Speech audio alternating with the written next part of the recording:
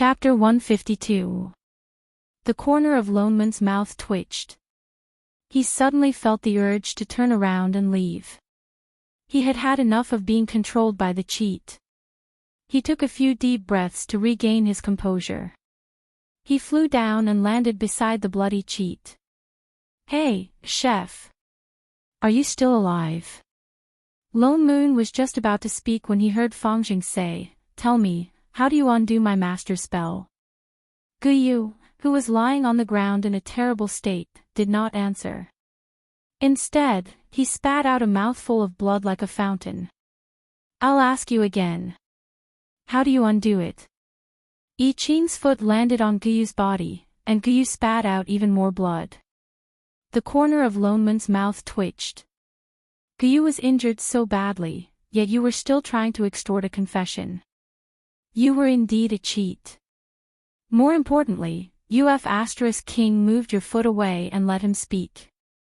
You've already crushed his chest, so how is he supposed to reply?" Pfft. Indeed, in the next moment, Guyu's head tilted to the side and he fainted. "I Ching, calm down." Lone Moon took a step forward and said, "If you continue like this, he'll really die. We won't be able to get any answers then." "But, master." I Ching looked at Sun Shu anxiously. "There's no point in panicking. Besides, didn't Sun Shu say that the spell does not harm his body?" Lone Moon continued. "Even if you kill him now, there's no use." I Ching paused and retracted his foot from Guyu's body. Guyu's body, which had been standing upright, swayed and looked like it was about to collapse. "Be careful." Sun Shu reached out to help Guyu up. He checked Guyu's meridians and his eyes widened. You're still alive." Lone Moon was shocked and immediately grabbed the meridian of his other hand.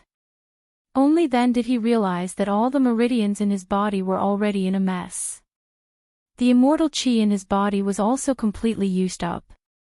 His dantian was smashed into pieces and his immortal bones were broken in several places. Any later and he would not even have been able to pick up a spatula. Instead of resting, Guyu was trying to extort a confession out of him. He was crazy. "Do you have king brain?" Lone Moon felt his anger explode. He pointed at Guyu and scolded, "If you can't do it, just retreat, understand? Is there anyone like you who goes all out in a fight? You should learn from Shenying's tendency to get into trouble. Why don't you learn from her shameless ways?" I Ching turned around instantly and glared at him with an icy glare. While suppressing the surging chi and blood, he gritted his teeth and said, "Don't slander master. *CK. Could this retarded fan get better?" He took a deep breath, suppressed his anger, and said, "If you don't want to die, hurry up and adjust your breathing." He sat down cross-legged, but his eyes were looking at the bloody mess that had completely stopped moving. "Don't worry. He's already in this state. He can't run away."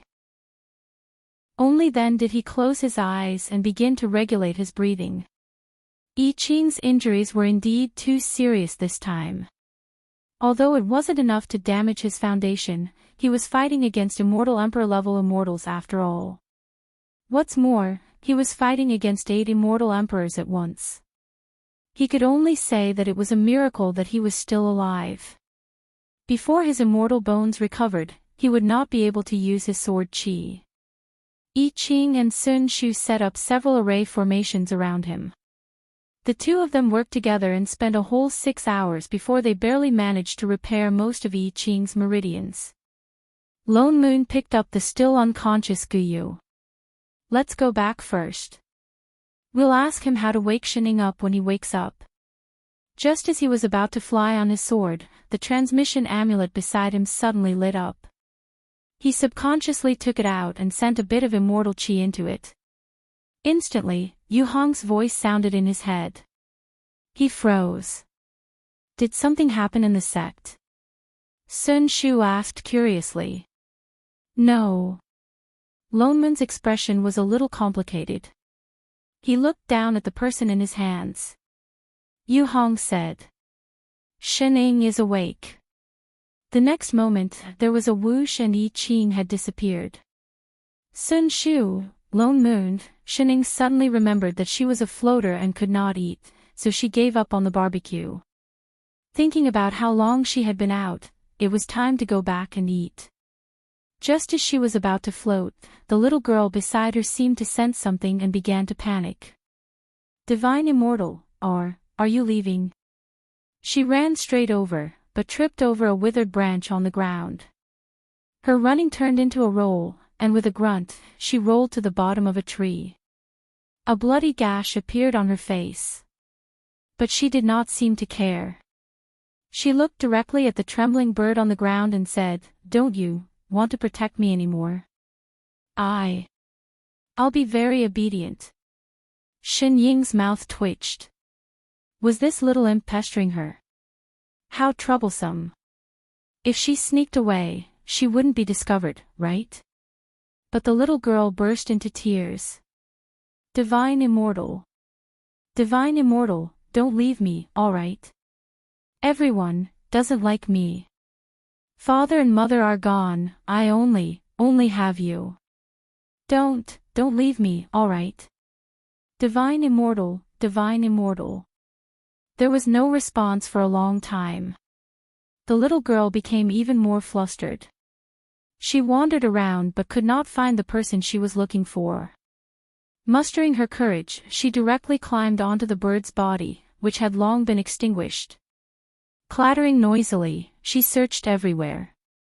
As she stepped on it, she cried out with tears in her eyes, Divine Immortal, don't go, sob sob sob, don't leave me. Thinking that she was protected by the exalted god, Wu Hong calmly pretended to be dead at first. A few kicks from a mortal would not cause him much harm, until she stepped on a certain unspeakable part. Roar Wu Hong's body exploded instantly, and he flipped the little girl off. He immediately transformed back into human form, but with his legs crossed, he clutched his midsection and curled up like a shrimp. Instantly enraged, he glared at the little girl at the side. You little imp, you're really what? Shening suddenly interrupted. Blackbird shuddered. Only then did he remember the current situation. His face, which had just turned red, instantly turned pale. His mouth twitched violently a few times before he smiled stiffly and said, really, kind, good, and lovable. That hurts so much. Why was he so unlucky? If not for the fact that his protective immortal chi had been broken, and his immortal bones had been broken, how could he have been injured by a mortal in that kind of place? Sob sob sob sob sob. He was tainted by a mortal. He felt as if his entire demon life was no longer pure. Divine Immortal. The little girl climbed up with a face full of joy. She opened her arms and pounced towards the right, as if she wanted to hug something. I knew you would come back. Seeing that the little girl was about to pounce into the pit, Shen Ying's mouth twitched. Finally, she could not help but reach out and pull the little girl back. I'm here. Where should she go? Divine Immortal. Only then did she stop and turn to the left. It's this way. Shening turned the little girl around. Little shorty, do you really want to follow me? Yes. The little girl sniffled and nodded vigorously. Then you won't be able to come back in the future, and it will be very hard. I'm not afraid. Her little fists were clenched tightly, her expression determined. So troublesome. She turned to look at the foot of the mountain, at the small mountain village that had been buried in a large piece of land. Thinking of a certain person's attribute of bringing misfortune, she frowned. She hoped that Father Nyo would not go berserk. Hey, that bird. She turned to look at the green-robed man beside her. The bird is here. Blackbird raised a hand weakly. And the one who is pretending to be dead. She turned to look at the bottom of the pit. The huge black beast at the bottom of the pit trembled and had no choice but to turn back into human form with tears in its eyes. Exalted. Exalted. Exalted goddess, do you have any orders? The little girl's health is not good. It's not convenient for me to bring her back to the immortal realm. Both of you, send this little shorty safely to Chu Shuang City's invincible sect. She glanced at the two of them. I want to see her in 3 days, otherwise, heh. Although they could not see each other, the two of them trembled subconsciously and immediately replied in unison, yes, exalted goddess. No problem, exalted goddess. Shining then closed her eyes and disappeared from where she stood. Exalted goddess. Exalted goddess. Blackbird called out a few times, but there was no response. Only then did he realize that Shining had left, and his face fell. Exalted goddess, you still haven't told us which continent in the immortal realm Chu Shuang City is in. Degree. Chapter 153. 5 days later, Shining had just finished the lunch made by the rainbow group of girls and was poking at the dessert on the table. Although the taste was not as good as Chef's, overall it was not bad. Just as she was wondering if she should ask them to make more, a figure landed in front of her. Master. Hey, Chef. Shining was delighted. She moved the dessert on the table to the side and pretended that she had not eaten. You're back. You're, all right. I Ching looked straight at the person in front of the table, not daring to blink. Ha! She hesitated. What could I have? Before she could finish, the other party rushed over like the wind. She felt her hands tighten and in the next moment, she fell into his arms. A little stuffy. Just as she was about to push him away, she heard a low voice that sounded like he was about to cry. You're all right. That's great. That's great. What's wrong? Chef, you. Chef. Chef. Before she could ask, the person who was hugging her just now suddenly went limp and slid down. Hey, are you all right? She caught him and found that he had already fainted. Only then did she notice that he was actually covered in blood and had wounds all over his body. It was not just a little bit of a mess. Shining frowned. Why was it that every time she saw Chef after a period of time, he would turn into such a wretched state? I Ching, you flew a little too *king fast. Lone Moon and Sun Shu descended from the clouds, panting. They looked into the courtyard and saw Shining. Lone Moon then heaved a sigh of relief. Indeed, the scourge lives for 1,000 years. He really woke up. Father Nyo, what happened to Chef? Shining asked as she supported the fainted Chef. What else could have happened? Lone Moon glared at her with a look of resentment. He stepped forward to help her support him. As he checked his pulse, he replied, there was something wrong with his brain. He thought that you wouldn't wake up, so he ran all the way to the capital and fought with 8 people who had already ascended to the emperor level. Then. Shining tilted her head. Did he win? The corner of Lone Moon's mouth twitched. Was that the point? You should at least have some self-awareness as a master. Shouldn't your normal reaction be to scold him? Instead, Sun Shu hurriedly added, we won. Oh, that's good. Good my ass. Can't you be normal for even once? Lone Moon resisted the urge to tear her apart with his bare hands. He helped the man up from the ground. His injuries are too serious. I think he'll be unconscious for a while. Send him back to the house first. After saying those words, he and Sun Shu helped the young man back into the room and carefully examined his injuries before heaving a sigh of relief. How is it? Shining asked. I'm fine. I've only been flying for a few days, and my body is empty of immortal energy. I'm just too tired. I'll be fine after a few days. Oh. Speaking of which. He turned to glare at her and said, "What happened to you these past few days? Since you can wake up on your own, it proves that you are not afraid of the soul detachment technique at all, right?" "What technique? What was that? Weren't you under a spell?" "No." "Then how did your divine sense—" "Oh, I've always had the habit of sleepwalking," Shining said nonchalantly. "But I really didn't want to move. Every time I slept, I would think of the client you tricked in the capital. As I thought about it, I became ethereal." "Client? Shu Jiang. So you're saying, you weren't under the soul detachment spell?" "That's right."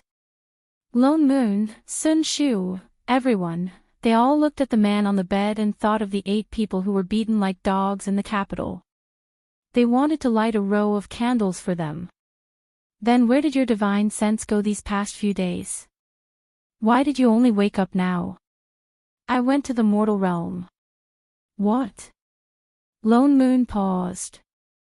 Just as he was about to ask, Siyu suddenly walked in. Reporting to Sect Master, 2 people brought a child to the mountain gate. They said. Sect Master asked them to come. "Oh, that's right." Shining nodded and asked Siyu to bring the child up. As he walked out, he briefly recounted what had happened in the mortal world. Father Nyo's expression darkened. He glared daggers at her. "So, you found another freeloader. You even brought her back. Father Nyo, have some compassion. Didn't you do charity work often in the past?" Lone Moon chuckled, but did not object. "Let's see how talented she is first." If she was weak, he would immediately throw her back to the lower realm. The few of them had just sat down for a while when Siyu led the child over from afar. After not seeing her for a few days, the little girl seemed to have grown a lot taller. She looked about 12 or 13 years old. She was no longer dressed in rags. Instead, she was dressed very exquisitely. It seemed like the 2 little animals treated her well. But her eyes were still timid, like a rabbit that would be startled at any time.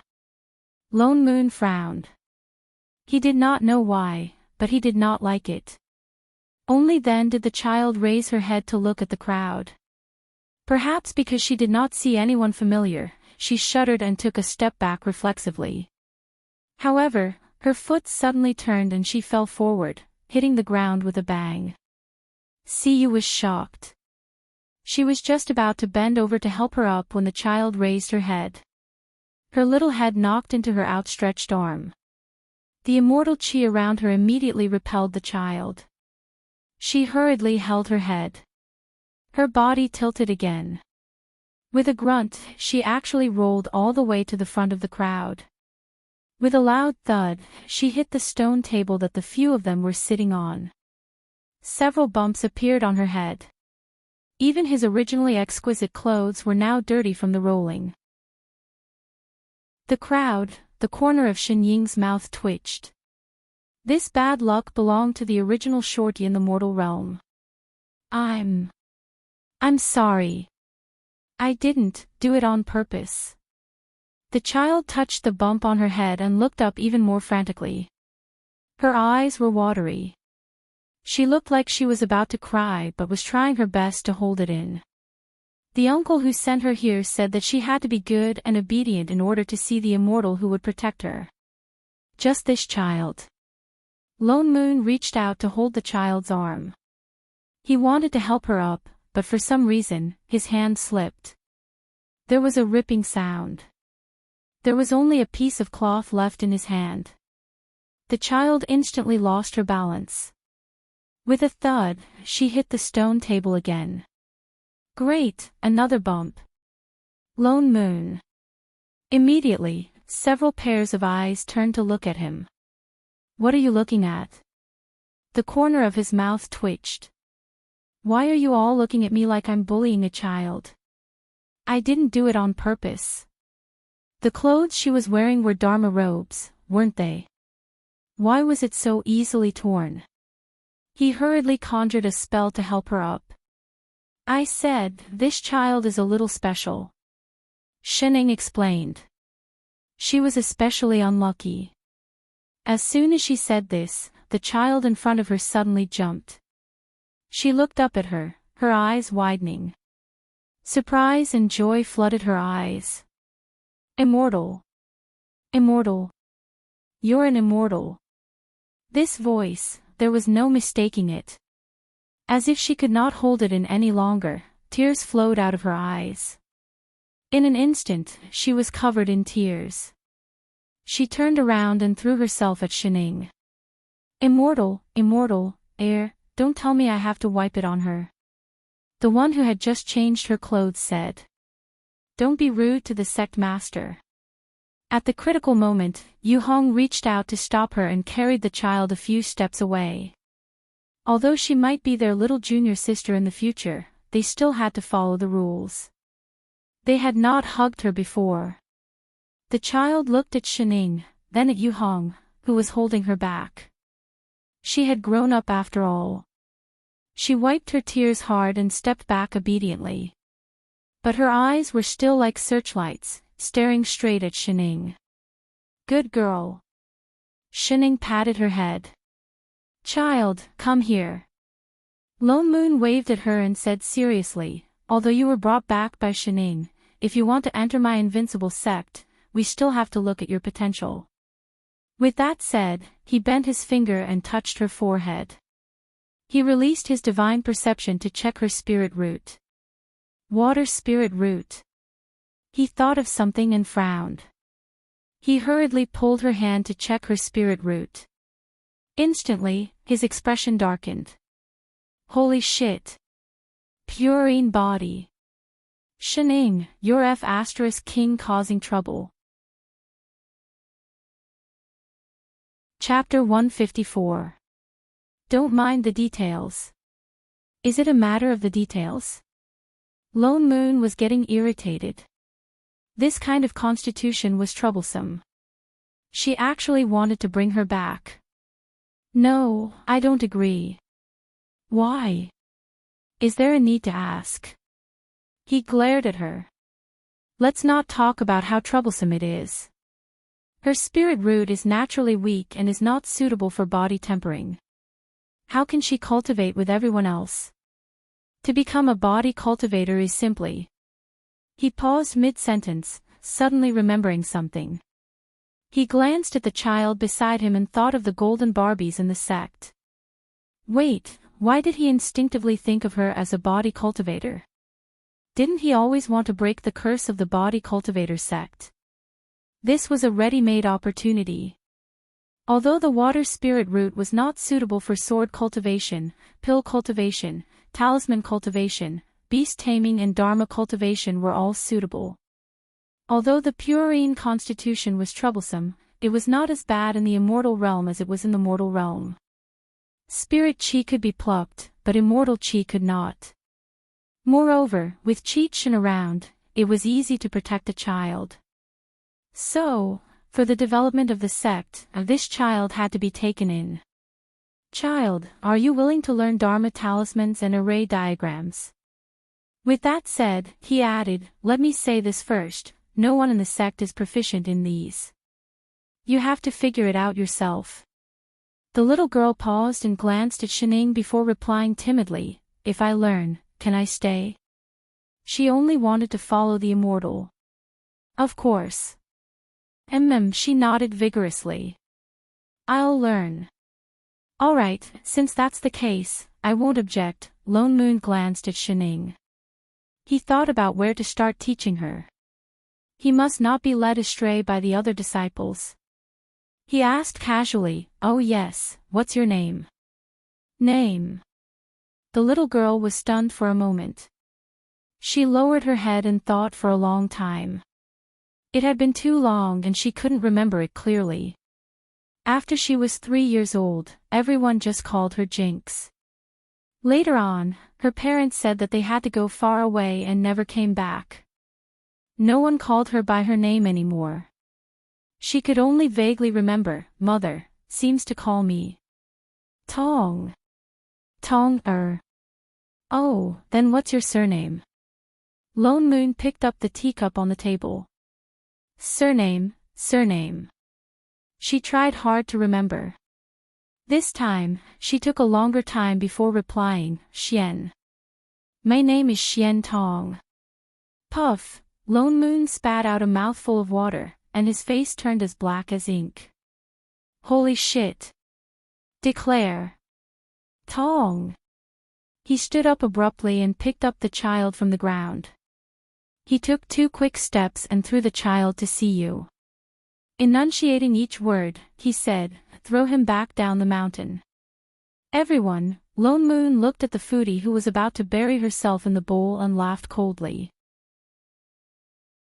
He succeeded in making the other person freeze for a moment before saying, I'll give you a chance to explain. Air. The corner of Shen Ying's mouth twitched. She had no choice but to put down the bowl she was holding. Scratching her head, she said, well, if I told you that I didn't know she was your female lead from the start, would you believe me? Lone Moon only threw out 2 words, hee hee. What did he mean by his female lead? I really don't know. Then why did you let her stay? Lone Moon exploded instantly. Do you know how troublesome the male and female leads are? It wasn't easy for me to send away a guy, but you're good. You turned around and brought back a female lead. Shining sighed and looked at him, saying, she's a child.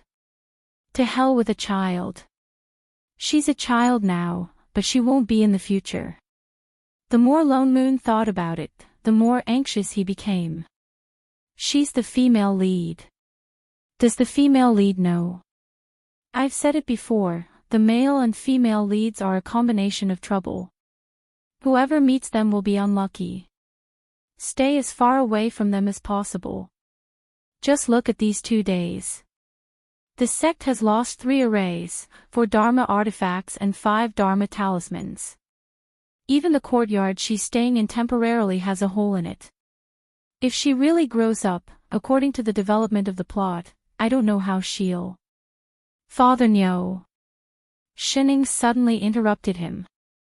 Looking straight at him, she said, apart from being unlucky, what did she do wrong?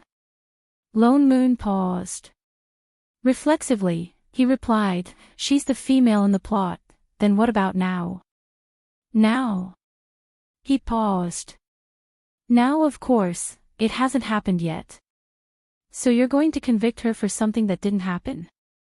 But, is that plot really that important? It's important, right? Why? Is there a need to ask? Lone Moon blurted out. That's something that will happen in the future. Of course. Oh, then are you sure that the plot is really in the future? Then when? He stopped mid-sentence. Suddenly, he remembered something. Wait. It seemed, the plot wasn't that accurate. According to the timeline in the novel, the male lead was still a child at this time. The female lead couldn't possibly appear at this time. Especially the male lead's identity. Even in the novel's ending, it wasn't stated that he was Celestial Emperor Chenggu. It seemed that from the moment Shining appeared, the plot had already been messed up. Father Nyo. Shining sighed. If this child wasn't someone in the plot, would you have let her live? Lone Moon was stumped. Because he would have. You said you wanted an explanation. Then let me tell you, I met this child by chance. A child, who was abandoned by everyone, even her family. She looked so pitiful, so I helped her. It was that simple. There was no other reason. As for what she would become in the future, I really don't know. But before everyone does good things, they have to investigate to see if the other party will do bad things in the future. Lone Moon couldn't answer. Indeed, because of the plot, he had a prejudice against the male and female leads from the start. Even though he knew that the plot was completely different from what he knew, he was still filled with hatred towards those people. All because of a future that he didn't know was accurate or not. You always say that they are the male and female leads in the plot. But the one who really lives in the plot is you. Lone Moon was stunned. Suddenly, he felt a chill in his heart. Thinking about it carefully, indeed, whether it was Shining or I Ching, they never seemed to care about the plot that he knew. Only he always tried his best to avoid getting involved, even though those things didn't happen. Only he stayed in the vortex of the plot and didn't go out. Instantly, he felt as if someone had hit him on the head with a stick. Something that had been troubling him for a long time suddenly became clear in his mind. What's more? Shining leaned back on the recliner and became a pile of mud again. She said lazily, if that little short really grows up to be what you said, a brainless female lead in love, we can still break her legs. Lone Moon's mouth stiffened. Black lines appeared on his forehead. Can you be serious for more than 3 seconds for once? Ha! I'm very serious. She had always been. Forget it. Lone Moon rolled his eyes at her out of habit, but a hint of a smile appeared at the corner of his mouth. This time, let's forget about it. If you want to do good things, do it yourself. I don't care anymore. With that said, he threw a bag over. Shining caught it reflexively. When she opened it, she found that it was actually a bag full of immortal stones. Her eyes instantly widened. Father Nyo, are you going to provide for me? Pooey. He glanced at her in disdain. Which person in this invincible sect isn't my mistress? Oh. That was true. Then this is. The sudden increase in benefits shocked her.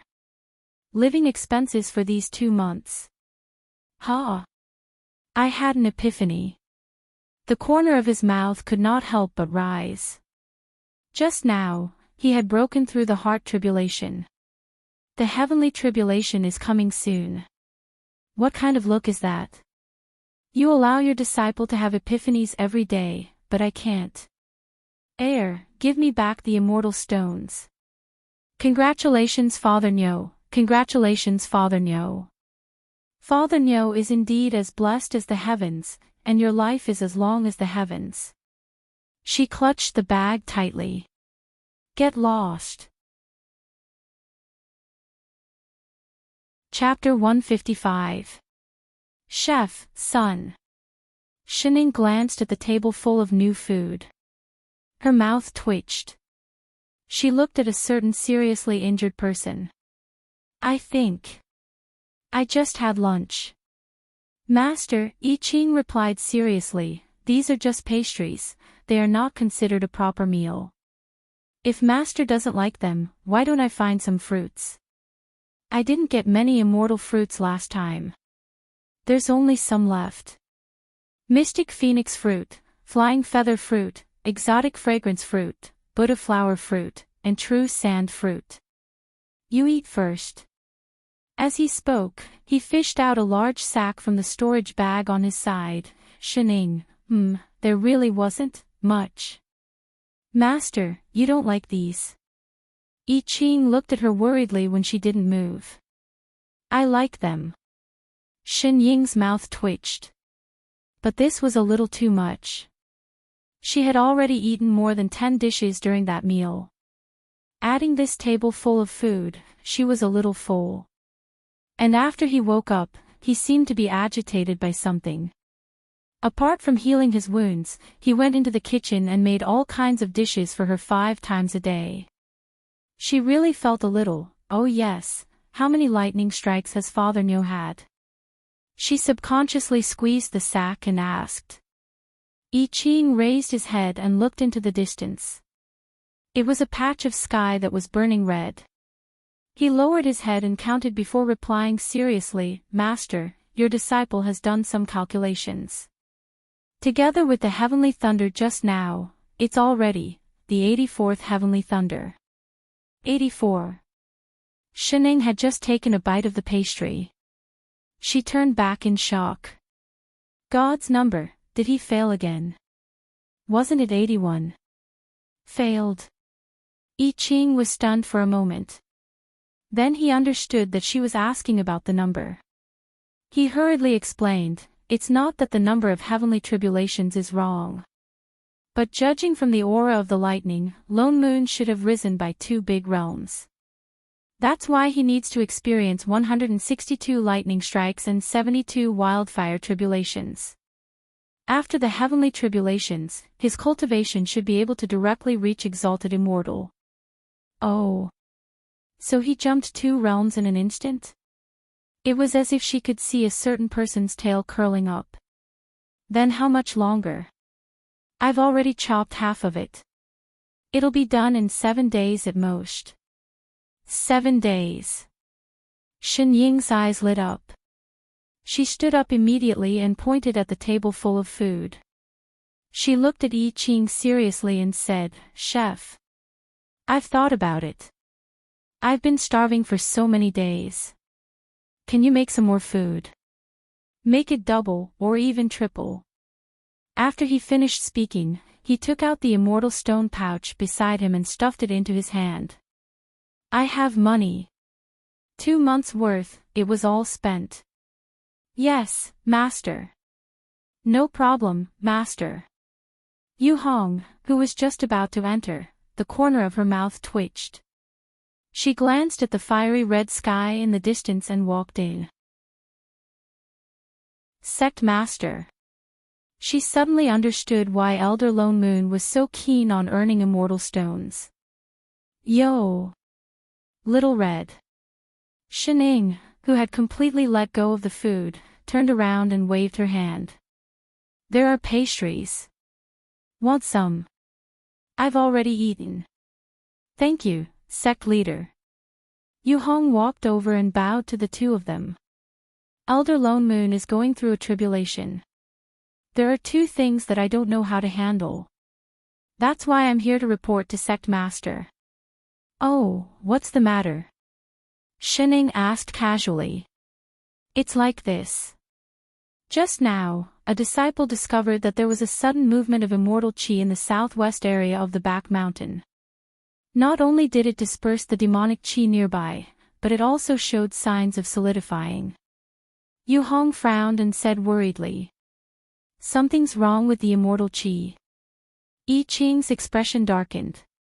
As if thinking of something, he asked, "Are there any traces of array formations or sorcery there?" Yu Hong shook her head. "I went to take a look too. I didn't find anything." I Ching's frown deepened. Could it be that someone had broken in? But Invincible Sect had always been surrounded by protective arrays. In addition, there was demonic chi all around. Who could have broken in? "Master." He looked at the person beside him inquiringly. "This matter is strange. Why don't we go and take a look?" Oh. Father Nyo's absence was indeed troublesome. They still had to go out. Shining sighed and patted the pastries on her hands. Then, she stood up slowly. "Keep the pastries. We'll eat them when we come back." "Yes." I Ching nodded. With a wave of his hand, the pastries on the table disappeared instantly. "That's right." Shining was just about to leave when she suddenly remembered something. She said, "Little Hong, have you asked Floaty to go and take a look?" Yu Hong paused. Then, she remembered that Shining was talking about Bitao. "Not yet." "That's right." Immortal Bitao had been in the immortal realm for a long time. He should know better. She quickly turned and said, "I'll go and ask him now." Shining nodded. She stepped onto the flying sword that I Ching had summoned and flew with him to the back of the mountain. From afar, I Ching could feel the movement of immortal chi. It was indeed very thick. Moreover, it seemed to be concentrated on the flat land on the right. Now, he could already see a faint white fog. I Ching's heart sank as he recalled what happened in the capital. Could it be that those people had found their way here so quickly? Did he beat them up too lightly the last time? There were already several disciples surrounding the area. When they saw the two of them, they all bowed. "Master, do you see anything?" I Ching looked at Shining. He did not sense anything special about the immortal Qi. "It seems like there's a hole." Shining was just about to answer when Yu Hong rushed over with Bitao. "Great! Immortal!" He subconsciously wanted to greet the two of them. When he saw the immortal Qi, he was shocked. Isn't this the immortal ascension stage?" It appeared so quickly. Immortal ascension stage. The group of disciples who had been recommended for direct ascension all looked confused. "What? Fellow immortal floaty, have you seen this kind of special immortal Qi before?" I Ching asked seriously. "Why do you call me floaty too?" The corner of Bitao's mouth twitched. He took a deep breath and explained, "Of course. This immortal ascension stage is a sign that someone from the lower realm is undergoing tribulation and ascending.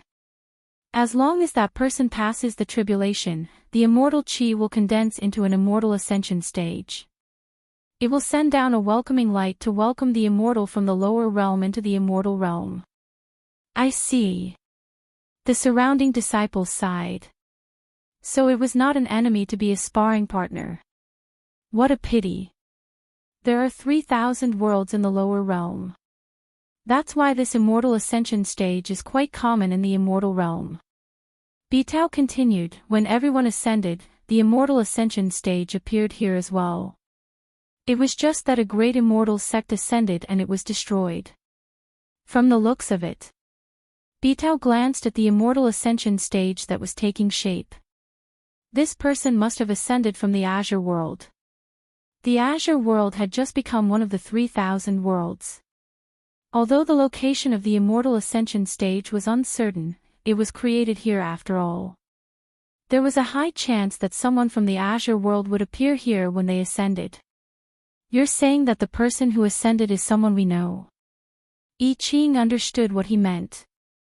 "Very likely." Bitao nodded. They wondered who it was that ascended. They thought about the mighty beings who descended to the lower realm. If they were not mistaken, they should be from the 4 aristocratic families, right? Everyone looked at the immortal Qi expectantly, except for I Ching. No matter who it was, they were all little bastards who came to steal their master. He suddenly regretted suggesting that his master come here. Was it too late to go back now? Chapter 156. More and more immortal Qi appeared. A moment later, the shape of a white platform could be seen. Lightning flashed in the middle. Just as the platform was about to take shape, the lightning suddenly became more violent and destroyed the platform that had taken so much effort to form. "Ha!" Bitao exclaimed. "The lightning tribulation has increased. It looks like this person has brought something else with him." Was bringing something along with him to immortal ascension a standard practice in the Azure world? After the lightning faded, the scattered immortal Qi began to gather again. After about 15 minutes, the immortal ascension stage finally took shape again. The lightning in the middle also disappeared. A beam of golden light of guidance shot into the sky from the center. It lit up half the sky. Not far away, the fiery red light from Loneman's heavenly tribulation complemented each other. In the next moment, a black figure flew out of the golden light of the immortal ascension stage at an extremely fast speed, heading straight for them. Just as it was about to land on the ground, it seemed to be exhausted. With a loud thud, it fell from the sky and landed on the ground a dozen meters away. The light of guidance and the immortal ascension stage disappeared as soon as he appeared. Everyone then saw that the figure that had appeared was a ball of black paste. Moreover, it was the charred kind. Its entire body was black like charcoal, and its body was still emitting wisps of hot air. Instantly, the smell of roasted meat floated in the air. He seemed to have been struck too hard by the lightning tribulation. His entire body was curled up into a ball. His chest rose and fell violently. He took a few deep breaths and tried to stretch his limbs. He swayed as he tried to stand up. Everyone paused. After all, they were all people from the same realm. They exchanged a look and rushed forward to save him. Even Shining subconsciously followed the crowd over. Before she reached the other party's side, she suddenly heard a monotonous, extremely familiar voice. Ding! Big Boss has been discovered. Urgent mission, please kneel down in front of Big Boss and express your loyalty. Instantly, the black figure, who had just stood up with much difficulty, knelt down in front of her in a prostrating manner. Shining, Qing, Bitao, everyone, why did he suddenly know who this person was when he greeted him with such a big bow? F***CK. The black figure cursed. He rubbed his forehead and looked up. System, what the hell are you doing? Where is it this time? Holy shit. Shen. Shen. Was he dreaming? Why is this pervert here? Didn't he go missing? Hey! Shining raised her hand out of habit. Long time no see. What's his name again? Perfected Feng. Yu Hong recognized the person in front of her. No. I should call you immortal friend Feng now. Who would have thought that he would be the first person to ascend to the immortal world in the Azure world? Wasn't he a nascent soul cultivator when the invincible sect came to the upper world? How did you? Before Feng could finish speaking, he suddenly opened his mouth and spat out a mouthful of blood. The already weak immortal qi in his body dissipated even faster. Yi Qing frowned and was about to step forward. Feng. A woman's voice suddenly rang out. In an instant, a woman's shadow floated out from his body. Her back was facing everyone, and her words were filled with worry and self-blame. Why did you have to do this? I told you long ago, this won't do. If you had listened to me and ignored me, wouldn't it have been better for you to ascend on your own? Little you. Feng reached out and held the woman's hand. The corners of his mouth twitched, as if he wanted to smile at the woman in front of him. I'm fine. Aren't we, up here now? How can you be fine? The woman became even more anxious. Tears welled up in her eyes. If not for the fact that you used all your immortal qi to protect my soul during the lightning tribulation just now, you wouldn't have, didn't I tell you before? I have a secret treasure, the system. Feng tried to persuade her again in a low voice. The blood at the corner of his mouth flowed down uncontrollably. The system won't let me die. It will definitely have a way. Before he could finish his sentence, the familiar sound of the notification rang out. Ding. Detected that the host's life force is too low. Strong mission, host, please kneel on the ground with your palms under your head. With your body bent forward, crawl towards the big boss and shout the healing spell, Grandma, save me. P.S. Please use a volume of at least 200 decibels to repeat 3 times. Shining, Feng, for all, flips table. Who are you trying to bluff at a time like this? You stupid system, you just want to suck up to me. Do you have to go crazy every time you see Shining? Grandma can't save you, Shining replied seriously. Whose grandma are you? Believe it or not, I'll really beat you up. Chef, you. Just as she was about to ask Chef to help take a look, the woman whose back was facing them suddenly trembled all over. She turned her head abruptly and looked at her in disbelief. Shen. Ing. Ha. She replied subconsciously. Only then did she realize that this girl looked a little familiar. Roasted chicken gal. Shining. It's really you. Her eyes reddened instantly. She glanced at the affectionate Feng beside her, then, decisively, she flung his hand away with a smack, turned around and hugged Shining who was behind her. That's great, you're all right. You're really all right. You scared me to death. I Ching, Feng Ying, little bitch asterisk 2 Shining. What's going on? Because Feng Ying wanted to forcefully bring roasted chicken gal up, he had to endure double the lightning tribulation. Although he had the help of the system, he was still struck until he was charred on the outside and tender on the inside. Holding on to his last breath, he only managed to ascend the immortal ascension stage because he wanted to forcefully bring roasted chicken gal up. What's more, he gave most of his immortal chi to Chi Qingyu during the lightning tribulation. That was why his injuries had not healed. As for why roasted chicken gal was with him, it was because of the sudden disappearance of Invincible Sect. In order to save Father Nyo, time was tight. What's more, the only person in charge, Lone Moon, was not awake. Thus, the master and disciple duo did not think to inform them. What's more, so many immortals descended to destroy the world. Everyone thought that the phenomenon of ascension was caused by those immortals. Even Rabbit did not know that they had ascended. The 4 aristocratic families searched for a long time but could not find any traces of them. They could only give up. After that, only Chi Qingyu and Feng Ying were left to investigate. After a while, the two of them saw eye to eye. Roasted chicken gal's cultivation was high. She was already a soul formation cultivator. But she was a fiendish cultivator after all. The lightning tribulation was already heavier than that of ordinary cultivators. Thus, she had been suppressing her cultivation.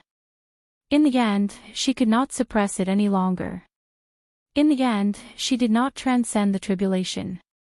When Bing Jia became a traveling immortal, something happened. When Feng Ying arrived, it was already too late. Her bones were completely destroyed.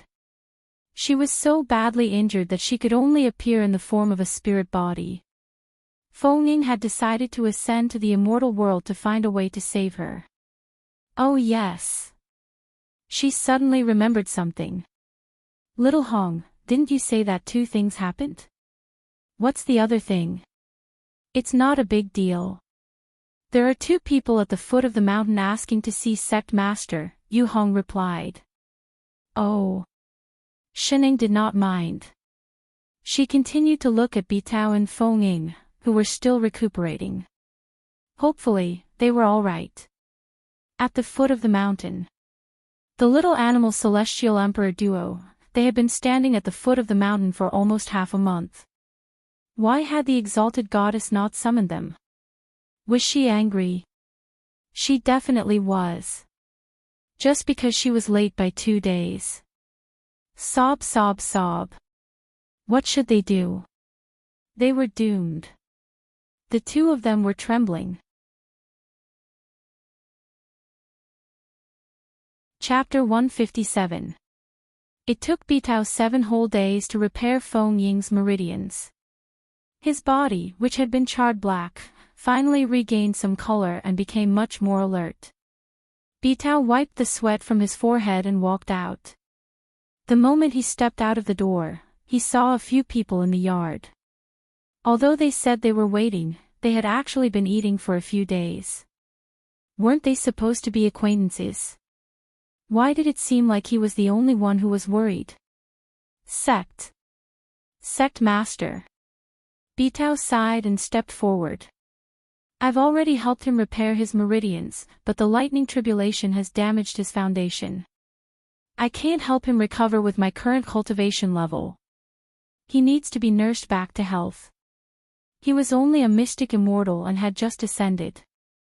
Only an exalted immortal would be able to repair his damaged foundation. Oh. Thank you. Shening nodded and took a bite of the fruit in her hand. Then, she turned to look at Feng Ying. The next moment, the familiar notification sounded again. Ding. Detected that the host's bodily functions have recovered by 88%. Mission: gratitude is a traditional virtue. Please thank the host for saving his life within 1 minute. Feng Ying stumbled and almost fell to his knees again. He steadied himself and cursed the system tens of thousands of times in his heart. He ignored the voice in his head. He turned to Bitao and cupped his fists. Thank you, fellow immortal Bitao, for your help. I will repay you in the future. Don't stand on ceremony, fellow immortal. Bitao hurriedly stopped. I'm just following the sect master's orders. Feng turned and walked over quickly. He walked past Shining and held Qi Qingyu's hand. Looking at her affectionately, he said, Little you, did I scare you? I'm sorry to have made you worry, but I'm fine now. Qi Qingyu's hand paused. Actually, she was not that worried. After all, Shining had been found. As long as, you're fine. Thank goodness we met Shining, otherwise we. She did not continue. She looked at Shining gratefully. Feng reluctantly squeezed out 2 words. Thank you. You're welcome, baby. She did not do anything anyway.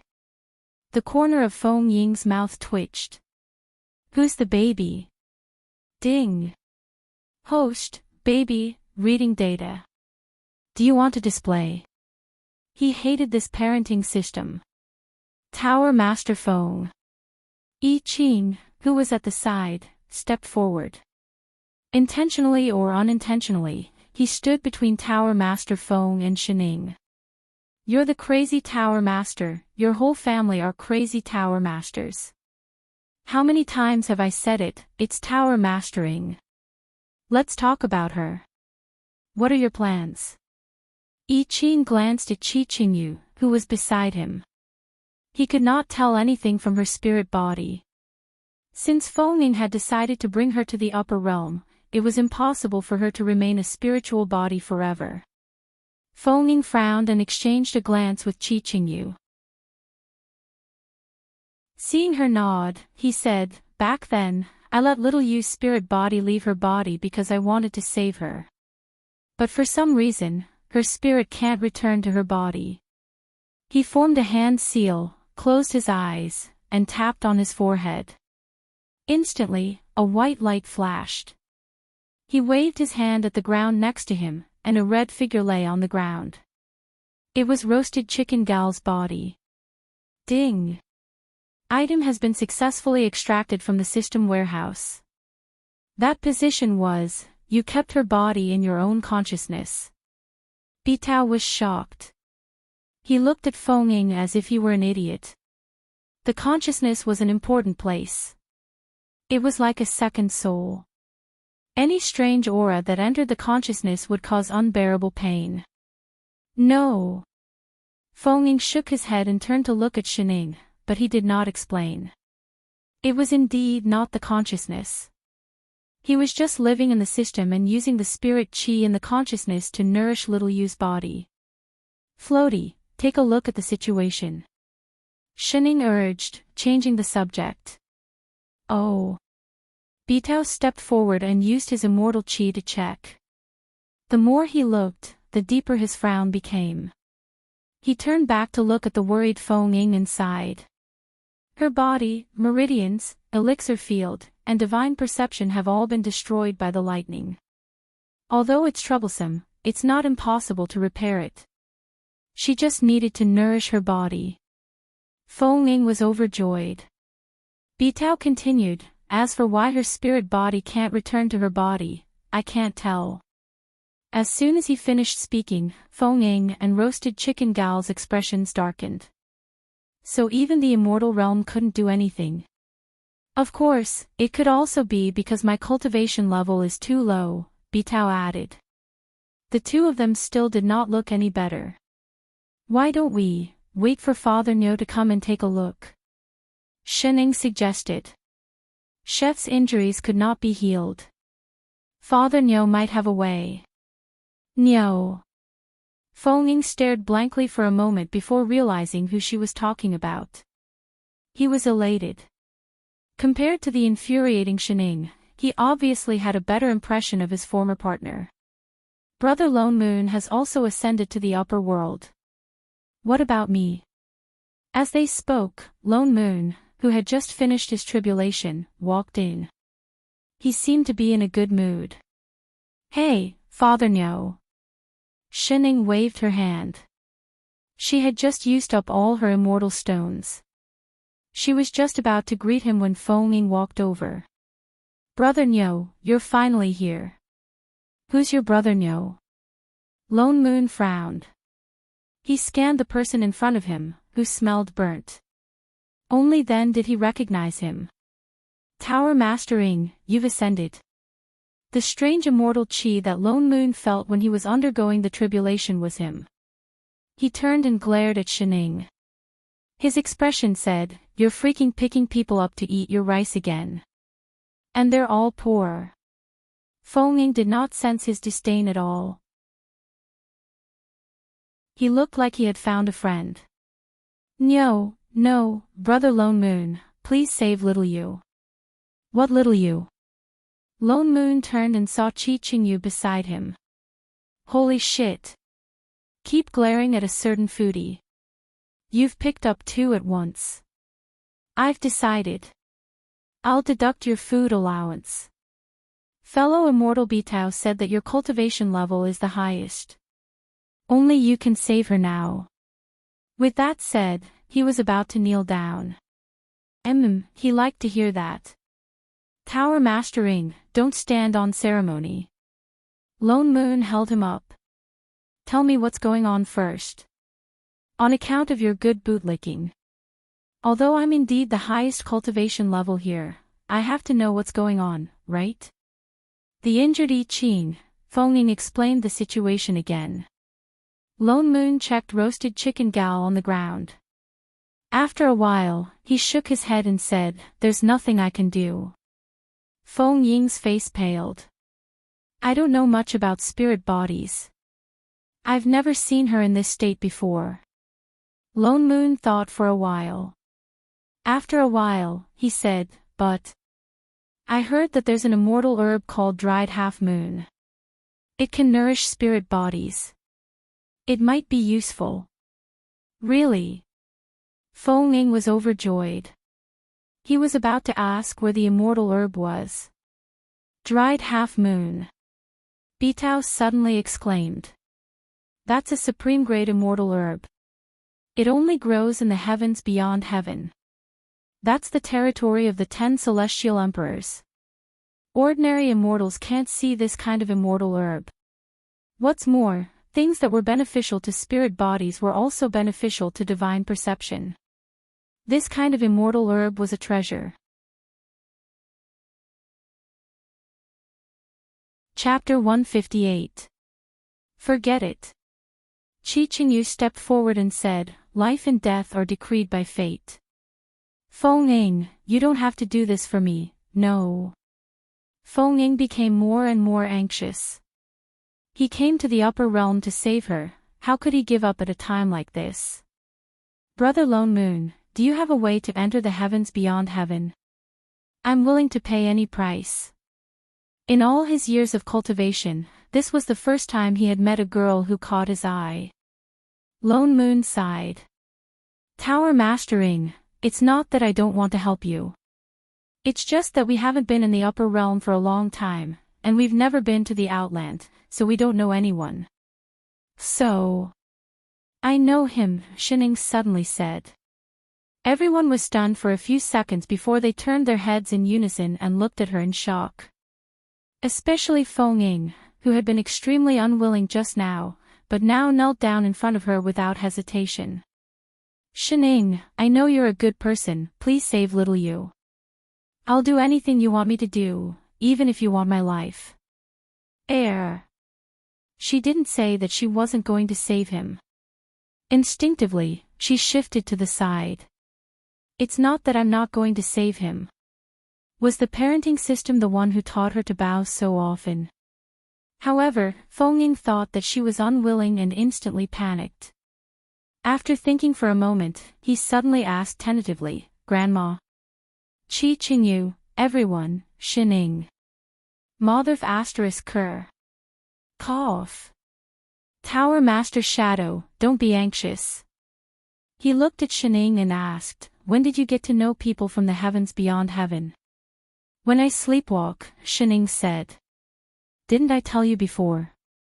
The two animals that wanted to kidnap Shorty were from the sky beyond heaven. They were also the ones who helped to send her over. Little dong. You met a demon immortal. Lone Moon was stunned. He had thought that the little animal she was talking about was a spirit beast. So it was a demon immortal. They were from the sky beyond heaven. Why didn't you tell me earlier? Where are they now? I don't know. That was why he didn't agree to the baby immediately. Lone Moon rolled his eyes. What an unreliable person. He was thinking about how to contact them. Yu Hong, who had been standing at the side, suddenly said, Sect Master, are you talking about two men? One in green and the other in black. Yes. How did you know? Yu Hong, have you seen him before? Lone Moon asked anxiously. Yes. I have. Yu Hong's expression became even more strange. They are the people who have been waiting at the foot of the mountain to see the sect master. I've been standing for more than half a month. Almost as soon as the mountain gate opened, two figures flew directly towards the rear hole. In an instant, two figures appeared in front of everyone's eyes. Just as Yu Hong said, one was green and the other black. Immortals. Lone Moon stepped forward to greet them out of habit, but he was pushed back by the immortal chi that the two of them could not retract in time. His eyes widened. Holy shit! What the hell was this frighteningly high immortal chi? What level of cultivation did this demon immortal have? I Ching. He subconsciously tugged at the person beside him who was more sensitive to auras. I Ching frowned and replied, Celestial Emperor. What? Shit. F*CK that little animal. What exactly did Shining do when she was sleepwalking? Greetings, exalted goddess. Too unexpectedly, the two of them bowed in Shen Ying's direction. They were so well behaved that they did not even dare to let their hair move. Hey, long time no see. Shining waved at the two of them out of habit and pointed to the empty seat opposite her. Come and sit. The two of them were shocked and immediately shook their heads resolutely. No, no, no. I don't dare. We'll just stand. Yes, yes, yes. It's good to stand. We like to stand. What a joke. They specially came to ask for forgiveness. How would they dare to sit? They were punished to stand at the foot of the mountain for half a month before the exalted goddess's anger subsided a little. Now that they were asked to sit, could it be? The two of them subconsciously glanced at the table in front of Shining. They saw that it was filled with all kinds of meat. The two of them immediately trembled even more. Was this a show of strength? If they did not do well, she would make them into dishes or something. This was definitely what she meant. So scary, all right. Seeing that the two of them were unwilling, Shining did not force them. She continued, that little Shorty has worked hard. Indeed, she did not forget about this. Fortunately, they did not sit. The two of them took a deep breath. After half a month of mental preparation, they finally plucked up the courage to explain. Exalted. Exalted. Exalted goddess, please forgive us. It's really, the immortal world is too big. We spent 4 days to find the location of Chu Shuang City and another day to find this place. That's why we were late. Oh, it's fine. Shining pointed to the side. I'm looking for you for something else. Come over and help me check on roasted chicken gal. Roasted chicken. The two of them shivered reflexively. They then saw a person lying on the ground. She looked exactly like the shadow beside the exalted goddess. Yes. The two of them immediately went over and held up one of her hands to examine her. The more they looked, the paler their faces became. This person's body had obviously been burned. Then they thought about how the exalted goddess called her roasted chicken gal. The two of them exchanged a look. Instantly, the same terrifying thought flashed through their minds. Was this person really roasted? Could it be that when the exalted goddess ate, she even ate human cultivators? They were trembling so much that they could barely hold on to their hands. How is it? Can she be saved? Shining suddenly asked. The two of them were so shocked that they almost jumped up. Luckily, their mental fortitude from the past 2 weeks was working. They swallowed a few times before they managed to suppress the scream that was about to come out of their mouths. Blackbird sucked in a deep breath. He stepped forward and answered, "Exalted. Exalted goddess, this person's body was burnt, damaged. It's easy to recover. A 10th grade immortal pill will do. However, the vitality in her body has already been severed. If we want her spirit body to return, we need to reconstruct it." No matter why the exalted goddess changed her mind to save roasted chicken gal, they had to pretend that they didn't know. They didn't know at all. Oh. So that was the reason why roasted chicken gal couldn't return to her body. Continue. In the past, I had Half Moon Dry in Phoenix Cry Palace. It could help her spirit body return, but Phoenix Cry Palace had already been destroyed by Biao Ting. They didn't know if they could find it. Biao Ting trembled and immediately raised his hand. I have it. I have Half Moon Dry. It can definitely help her recover. Damn it. Didn't they say that they were brothers in hardship? How dare they trick him? Oh, then I'll have to trouble you. Shining heaved a sigh of relief. It was finally settled. Exalted divine guest, you're too kind. This is what we should do. Biao Ting wiped the cold sweat off his forehead and heaved a sigh of relief. He suddenly thought of something and said, Half Moon Dry has to be consumed within half an hour. Otherwise, it will lose its effect. This. Fairy, if you want to recover, please come with me to the heavens beyond heaven. Thank you, fellow immortals. Feng Ning was overjoyed. He didn't think that this matter would be resolved so easily. It was like a dream. Roasted Chicken Gal immediately stepped forward to thank them. Then, she turned around and said, Shining, thank you. You've saved me once again. It's nothing. She didn't do anything. Suddenly, she remembered something. She looked at the two of them and said, Oh yes, you two seem to be quite good at treating illnesses. Take a look at him too. She pointed at Yi Qing. Yes.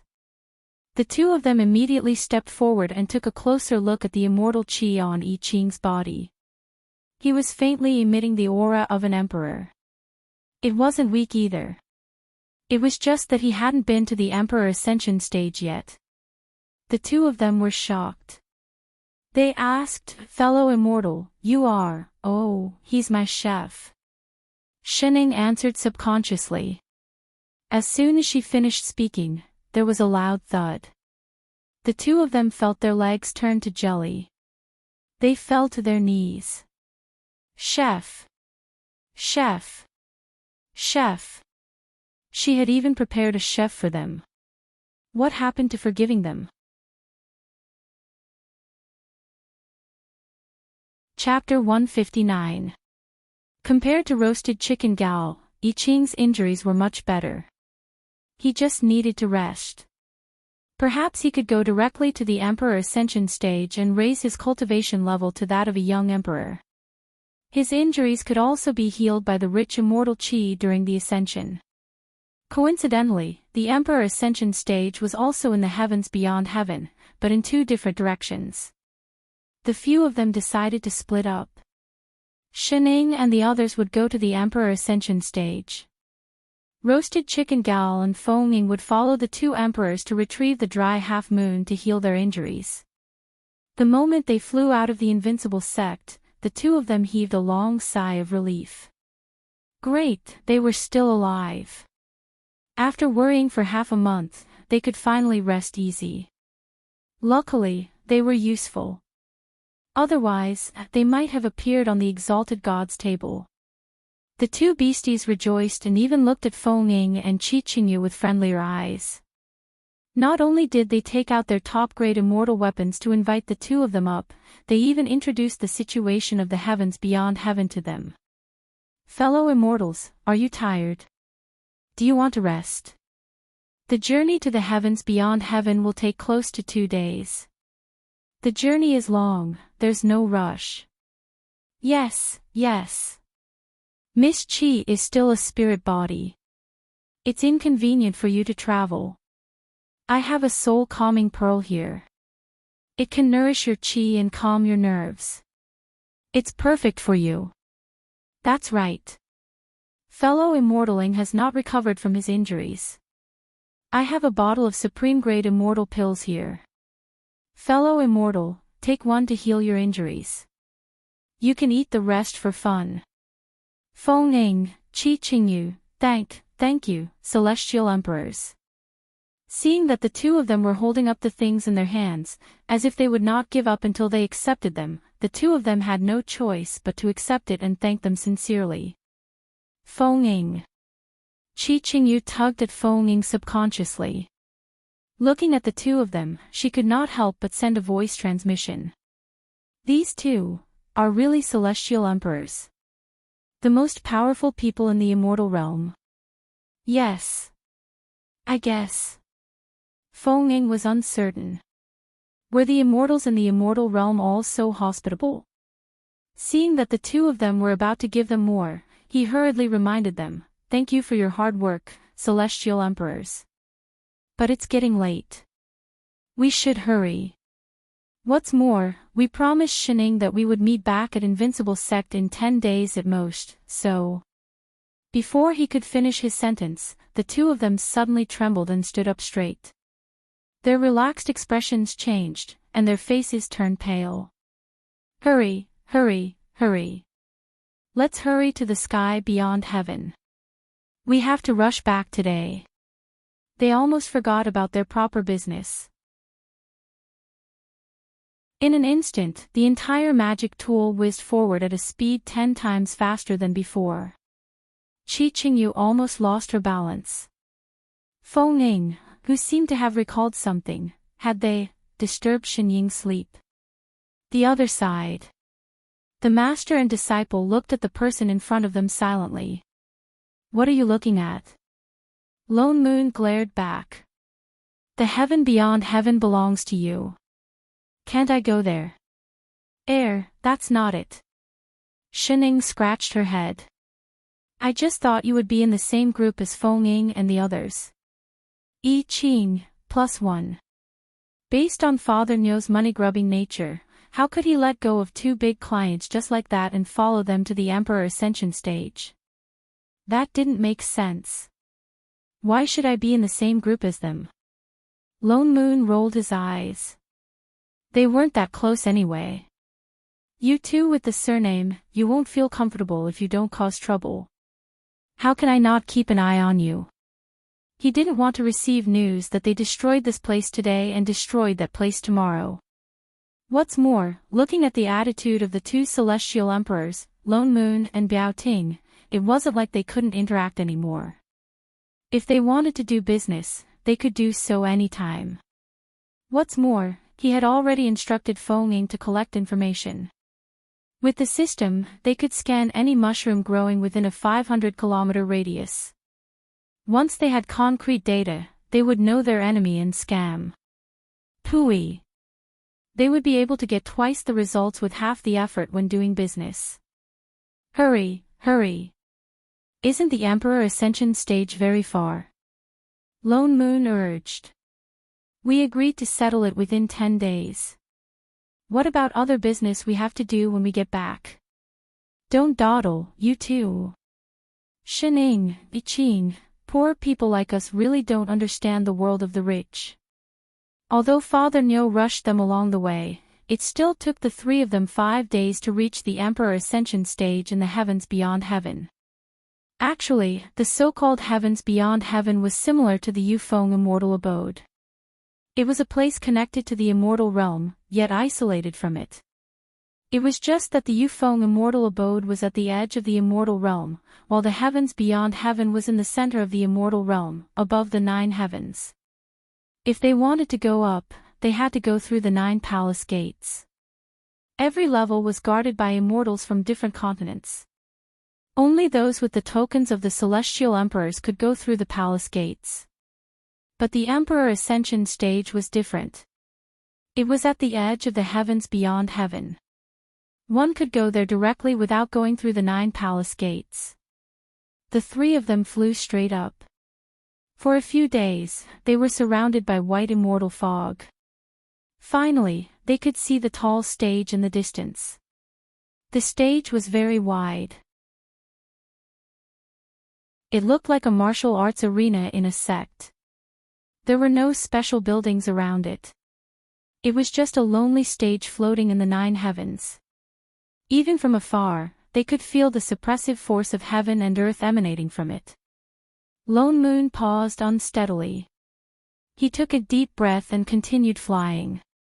The moment they landed, a white figure appeared in front of them. "Greetings, fellow immortals." It was a white-haired old man dressed in white. He smiled warmly as he looked at Yi Qing. His eyes lit up and then he bowed again. "Young Emperor." There were 3 stages of Emperor Ascension in the immortal realm. Those who became young emperors were called young emperors. Those who became immortal emperors were called exalted emperors. Only celestial emperors were called celestial emperors. He had been on the Emperor Ascension stage for many years. Naturally, he could tell at a glance that Yi Qing, who was on the right, was the one who had come to ascend to young emperor. "Congratulations, young emperor, on your cultivation level." He smiled even more warmly. Without further ado, he stepped to the side and said, "I am the immortal guarding the Emperor Ascension stage. The celestial emperors ordered me to be here to answer the questions of the newly ascended immortal emperors. Fellow immortals, please follow me."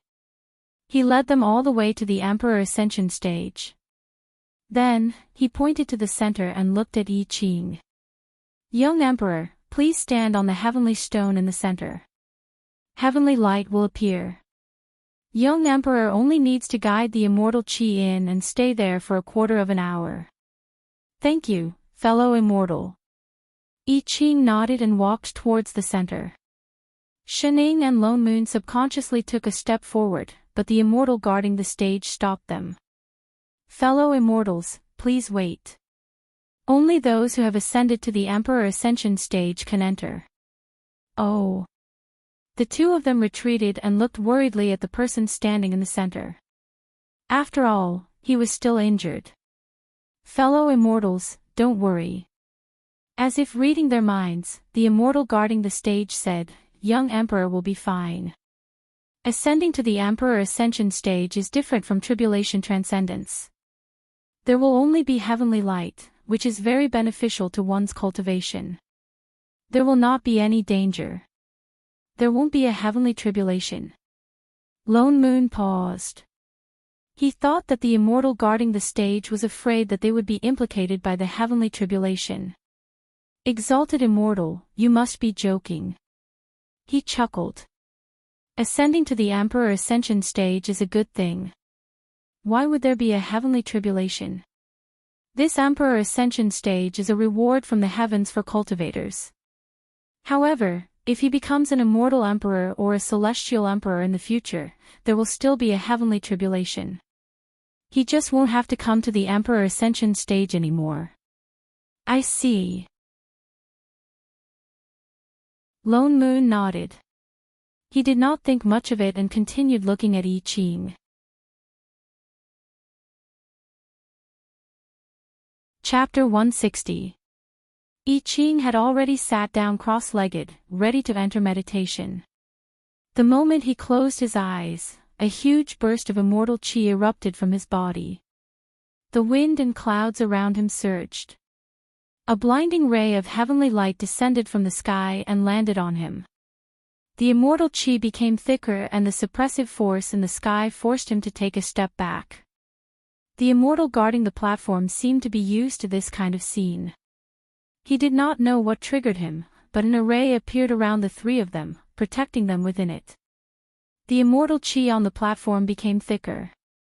Under the golden light, I Ching's aura was increasing at a speed visible to the naked eye. Lone Moon subconsciously sensed that this kind of light was similar to the light of guidance he saw when he ascended. Only this time, it was thicker and bigger. The suppressive force in the sky was even more shocking. Even within the array, they could not help but feel their hearts tremble. The immortal guarding the platform was right. This Emperor Ascension stage was really a benefit for those who ascended to become an emperor. Not only would there be no heavenly tribulations, but one could also directly increase one's cultivation level. But one's cultivation level had to be high enough to withstand this kind of suppressive force. At least, he could not do it now. Humph. This bunch of cheats. What's that? Shining suddenly looked up at the sky. What? Lone Moon subconsciously looked up. He did not know when, but a few colorful clouds had appeared in the sky. As they moved, he could vaguely see something flashing. Lightning tribulation. Didn't they say there was no lightning tribulation? That's the Emperor's seal lightning. The immortal guarding the platform explained. It's all right. Everyone will appear when they ascend to become an emperor. Once the lightning seal is activated, the emperor's position will be formed. Just as he finished speaking, there was a crisp crackling sound. Indeed, an ordinary white lightning bolt struck down, right between I Ching's eyebrows. I Ching did not react. Instead, a red seal slowly appeared on his forehead.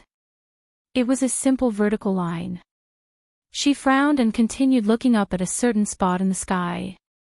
This lightning, the Emperor's seal, is formed. The immortal guarding the platform exclaimed. Indeed, in the next moment, the immortal chi around I Ching dissipated. The heavenly light around him also slowly dissipated. Congratulations on becoming an emperor, young emperor. The immortal guarding the platform immediately bowed. Lone Moon snorted coldly and said to the person walking towards him, I'll let you take the lead for now. I'll catch up. Shining, you. Shining. Shining. Realizing that Shining was still looking up at something, he quickly pushed her away. Aw. What's wrong? Are you stupid? What are you looking at? Oh. I'm fine. Shining snapped out of her trance and looked at the person who was walking over. Chef, how was it? Master. I Ching's eyes lit up. Indeed, Master cared about him the most. My injuries are completely healed. Also, the immortal energy in my body is more abundant than ever before. This was the first time he had such a strong feeling, and he clearly knew that his cultivation base had increased by so much. What about sword chi? Shining suddenly asked. Sword chi? I Ching paused, as if he had just remembered this. He hurriedly sensed the sword chi and was instantly stunned. It seems like it's the same as before. There didn't seem to be any difference. Oh. Shining narrowed her eyes and did not continue asking. She turned to Lone Moon and said, Father Nyo, can we go back now? I'm so hungry. You only know how to eat all day, eat until you die. Lone Moon glared at her resentfully, but still turned to bid farewell to the immortal guarding the platform. Let's go, chef. Shining immediately urged I Ching to fly on his sword. Yes, master, no problem, master. Only then did the three of them fly back. Invincible sect. Shining and the others had just stepped into the rear hall when they bumped into Roasted Chicken Gal and Feng Ying. The two of them had returned a day earlier than them. Qi Qingyu's injuries had also completely healed, and she was no longer that phantom. She was already good-looking, and now her red clothes were especially eye-catching.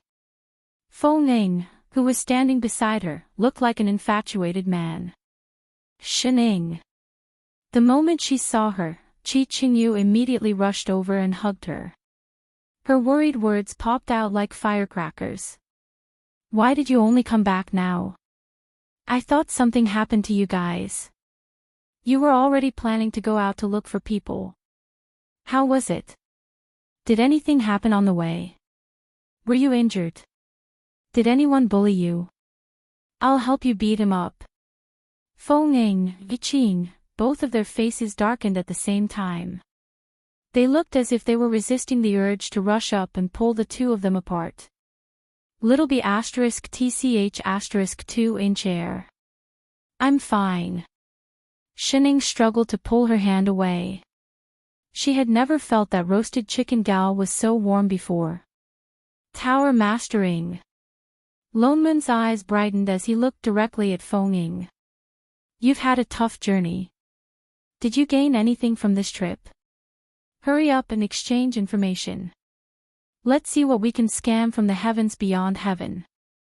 As he spoke, he pulled Shining towards the stone table at the side. Brother Lone Moon, just call me Feng Ying. Feng Ying glanced at Qi Qingyu again. He realized that she was only concerned about Xin Ying's well-being and did not even look at him. He then walked over with a belly full of resentment. Little you doesn't love me anymore, sad, thank goodness you're fine. Qi Qingyu continued to pull Shining. She looked at her from head to toe, exuding the radiance of an old mother. You must be tired from the journey, right? Do you want to rest?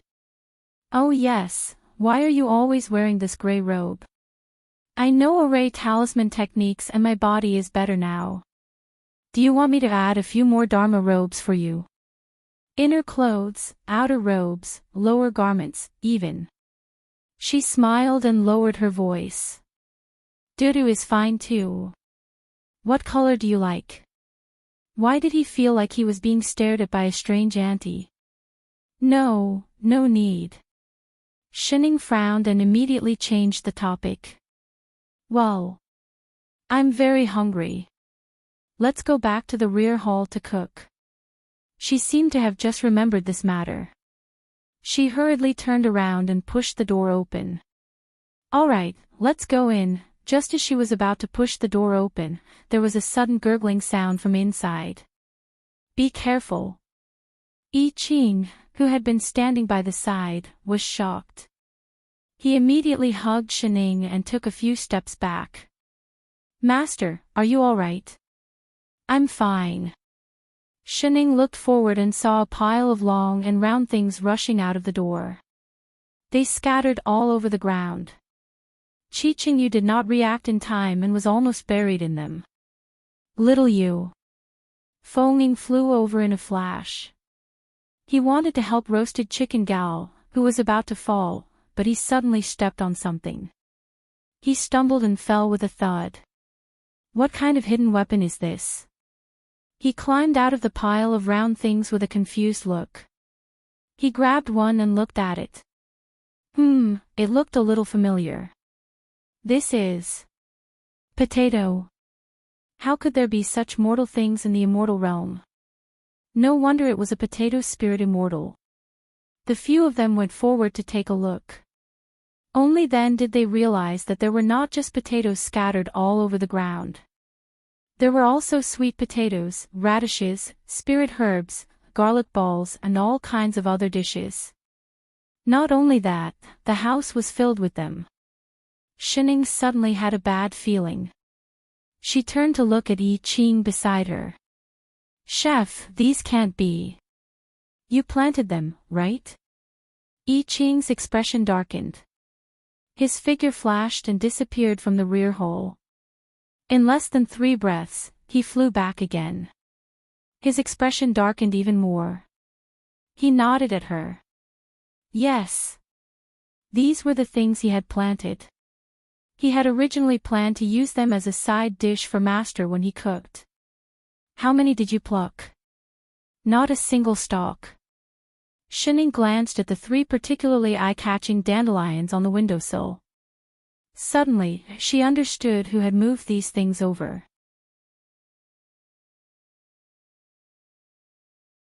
Chapter 161. Shorty had been at Invincible Sect for more than a month now. Other than being unlucky and often suffering from external injuries, everything else was fine. The only thing that could not be changed was that she persisted in stuffing offerings to Lone Moon for her 3 meals a day. She didn't know where she got them from. Sometimes it was a small bag of pastries, sometimes it was a small bag of snacks, and sometimes it was a variety of immortal fruits.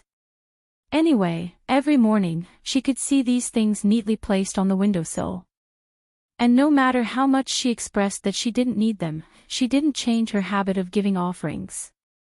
Until one day, when she came in carrying a small wild flower that she didn't know where she got it from, Radish bumped into her. A certain vegetable immediately exploded. The 2 young people started fighting. Radish firmly defended its right to send flowers to Shining, refusing to let other flowers get close to Shining. He forced Shorty to exchange the small wild flower in her hand for his dandelion. He even said that if she wanted to send more in the future, she would have to exchange it with him. From then on, no other flowers appeared on her windowsill. Shining glanced at the 3 dandelions on the windowsill. When the wind blew, a string of smoke-like seeds floated up. The corner of her mouth twitched even more. This, after setting up the monument, she also offered 3 sticks of incense to herself. Straight face, Sect Master, Elder Lone Moon, she's here. Yu Hong led Shorty in.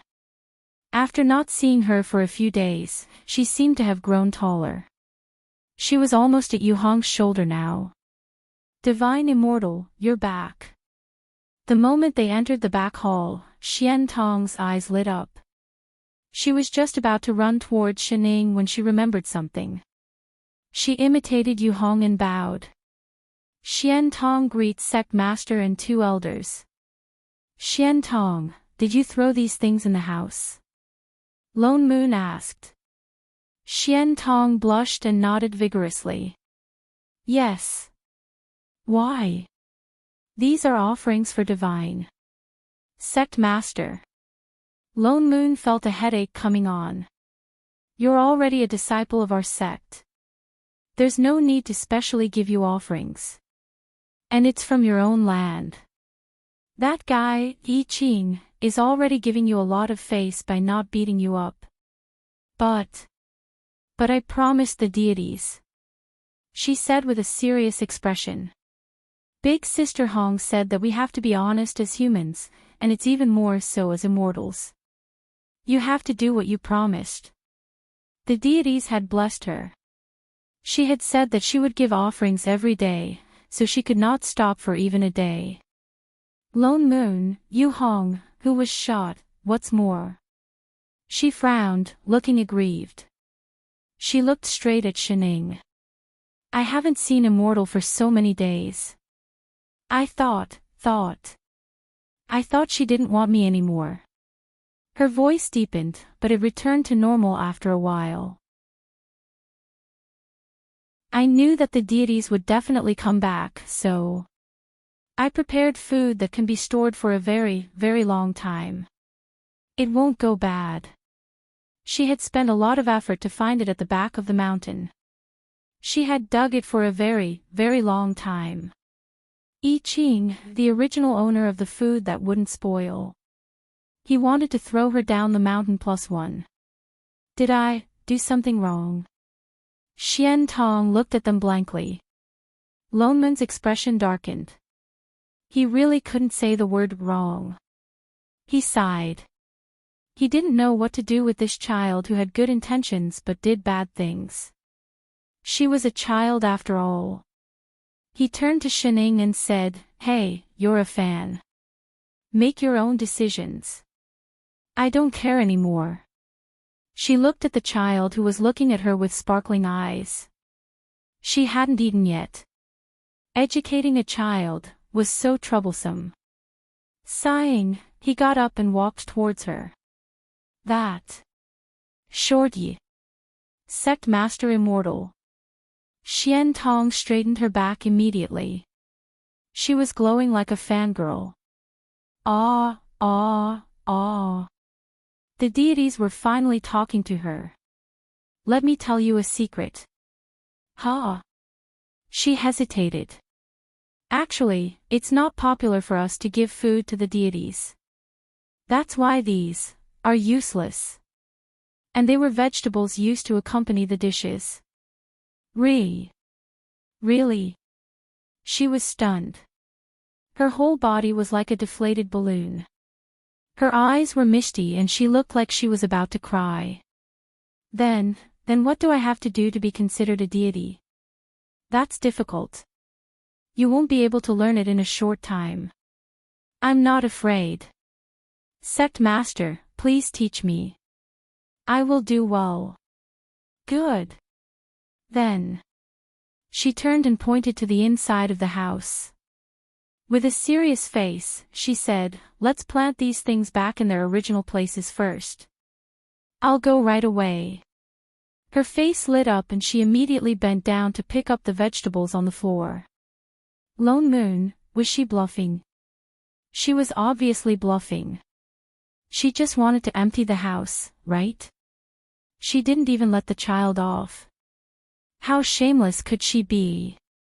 Come, I have a storage bag here. It's more convenient to use it. Thank you, Sect Master. You're welcome.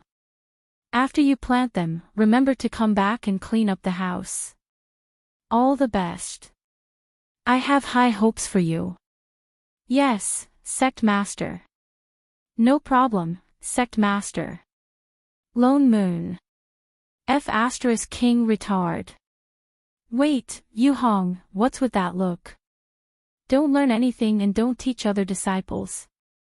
Looking at the overjoyed Shining who ran out to plant with the storage bag, Yu Hong seriously considered whether she should help the sect master plant a piece of land. After all, Xian Tong had just been praised. Envious, sect master, 2 elders. Regarding junior sister Xian Tong.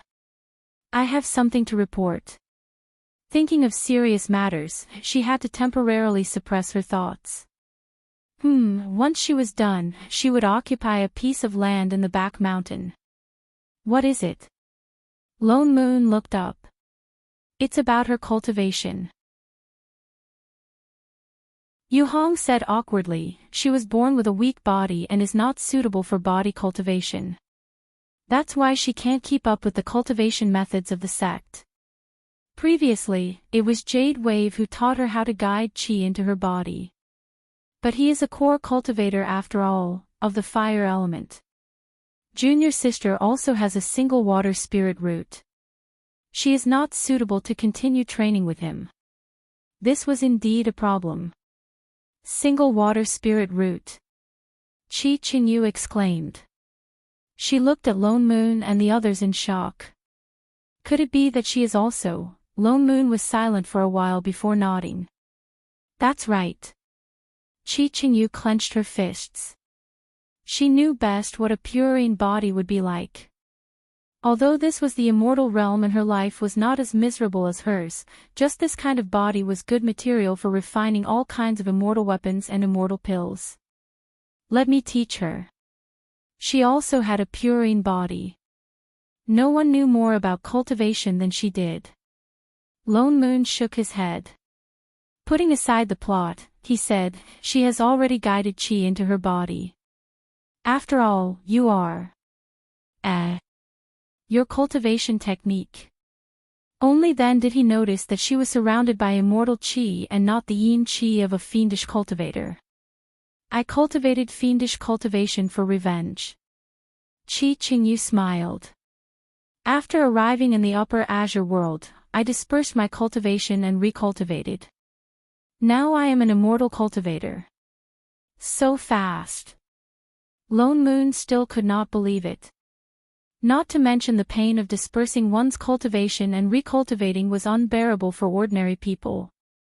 She also had to start from qi refinement. She had not seen her for only a few years. It's not that fast. I spent 500 years. It was also because she had to recultivate twice that she did not survive the lightning tribulation and became that spirit body. 500 years. Lone Moon was shocked. How is that possible? Wasn't it just a few? Wait. Could it be that there was a time difference between the immortal realm and the mortal realm? How long did you recultivate before you came to the upper azure world? Qi Qingyu calculated. 200 years. She couldn't have been looking for them in the lower azure world for more than 700 years, could she? If that was the case, one day in the upper azure world was almost a year on Earth. He looked at her with admiration. You recultivated twice and were able to ascend in just 200 years. You are very talented. That's right. I Ching nodded. She was indeed someone whom Master had helped. Ordinary cultivators who want to become soul formation would not be so fast. Qi Qingyu, Feng Ying, why did it sound like sarcasm coming from the two of them?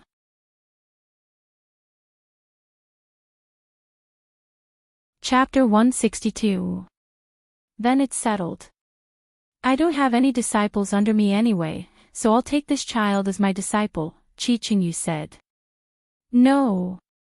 Lone Moon unexpectedly objected. Why? It's not just because of the cultivation technique. Lone Moon frowned.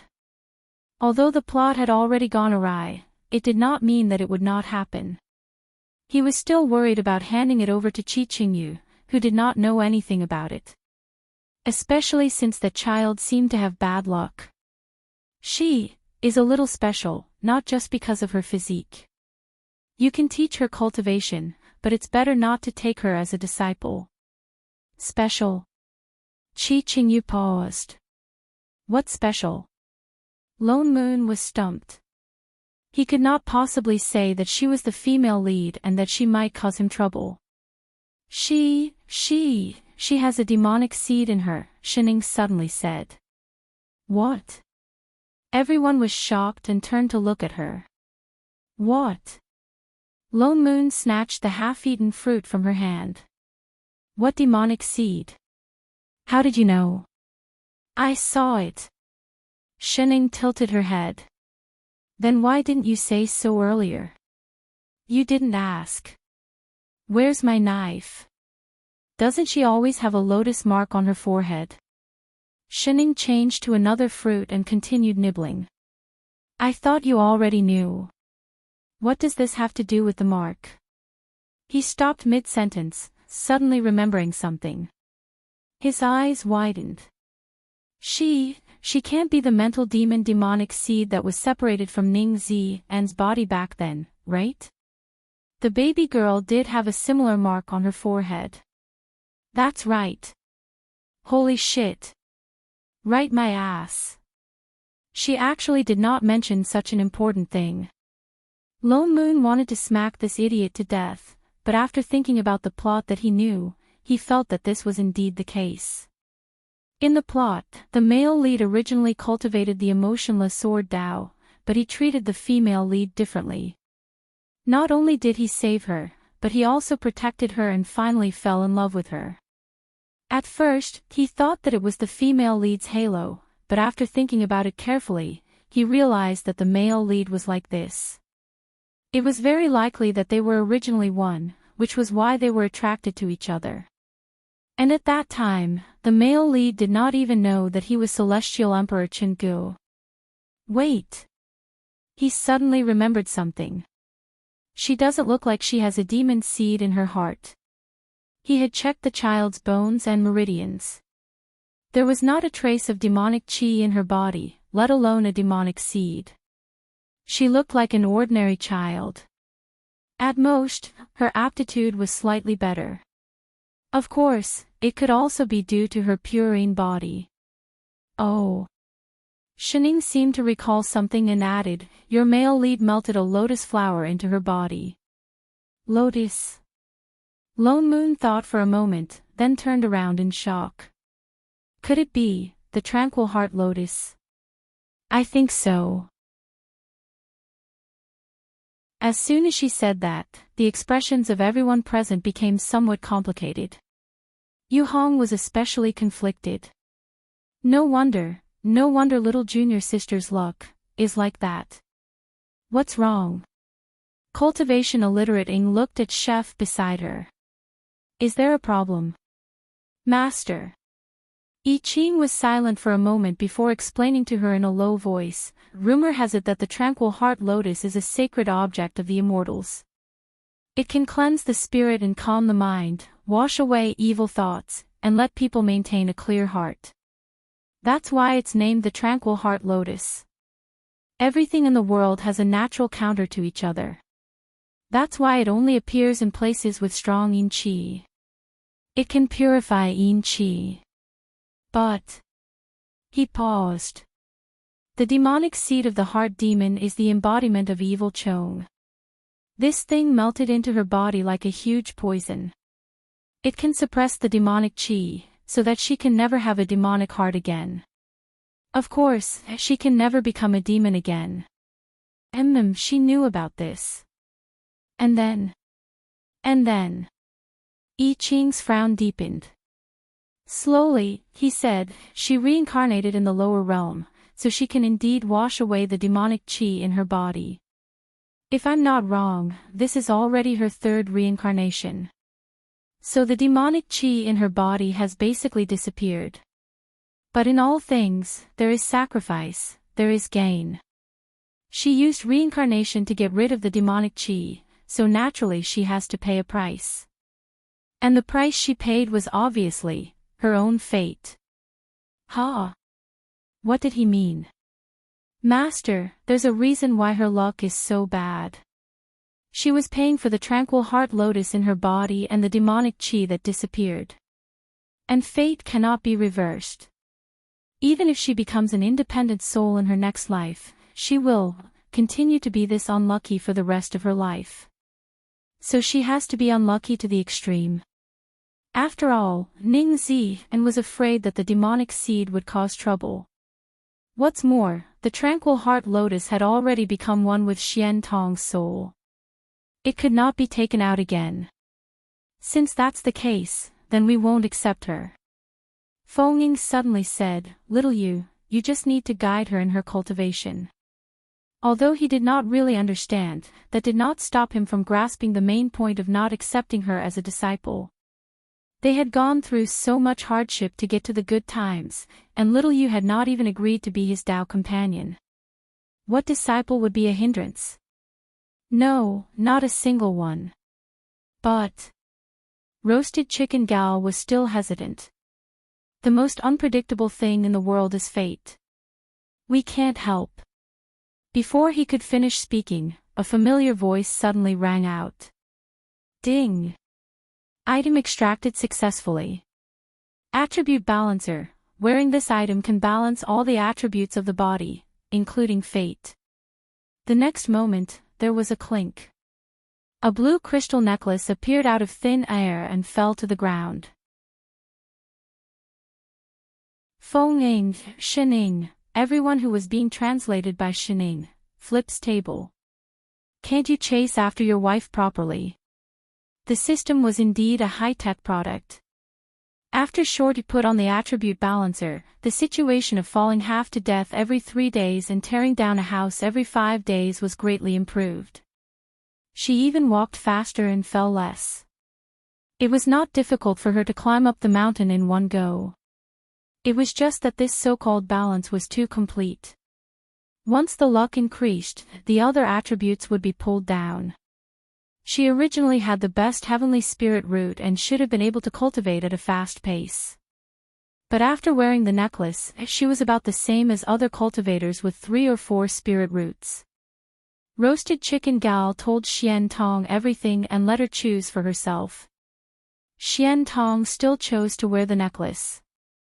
Although her cultivation speed was slower, she was in the immortal realm. Compared to the cultivators in the lower realm, her cultivation speed was much faster. Although Qingyu did not officially accept her as a disciple, she treated her like a real disciple. Perhaps because they shared the same faith, apart from cultivating, Qingyu spent all her time teaching Xiantong. Fengning was very dissatisfied with this. In order to assert his dominance, he would occasionally go over to show his presence, only to be beaten out by Qingyu. Therefore, every day, the disciples could see a black figure being thrown out of the martial arts arena by someone. Invincible sect was shocked at first, then hesitated to stop the fight, and then, they got used to it. Perhaps because of her childhood experiences, Xiantong was very hardworking. Although she was limited by the balance balancer, she was especially serious about cultivation, almost to the extent that she did not care whether it was day or night. In a short 4 years, she had already reached the late golden core stage and was showing signs of forming a nascent soul. Although her cultivation level was the lowest among them, there were signs of immortal bones growing. In a few years, she would become a real immortal. She had also grown from a short girl to a pretty girl who was even taller than Yu Hong. The only thing that did not change was that she had never stopped giving offerings to the sect master for 4 years. Shining looked at the endless green seedlings and vegetable fields and sighed deeply. When would she be able to eat all of this? Would she become a vegetarian in the future? Suddenly, she felt that the future was full of despair. How about catching a few rabbits for Shorty to raise in a few days? Water more, water more.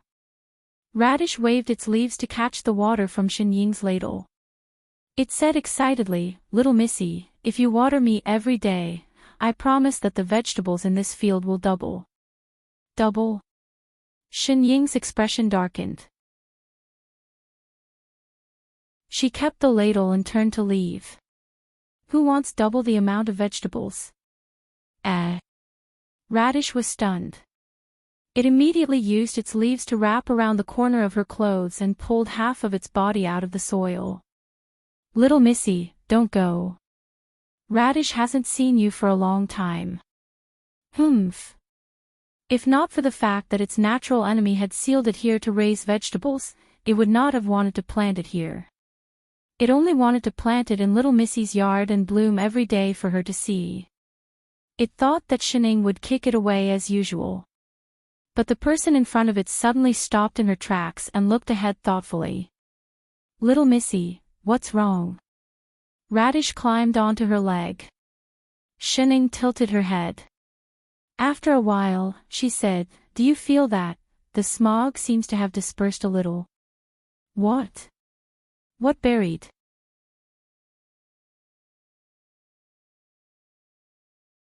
Chapter 163. Shining walked a few steps closer and looked in the direction of the demonic chi. She could vaguely see the shadows of withered branches in the black fog. She did not know if it was an illusion, but the fog really was much thinner. Could it be that there were more green plants in the sect recently, so the fog was effectively controlled? This was not a good sign. After all, these were Father Nyo's tools for making money. It felt like they were scattering lots and lots of immortal stones. Just as she was hesitating about whether she should directly collect these green plants, the demonic chi in front of her suddenly began to surge, gathering crazily in a certain place below. "Little Missy, the demonic chi is disappearing." Radish, who was still hugging her leg, exclaimed. "How can this be?" "Ha!" Shining looked directly in the direction where the demonic chi was gathering. As if discovering something, she turned and jumped down. Among the demonic chi at the foot of the mountain, a man dressed in black was sitting cross-legged. He was even making hand seals and chanting something in a low voice. Instantly, large amounts of demonic chi seemed to be summoned towards him crazily and were all absorbed into his body. As the demonic chi increased, black demonic scars began to appear on his handsome face. His originally clear eyes also began to slowly turn red. Lan Hua suppressed the excitement in his heart and did his best to absorb the demonic qi. He desperately cleansed the remaining half of his immortal bones in his body. He had destroyed his Tao and become a demon for many years, but still could not get rid of the last bit of kindness in his heart. He could not become a real sky fiend. He did not expect that there would be so much demonic qi hidden in such a remote corner of the immortal world. Even the heavens were really helping him. With this demonic qi, he could finally completely cleanse his immortal bones and become a sky fiend. He worked even harder to absorb the demonic qi around him. He could even feel the power in his body rising crazily. Violent killing emotions occupied all his emotions. His spirit platform was getting darker and darker. The last bit of light was about to be completely dyed black. As long as he had this demonic qi, he could definitely, hey, big brother. Suddenly, he felt a weight on his shoulder. Lan Hua, who was concentrating on absorbing the demonic qi, felt a pain in his chest. He was instantly stuck. Before he could react, a magnified face appeared in front of him. An unfamiliar woman suddenly squatted in front of him. She supported her head with one hand and looked at him expressionlessly. "Are you absorbing the fog here?" "Huh?" He did not react for a moment and nodded blankly. "You're not an air purifier." She glanced at the demonic qi around her. It was much thinner now. Father Nyo was going to lose out on the clients he led in this time. Inhaling too much haze isn't good for your body. Huh? Lan Hua subconsciously let go of his hand that was forming the seal. He was stunned for 2 seconds before he came back to his senses. His eyes widened abruptly. No, why did he listen to her? Who are you? He didn't even notice that someone was nearby. My name is Shining. I live here. She pointed behind him. Live here? How could this be? The immortal realm had always avoided devil qi, so how could there be people living here? He subconsciously looked back, and indeed, he saw an immortal mountain behind him. He could faintly sense the aura of immortals coming from it, and there were quite a few of them. There really were people living in the demonic qi. Previously, when he saw so much demonic energy, he was too excited. Coupled with the dense demonic energy, he did not pay much attention to it. Unexpectedly, there really was an immortal mountain hidden within. Were these immortals crazy? He actually lived here. His heart sank and killing intent surged in his eyes. His demonic cultivation had not been completed, and he had not completely eliminated his kindness. He must not expose his whereabouts now. Since you found out, then I can't keep. Suddenly, he formed a claw with his hand and reached for the other party's chest. He was about to go straight for her heart. Want to eat? Suddenly, she took out a fruit from somewhere and handed it over kindly. It just so happened that it landed in his claw. Lan Hua immediately stiffened. He looked at the fruit that suddenly appeared in his hand and did not come back to his senses for a long time. For me? Yes. She nodded, seeing that he was Father Nyo's client. Don't you like it? There's no more, this is the last one. With that said, she took out another one and crunched into it. Look at how hungry you are, you don't even let go of the haze. How pitiful. She sighed. Lan Hua looked at the fruit in his hand again. The immortal retaining fruit. Although it was not fully ripe, it had healing effects. There was no way she could not tell that he was a fiendish cultivator. Why would she do this to a fiendish immortal? All he felt was that the murderous thoughts that filled his mind just now suddenly quietened down. The faint light in his spirit platform that was almost invisible suddenly brightened. His demonic qi reversed, and his blood and meridians broke. He opened his mouth and spat out a mouthful of blood. Not good. The remaining kindness in his Tao heart, hey. What are you doing? Shining was shocked. She pulled up his shirt and wanted to help wipe it off. Don't suddenly spit out blood and scare me. Don't touch me. He pushed her hand away in a panic. The blood in his heart was even more chaotic. No, he could not suppress it anymore. You.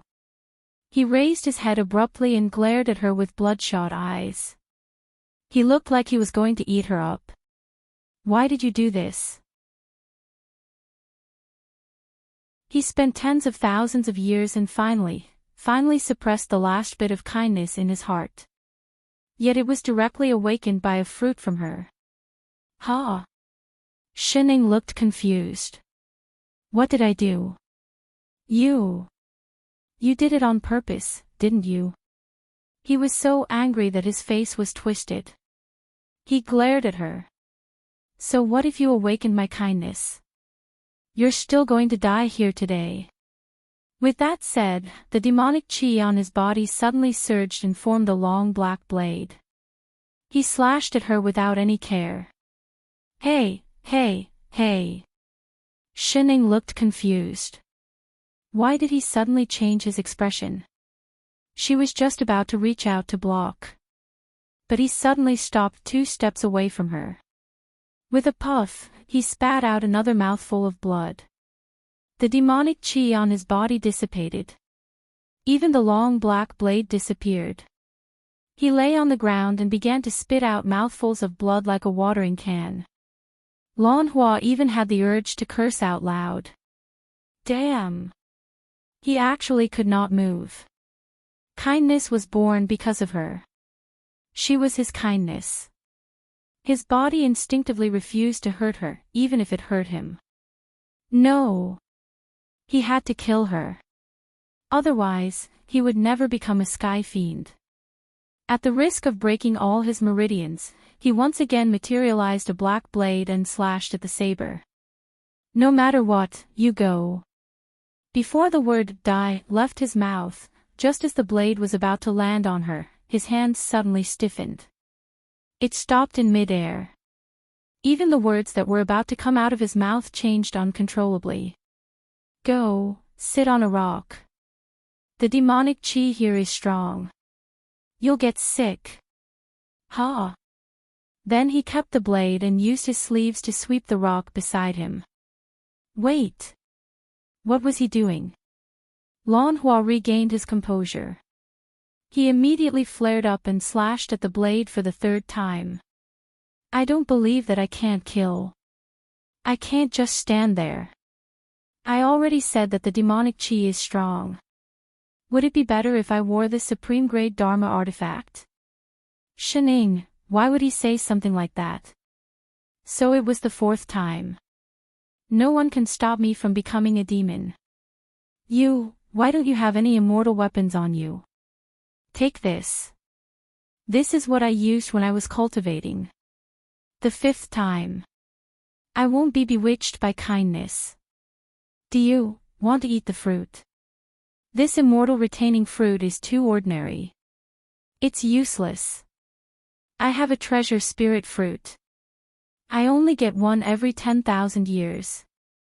It can increase your cultivation level. Do you want it? The 6th time. I also need immortal talismans and Dharma treasures, the 2 onlookers, radish.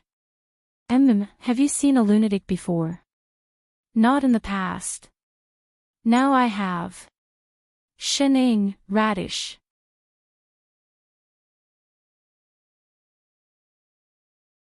Chapter 164.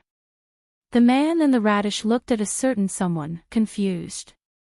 One moment, he wanted to kill someone, and the next, he could not help but take out a bunch of things and force them into her hands.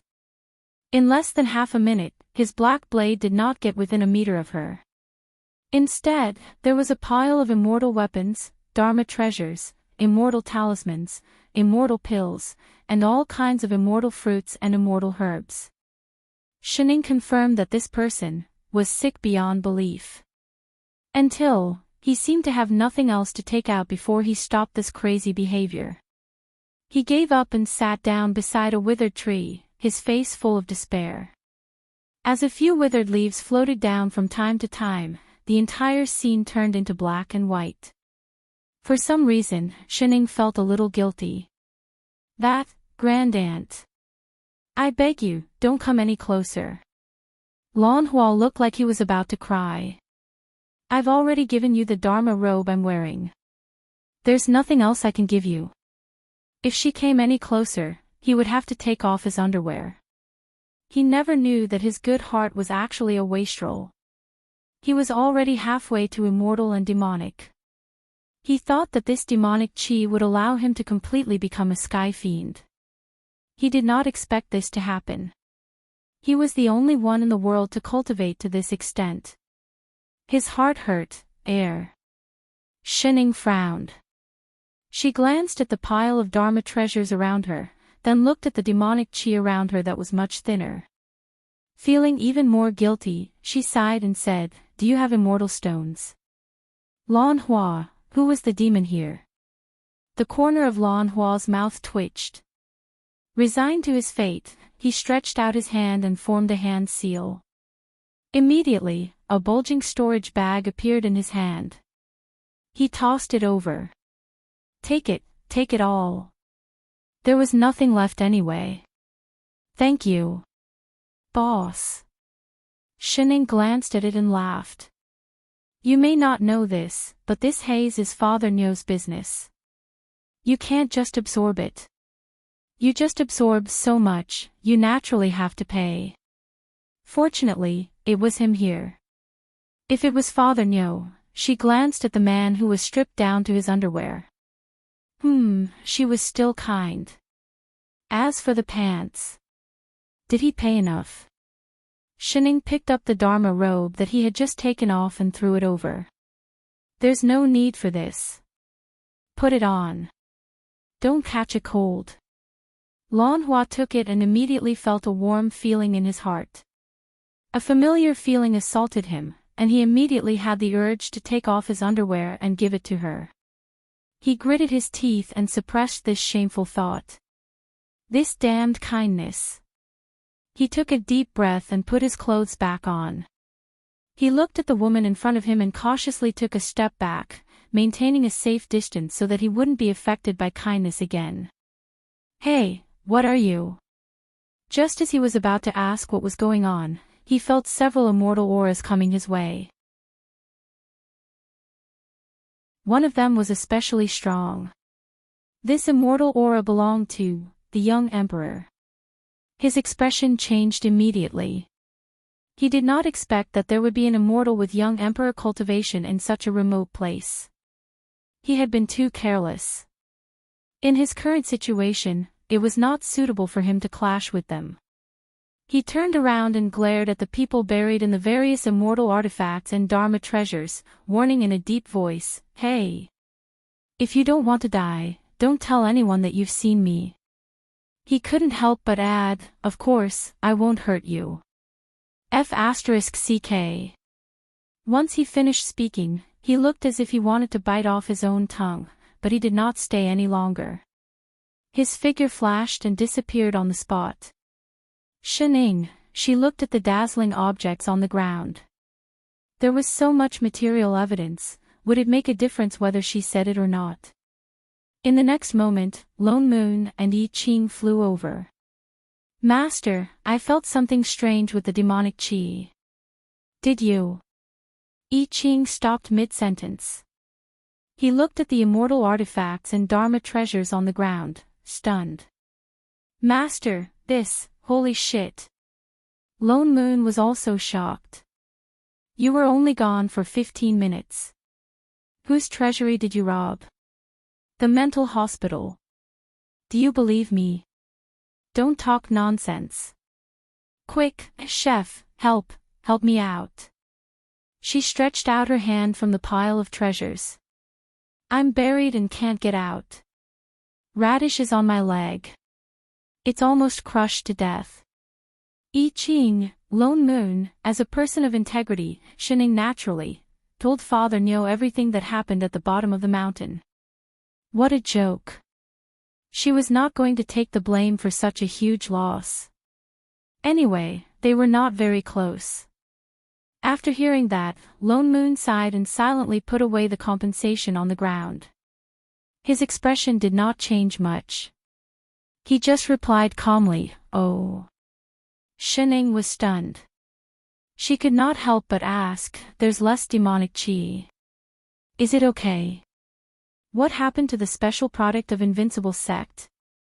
Father Nyo's reaction was not right. "I was planning to think of a way to dispel the demonic chi in the near future." This saved him a lot of trouble. When he said that, not only Shining, but even I Ching looked at him in surprise. Why? This method of selling demonic chi using spirit transmission talismans is not a long-term solution after all. Lone Moon said nonchalantly. It's fine to have a sense of mystery at first.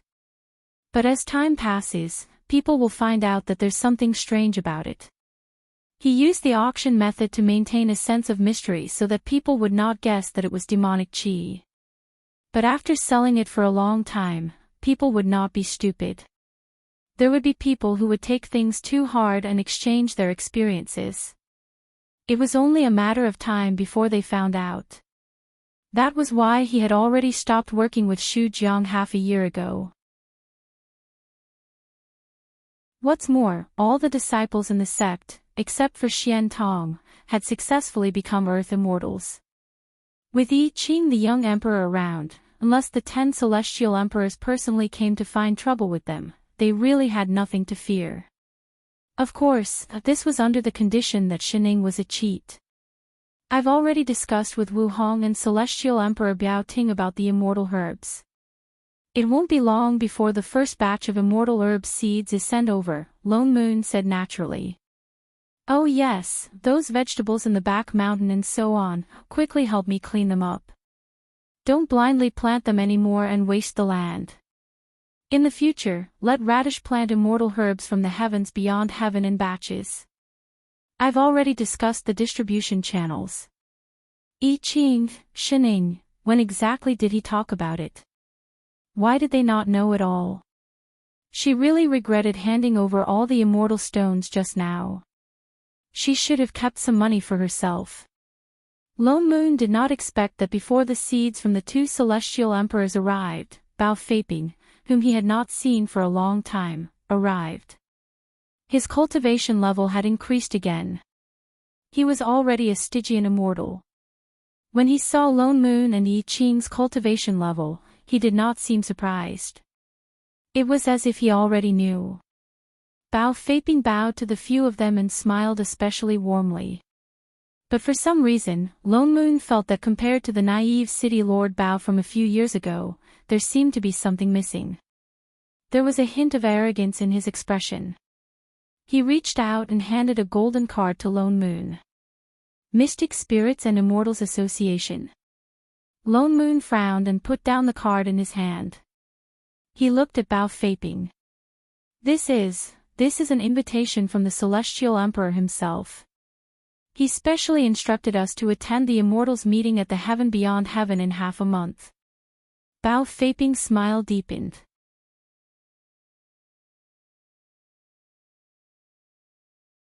Chapter 165. Monarch. Ning Zi, no, Celestial Emperor Chenggu has returned to the heavens beyond heaven. Wasn't he recuperating at the Bo family? Bao Feiping smiled and looked around. Seeing that there were only 3 of them, he explained, to tell you the truth, the Celestial Emperor had already recovered his cultivation 2 years ago and returned to the immortal Rainbow Palace in the heavens beyond heaven. I'm afraid that all the countries in the Fengcang continent have already received the news that the Emperor has come out of seclusion. Therefore, this Mystic Spirits and Immortals gathering will be held to celebrate the Emperor's coming out of seclusion. What competition? Lone Moon noticed this word. Is there a competition at this immortal gathering? Don't you know? Bao Feiping paused and looked at them in surprise. Then, as if recalling something, he explained, young Emperor I Ching has only just ascended to the throne. It's normal that he doesn't know.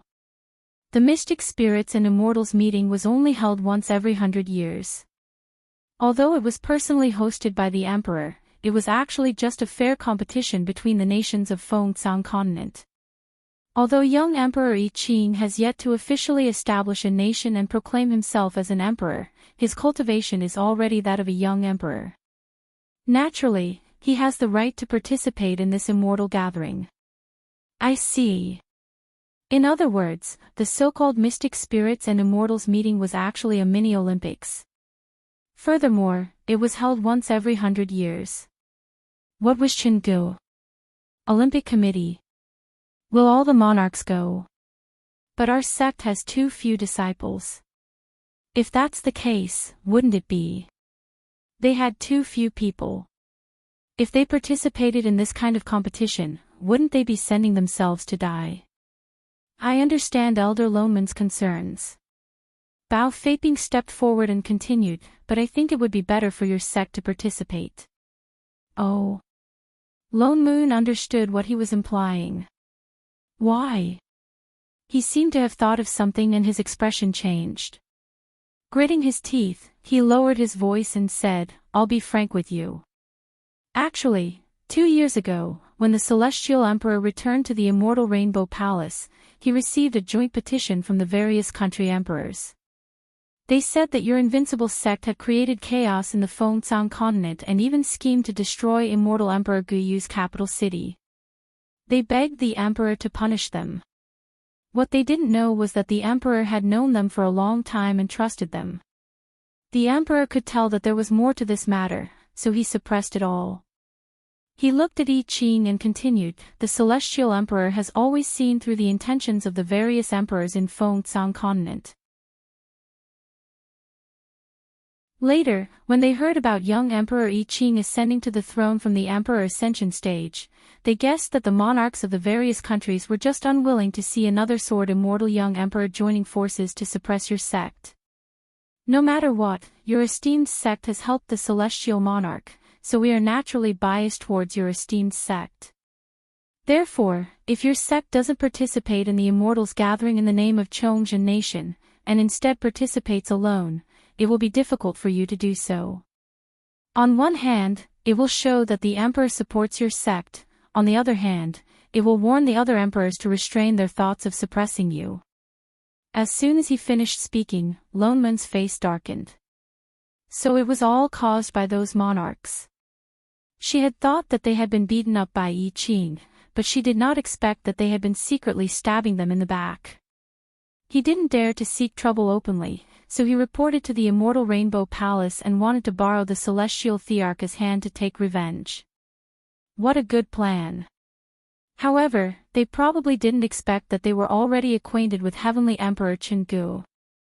Indeed, it was better to let Shining, the cheat, be reasonable.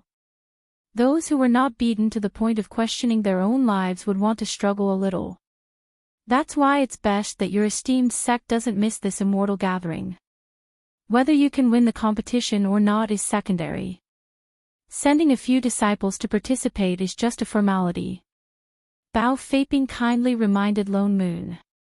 Thank you, fellow immortal Bao. Lone Moon politely returned the gesture. Exalted immortal, you're too kind. Bao Feiping smiled, but a look of genuine worry flashed across his eyes. Although the immortal gathering will be held in the heavens beyond heaven, and the celestial emperor will be there, the various monarchs are not easy to deal with. However, the monarchs of the various countries are not easy to get along with, so everyone should be more careful on this trip. We'll remember that. Bao Feiping nodded. He explained the details of the immortal gathering to them, then stood up to leave.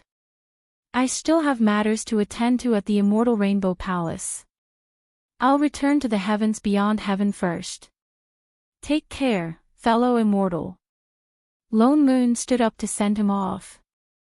Bao Feiping then turned around and flew off on his sword. Yi Qing, who had been standing silently by the side until Bao Feiping could no longer be seen, finally asked, You trust him? Something felt off. Most likely. Lone Moon returned to his chair and picked up the cup of tea on the table to take a sip. Ning Xian. No. Celestial Emperor Chenggu has been in seclusion for thousands of years. It's impossible that no one has guessed what's going on. He's reopening the mystic spirits and immortals gathering, of course, not just to support us. What's more, they did not need to support him. He's just trying to intimidate the various monarchs and announce his authority as the Celestial Emperor. Anyone who could become a Celestial Emperor was a shrewd man. You intend to go? Of course I have to go. Loneman's eyes flashed. This was a great opportunity to do business. He was looking forward to seeing how the various monarchs would react when they saw I Ching. He had not even gotten his medical fees back from last time. This was the perfect opportunity. City Lord Bao, didn't you say that this competition will be divided into groups based on cultivation? Anyone below the exalted immortal level can participate. We can forget about the mystic immortal and Stygian immortal groups. We can just participate in the golden immortal and earth immortal groups. Especially the earth immortals. Didn't they say that the top 10 would be rewarded?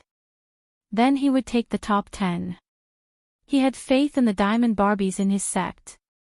I Ching did not ask further as he thought about the ferocious girls in the sect. Late at night. The night was dark and windy. Shening wanted to sleep. Hey! What's that? Good heart. A familiar voice suddenly sounded. Shening, who was about to sleep, stopped in her tracks. She looked around and saw a black figure in the corner that was slowly being formed by the black fog. Shening paused. Hey, boss. You're here to absorb the fog again. Did you bring enough money? What do you mean?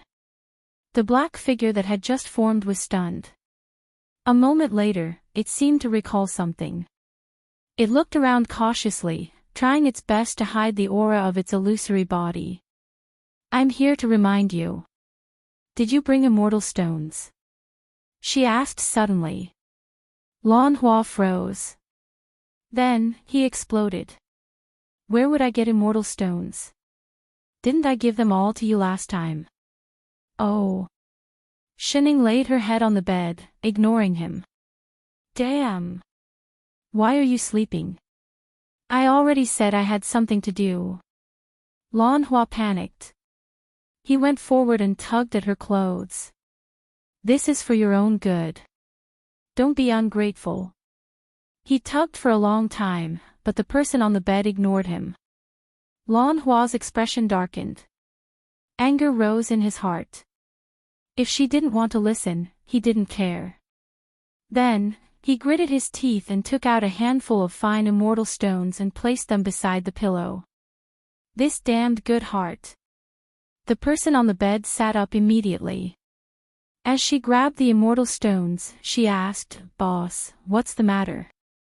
Why would his good heart be born for someone like this?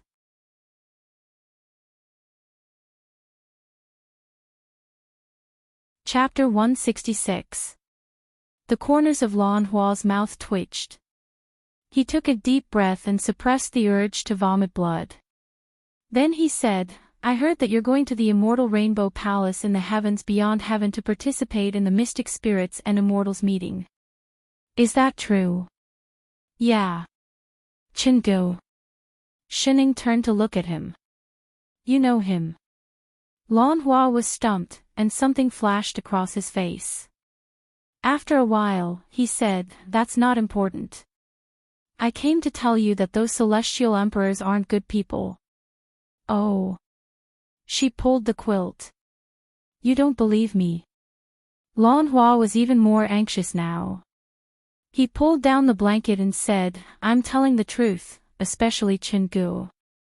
Although he has the best reputation among the 10 celestial emperors, who knows what he does behind the scenes? He seemed to think of something, and his brows tightened. You have to be careful. It's best not to have too much contact with people like this, understand? Oh. But there are so many people participating in the tournament, so you probably won't meet him. I'm not participating in the tournament. What? He was shocked. He had accidentally overheard the disciples of the sect talking about the mystic spirits and immortals meeting. He was so impulsive that he had rushed over to remind her. Now that she had calmed down and thought about it, she was just an earth immortal. Furthermore, if one's immortal chi was so weak that one couldn't even see it, then they indeed weren't qualified to participate in the competition. It seemed that he had been nervous for nothing. He immediately let out a long sigh of relief. "It's best if you don't go." "I'm going." "What?" He had just calmed down, but now he felt a surge of anger. If it wasn't an illusion, he would have spat out a mouthful of blood. "If you don't participate in the competition, what are you going to do?" "Father Nyo said so," she said, not wanting to go either. "What Father Nyo?" "He's an elder in charge of money in our sect." "Has your elder gone mad?" Lan Hua was getting more and more anxious. His entire phantom was floating back and forth in front of her. "Is there no one else here? Why did they send an earth immortal like you to join in the fun? The realm beyond heaven was not a fun place. Listen to me, don't go." "Probably not." "Why?" "Because I think I'm the sect leader." "Huh?" Lan Hua was stunned for a few seconds. "Sect leader? Her? Pardon me for asking." The people of your sect, are their brains filled with demonic energy? Choosing an earth immortal to be the sect leader." Just as he was about to ask a few more questions, his figure swayed, and the entire phantom image slowly faded away, as if it couldn't be maintained for much longer. He was a little flustered and hurriedly instructed, "My illusory body can't last much longer. Remember to be careful of Chin Gu. He's not a good immortal. Prepare more immortal treasures and magic tools. Bring the sun-concealing cotton I gave you last time, and also the can water damask, the soul-protecting hairpin. Oh right, and the heaven-fixing bell. Bring all of them." He hurriedly reported the names of a bunch of equipment, but his voice was getting softer and softer. Just as he was about to disappear, he added one last sentence. "If you really can't do it, you can find me in the willow forest 100 miles away. I have to go now. Remember, don't tell anyone about my visit today." With that, the black phantom completely disappeared from the room. "Oh." Shining nodded seriously, then turned to look at the two people who had been standing at the door for a long time. "This doesn't count as snitching, right?" I Ching, Lone Moon, while later, 100 miles away, in the southwest corner of the willow forest. "I'll go catch." With a swoosh, the sword in I Ching's hand emitted cold chi. In a flash, he flew out of the sect. Little b *tch, just you wait. 2 hours later, in the main hall of Invincible Sect. I Ching and Lone Moon sat side by side on the right, while Bitao, Feng Ying and Qi Qingyu sat on the left. They were all looking at the demon, Immortal, who had been beaten black and blue and was tied up like a meat dumpling. No one made a sound. The only sound in the main hall was the sound of Shining, who was sitting at the head of the table, chewing on her fruit. "Who the hell are you?" Finally, Lone Moon was the first to speak. In a low voice, he asked, "What is your purpose for breaking into Invincible Sect in the middle of the night?" Lan Hua felt like all the bones in his body were about to fall apart. He glared at Lone Moon, who was sitting at the head of the table, his stomach full of resentment. Didn't they agree not to tell anyone? Indeed, no immortal cultivator could be trusted. "Speak." Seeing that Lan Hua did not respond for a long time, I Ching raised his hand and 5 or 6 swords made of immortal chi appeared around him. The sword chi pressed down on him, leaving him nowhere to run. Lan Hua's wounds hurt even more. Thinking back to the scene in the willow forest, he wanted to vomit blood. He had been cultivating for many years. Although he had not become a sky fiend, to put it bluntly, he was invincible below the Celestial Emperor level. He had never thought that he would be beaten up by a young emperor. Damn it, sword immortals were indeed perverted. This one was especially perverted. He glanced at the immortal swords beside him to prevent himself from getting hit again. Then, gritting his teeth, he said his real name, I am Lan Hua. Then, he laughed coldly and looked at the two people who had asked him the question, waiting for them to look panicked. That's right. He was Lan Hua, the demon lord Lan Hua. Lan Hua. Lone Moon frowned. Who? What kind of stupid name was that? Yi Hua. He felt like he had been stabbed. Bi Tao. You've been in the immortal realm the longest. Have you heard of him? Lan Hua. Lan. Bi Tao lowered his head and thought for a moment. After a while, he said with certainty, no. Another stab. Impossible. He panicked and struggled to sit up. Think carefully. Demon Lord Lan Hua of the heavens beyond heaven. The one who single-handedly challenged the 10 celestial emperors 1,000 years ago. It's impossible that none of you have heard of him, right? No. Everyone answered in unison, including those who were still chewing on fruits. They wanted to vomit blood. Lone Moon, is there a demon lord in the immortal realm? Bi Tao, this is the first time I've heard of it too. Qi Qingyu, perhaps there is. Wasn't I a demon supremacy before? Shening, I've seen a demon king before. I Ching, this one is probably too weak to be called a demon king. System, ding. Don't call him a demon king. Be civilized. Lan Hua, that's enough. You can't insult a demon like that. Lan Hua had been in hiding for thousands of years. He had been a demon for tens of thousands of years. This was the first time he realized that his reputation was so low. Then for the past several thousand years, he had been trembling with fear, hiding his head and showing his tail, afraid that his enemies would discover his tracks. What was it for? What was it for? The demon life was so hopeless, cut the crap. Lone Moon was getting impatient with the questions.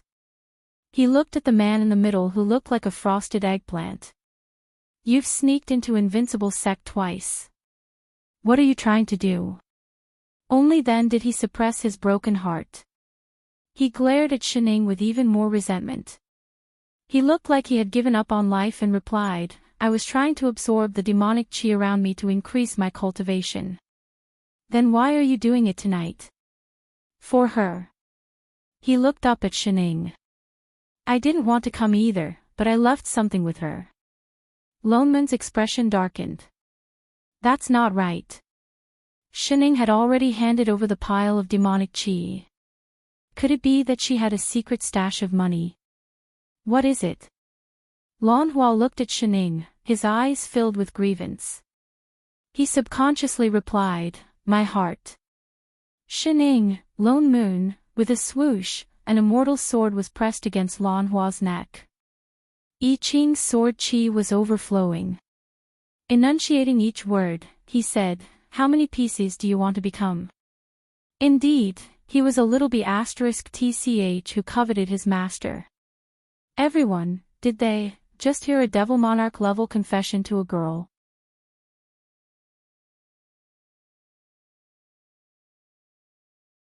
Chapter 167. Lan Hua was a genius. Whether it was during his time as an immortal cultivator or after he became a demon, he was a well-deserved top genius. He had never doubted this in his life. He was born in a top-notch cultivation family in the lower realm. He possessed the 1 in a million supreme grade 5 elemental spirit root. His cultivation speed was several times faster than a heaven spirit root.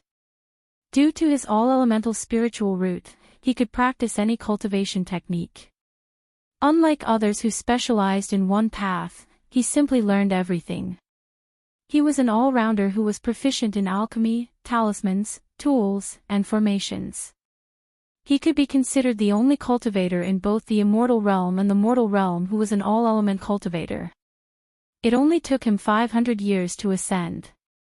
After ascending to the upper realm, he became a golden immortal in 100 years, a profound immortal in 150 years, a Stygian immortal in 300 years, an exalted immortal in 600 years, an emperor in 1,000 years, and then an immortal emperor in another 1,000 years.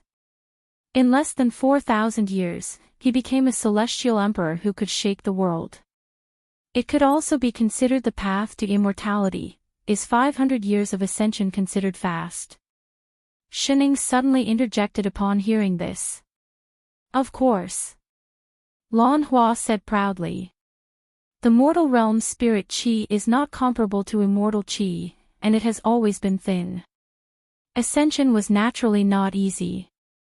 Without 1,000 years of bitter cultivation, it was basically impossible to ascend to the great Tao. I'm not bragging, but no one in the entire immortal world can fly faster than me. Before he could finish, Lone Moon suddenly said, "Oh, I ascended more than 400 years ago." Ha! He felt like he had been shot in the knee. Before Xiao Qin could question Xiao Qin, he heard the crowd discussing the time of ascension. "I Ching, I have less than 200 years." Yu Hong replied, "I ascended 180 years ago." "What about you guys?" Siyu replied, "I'm short of someone who ascended in 90 years. Disciple 3, I think I'm 45. Disciple 4, I've only cultivated for 20 years. Disciple 5, don't mention it. I've never cultivated before. I've only been in the sect for 2 months when senior sister Hong came to inform me. Only then did I know that you've ascended." So, Lan Hua's body was instantly covered with knives. "Who are you trying to fool? For all, Ngun Guo, even if it was 400 years, what the hell were those after that? How could he ascend to become an immortal in such a short time? Why don't you King find someone to ascend after cultivating for 2 months? Ha. Lan Hua took a deep breath. That's right. These people must be talking nonsense. Instantly, he felt a little angry. What's the point of teaming up to scare me? Do you still want to hear my confession? What they said was true, but seeing that he looked like he was about to explode, everyone stopped their discussion. Okay, you confess. Please continue your performance. Humph. Lan Hua snorted coldly before continuing his story. Lan Hua's story was actually quite melodramatic. It could be summed up in 4 words: brothers fighting. Lan Hua was a cultivation maniac, and he was proficient in all types of spells. Aside from cultivation, he was not interested in anything else. He had only done 3 things in his life. The first was to go into seclusion, the second was to train, and the third was to comprehend. It was precisely because of this focus that Lan Hua cultivated the fastest and was also the strongest among all the heavenly emperors. However, when it came to other matters, especially human relationships, he was completely clueless. Thus, he made a fatal mistake. He brought his younger brother, Lan Yu, to the immortal realm and wholeheartedly handed over an entire continent to him to manage. Until now, he still could not understand why his younger brother, whom he had protected since he was young, would hate him so much that he would purposely lead him to become a demon. At that time, he had just become a heavenly emperor and had not been in charge of a continent for long. He had already cultivated all kinds of spells to the limit. It was as if he had suddenly lost his purpose in life. Coincidentally, Lan Yu told him that he had inadvertently obtained an ancient immortal technique and sent it to him. Immediately, he was overjoyed. He tried to practice it and found that his cultivation actually showed signs of loosening. Thus, he threw himself into it. However, he did not expect that it was a demonic technique and that he had already planted a demonic seed in it. He had never been on guard against Lan Yu. By the time he realized it, it was already too late. He could not stop himself from becoming a demon. In less than 1,000 years, half of his immortal chi had turned into demonic chi. At first, he was very angry and wanted to kill Lan Yu. However, after practicing demonic techniques for a long time, he unexpectedly found that his cultivation did not regress. Instead, it increased. This demon's cultivation method was actually completely different from that of immortals. As a diligent and studious prodigy, he immediately gave up resisting out of curiosity and completely became a demon. However, his younger brother did not intend to let him go so easily. He directly spread the news that he had become a demon and even personally led the other 9 heavenly emperors to his hiding place, wanting to kill him. In a fit of anger, Lan Hua went all out. He rolled up his sleeves and fought with the few of them. 1 against 9, he fought for a few days, turning the entire heavens beyond heaven upside down. And then, you lost?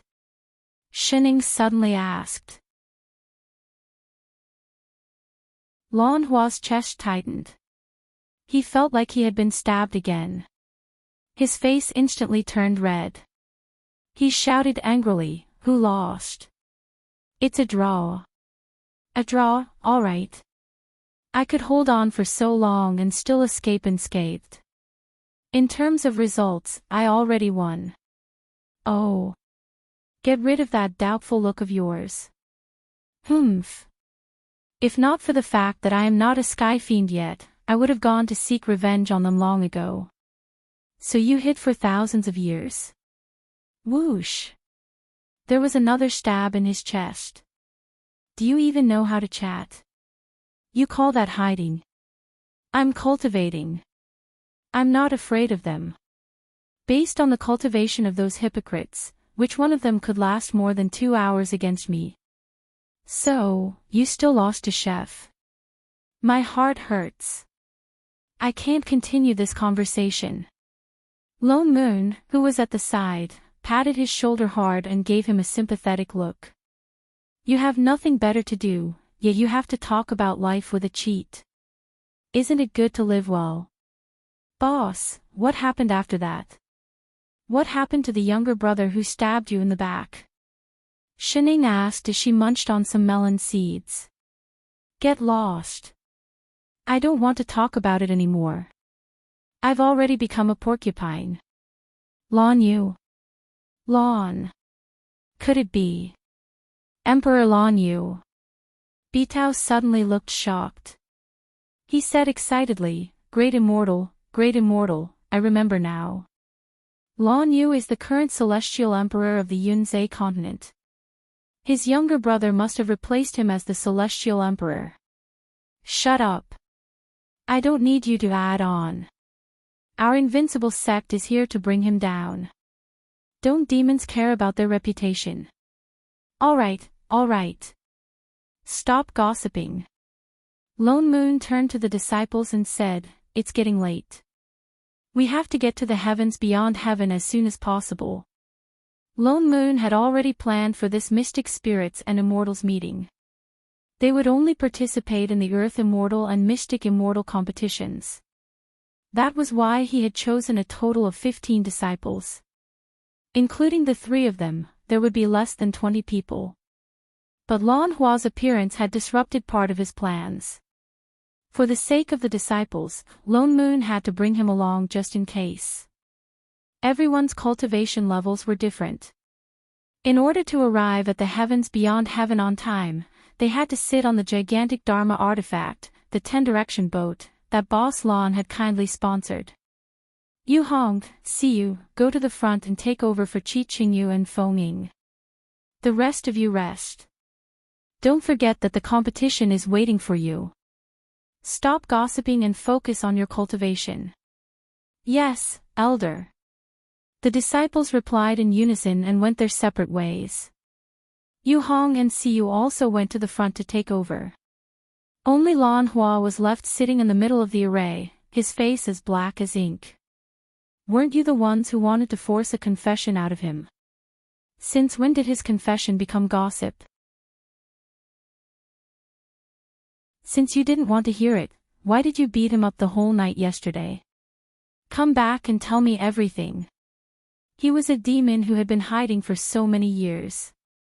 Now he was forced to go to the heavens beyond heaven to die. How could it be easy for him? It was all that damned Goodhart's fault. At this thought, he immediately turned to glare at a certain someone. Subconsciously, he opened his mouth and shouted, "It's all your fault." Wait. What are you eating? What kind of messy fruit is this?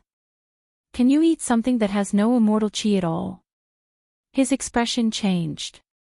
Throw it away, throw it away. Here, this is the jade cloud fruit I picked last night. If you want to eat, eat this. Also, why are you still wearing this gray robe? Where's the Dharma robe I gave you? Why aren't you changing into it? The Dharma artifact is flying so fast. What if it gets blown off? Why are you sitting so far away? That's the side. How am I going to pull you up if you fall off? Come over quickly. Also, swoosh. A familiar long sword suddenly appeared on his neck, and a certain someone said with a straight face. Master, why don't we just kill this person? Don't burden the sect. Lan Hua, Shening, Lone Moon. F** King retard.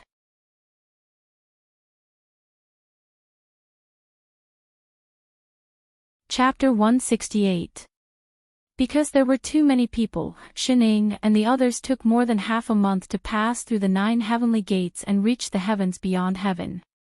The moment the 10-direction boat passed through the realm gates, the originally quiet heavenly realm was filled with noise. Around them, there were many large Dharma treasures of all shapes and sizes. Some were huge lotus flowers, some were chessboards, some were immortal seals, and most of them were immortal boats like theirs. They could faintly see immortal shadows swaying inside, but because of the array formation, they couldn't see what was going on inside clearly. These immortal artifacts were all luxurious and full of immortal chi. But none of them looked like the one they were sitting on now. Its entire body was as white as jade, and it was surrounded by the golden light of a nouveau riche. Compared to the different colored immortal boats in front of them, their boat looked even more impressive. The people on these immortal boats looked like they were also here to attend the Immortals' gathering. But which country's emperor brought them here? Lone Moon counted carefully and realized that there were more than 8 boats. These people had obviously arrived earlier than them. From time to time, immortals would fly out of the Dharma artifact boat and onto other Dharma artifact boats, as if they were exchanging greetings. So although everyone was moving forward, they were moving very slowly.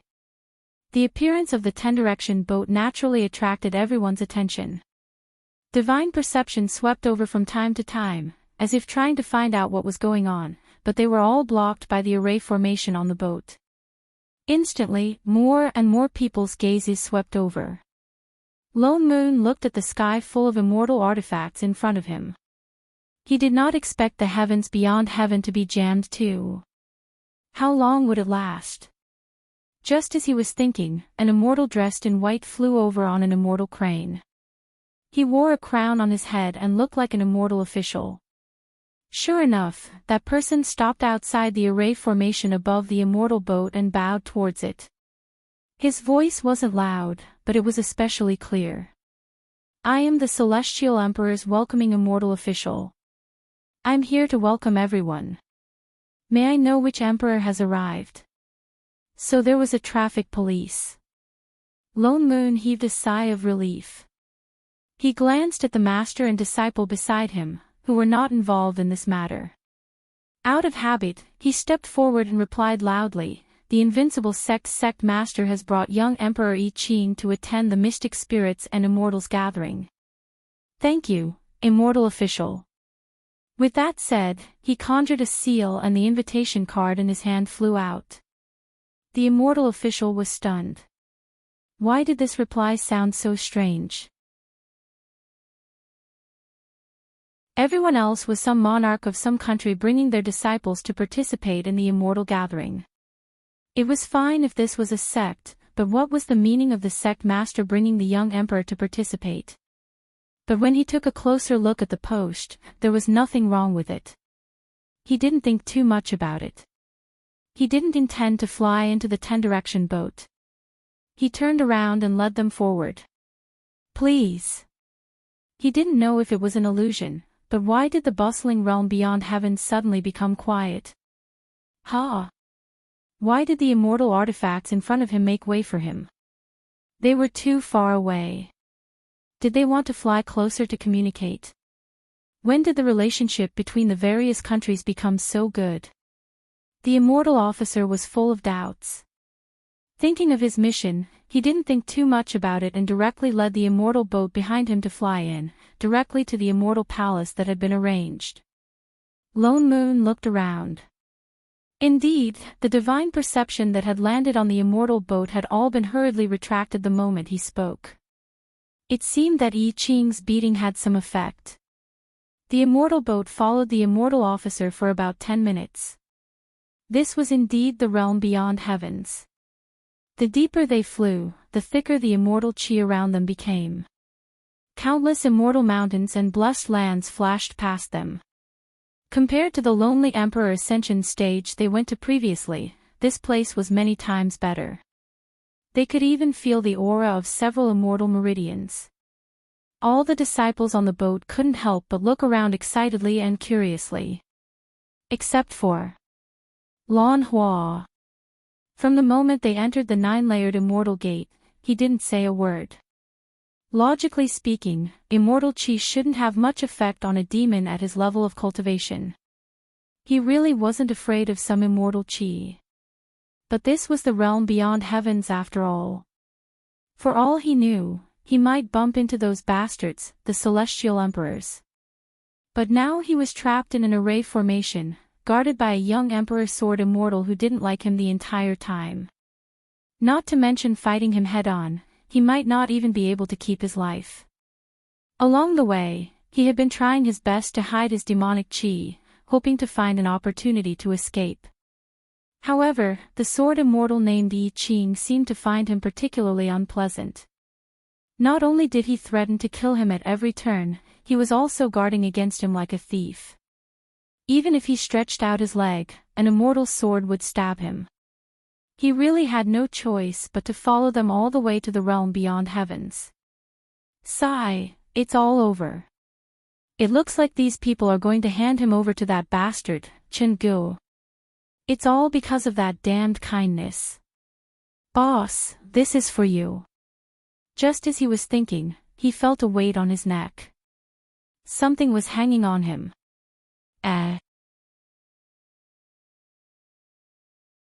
Stunned, he looked at the necklace on his neck, then looked up at Kindness. This is a blocker that baby gave me, Shining said casually. It's used to hide the smog on your body. Don't throw it away. You have to return it. What did she mean? Who was baby? Lan Hua looked confused. He took a closer look and realized that all the demonic chi around him had disappeared. He looked just like an ordinary earth immortal. This necklace. It could actually hide his demonic chi. Lan Hua's eyes widened.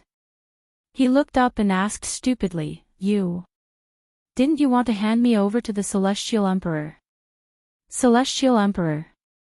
Shining paused and asked seriously, do you owe him money? No. Oh. Then why did you hand it over to him? Lan Hua was speechless. He looked at the necklace on his neck again. He felt like he was dreaming. Then why did they bring him here? They said they were going to make a trip. Was it really just a trip? What happened to the saying that immortals and demons could not coexist? Suddenly, a familiar warmth flowed from the bottom of his heart for no reason. The feeling from the last time when he gave her the fruit surged up again.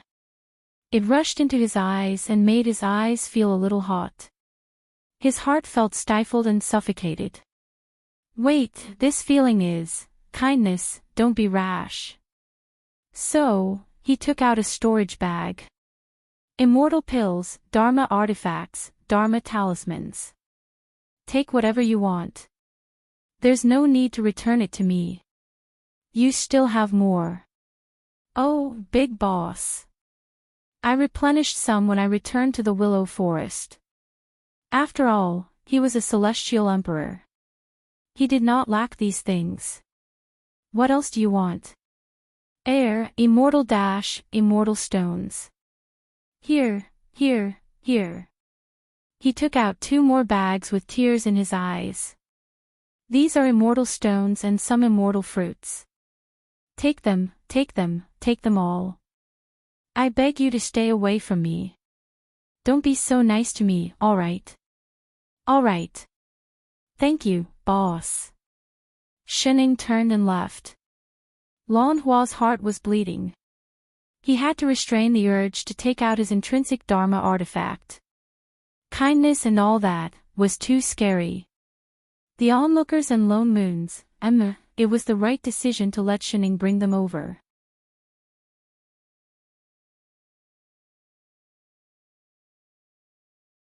Chapter 169. Compared to the ordinary immortal cities in the immortal realm, the heavens beyond heaven was obviously much larger. Although there were no bustling streets, there were many floating immortal palaces. To prevent unnecessary conflicts between countries, the Immortal Rainbow Palace prepared a floating immortal residence for every team participating in the immortal gathering. Shining and her group were also arranged to stay in an independent immortal residence. Because there were not many of them, it seemed a little empty. They had not rested for long when the immortal in charge of receiving them came again, saying that the Celestial Emperor had invited the country emperors to discuss the competition the next day. Lone Moon said a few words to Yu Hong, then brought Shining and Yi Qing over. Only now did they see the so-called Immortal Rainbow Palace. As expected of the residence of the Celestial Emperor, it was different from the other immortal palaces. The entire palace seemed to be made of huge crystals that floated high in the sky, reflecting the sunlight and emitting a rainbow-like luster. From time to time, something swam inside. Lone Moon walked closer and realized that it was actually an immortal meridian. There were several immortal meridians surrounding the immortal palace. Even the crystal-like walls were formed by the condensation of immortal qi. He could not help but feel surprised. Immortal meridians were difficult to find. A complete immortal meridian could allow an ordinary earth immortal to ascend to an exalted immortal. Didn't the Qing Tong Immortal Abode Master destroy the Azure World time and time again to nurture an immortal meridian? Who would have thought that immortal meridians were so worthless in the heavens beyond heaven that they could be used to build houses? The immortal who received them led them to the entrance of the immortal palace, pointed in the direction of the main hall in front, and stopped. They walked a few steps closer. From afar, they could hear the voices of the people in the hall. There were also a few familiar auras. The 3 of them thanked him and walked directly into the main hall. The moment they entered the hall, the voices inside stopped, as if someone had pressed a pause button. Dozens of eyes in the hall turned to look at the entrance. Especially the 8 people sitting in the innermost area, their faces turned green and white. It was an indescribable sight. They glanced at Yi Qing, then hurriedly looked away. The silence in the hall was a little strange. "You're finally here." Here. A familiar voice came from the right. Sun Shu, who had been sitting silently all this time, immediately waved at the 3 people at the entrance and pointed to the empty seat beside him. The 3 of them walked over, only to realize that Chen Gu had not arrived yet. Thinking about it, it was normal. After all, he was the Celestial Arch, so he naturally had to appear at the end. They were considered to have arrived late. There were already dozens of people inside. He recognized everyone sitting there. Apart from Sun Shu, there were also the country emperors who had been beaten up by Yi Qing. Their expressions were all ugly. Behind each of them stood a few immortals, most likely their disciples. All the country emperors were looking at I Ching. They didn't know if it was an illusion, but they suddenly felt their bodies aching. Everyone simultaneously recalled the scene of a certain day, and their expressions changed again and again. They looked as if they wanted to explode in anger, but did not dare to do so. Back then, they had been beaten up so badly. Naturally, they wanted revenge. However, due to his reputation, he couldn't openly make things difficult for him. On top of that, with his cultivation, he really didn't dare to face him head-on. That was why they wanted to submit a joint report to the God Monarch. Who knew that the Celestial Emperor would not care at all? Not long after, news spread that he had been promoted to Young Emperor. Today, he was even invited to the Mystic Spirits and Immortals meeting in the name of Invincible Sect. Naturally, everyone knew the reason behind it in their hearts. Being able to attend the Mystic Spirits and Immortals meeting meant that the Celestial Emperor had already recognized his status as equal to the country emperors. Even if he were to establish a country and become an emperor in the future, they wouldn't be able to say anything. They could only swallow the grudge of being beaten up the last time. They watched as the three of them walked through the main hall towards Sun Shu. I Ching walked at the front, and there were only 2 people behind him. The country emperor subconsciously glanced at them. One was an exalted immortal, the other was an earth immortal. They were all unfamiliar faces. In the main hall, there was only an empty chair next to Sun Shu. They thought that I Ching would sit down, but unexpectedly, he only took a step to the side. On the other hand, the woman behind him sat down with a natural expression on her face. The last exalted immortal followed I Ching and stood on the other side of the chair. Everyone couldn't help but feel surprised. They began to guess at the woman's identity. Why was the young Emperor I Ching so respectful towards her? But no matter how they looked at it, she was just an earth immortal. Yet they didn't dare to go over and ask. Even Sun Shu, who was standing beside them, looked at them as if it was only natural. He turned around and said, "You're finally here. I can't even find someone to talk to. I'm dying of boredom.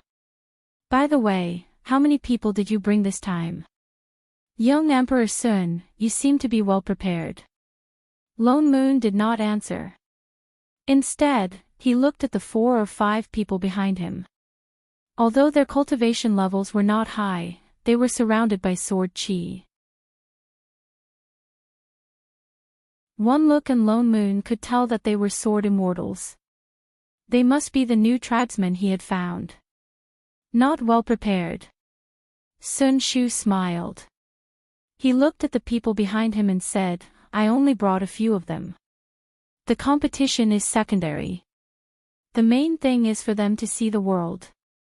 Of course, it would be better if they could win." "I see." Something flashed across Lone Moon's eyes. "I wonder how the people young Emperor Sun is looking for are coming along." "It's going well." Sun Shu smiled. His already coquettish face looked even more despicable now. He said smugly, "I've already found more than 10 people." "Then congratulations, young lord." Lone Moon nodded sincerely. Then, he changed the topic and said, "In that case, in the future, when you want to refine immortal weapons, young Emperor can deliver the goods in advance." Sun Shu was at a loss for words. He wanted to spit blood at Lone Moon's face. The warm feeling he had when he met Lone Moon was instantly extinguished. "Hey, do you have any shame? What do you take me for? I've already refined immortal weapons for you for so many years. Are you going to let me live?" "Don't worry, young Emperor. Just deliver the goods 10 days to half a month in advance. We can wait. Didn't you only give me a month's time?" "Is that so? Then what do you think about delivering the goods every week? That's every 7 days. Get lost." "Young Emperor, do you know any friends who refine pills? Those who make talismans are fine too." "That's enough. Young Emperor, don't be angry. Let's talk about it slowly. We're reasonable people. Lone Moon was already in business mode. He pulled Sun Shu along and started chatting. At first, Sun Shu was obviously angry. Then, he became confused. In the end, he really started to ask Lone Moon questions about which sect in the immortal realm had the best life skills. The two people at the side were obviously used to it. They did not even look to the side. One was busy munching on the immortal fruits on the table, while the other was busy passing them to him. From time to time, they would replenish their supplies from their storage bags. Seeing that the few of them had no intention of settling the score with them, the country emperors were no longer as wary as before. As they waited for the celestial emperor to arrive, they started chatting in twos and threes. However, their voices were clearly much softer than before. At this moment, a girl suddenly flew down from the door. She looked to be about 15 or 16 years old and was dressed in pink. Her clothes were embroidered with the unique pattern of the immortal Rainbow Palace. Her cultivation level was only that of an Earth immortal.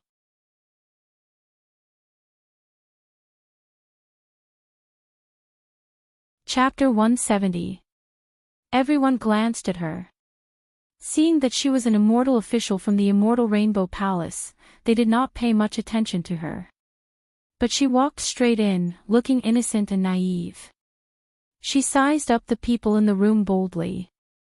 "Wow, so these are the country emperors," she suddenly said.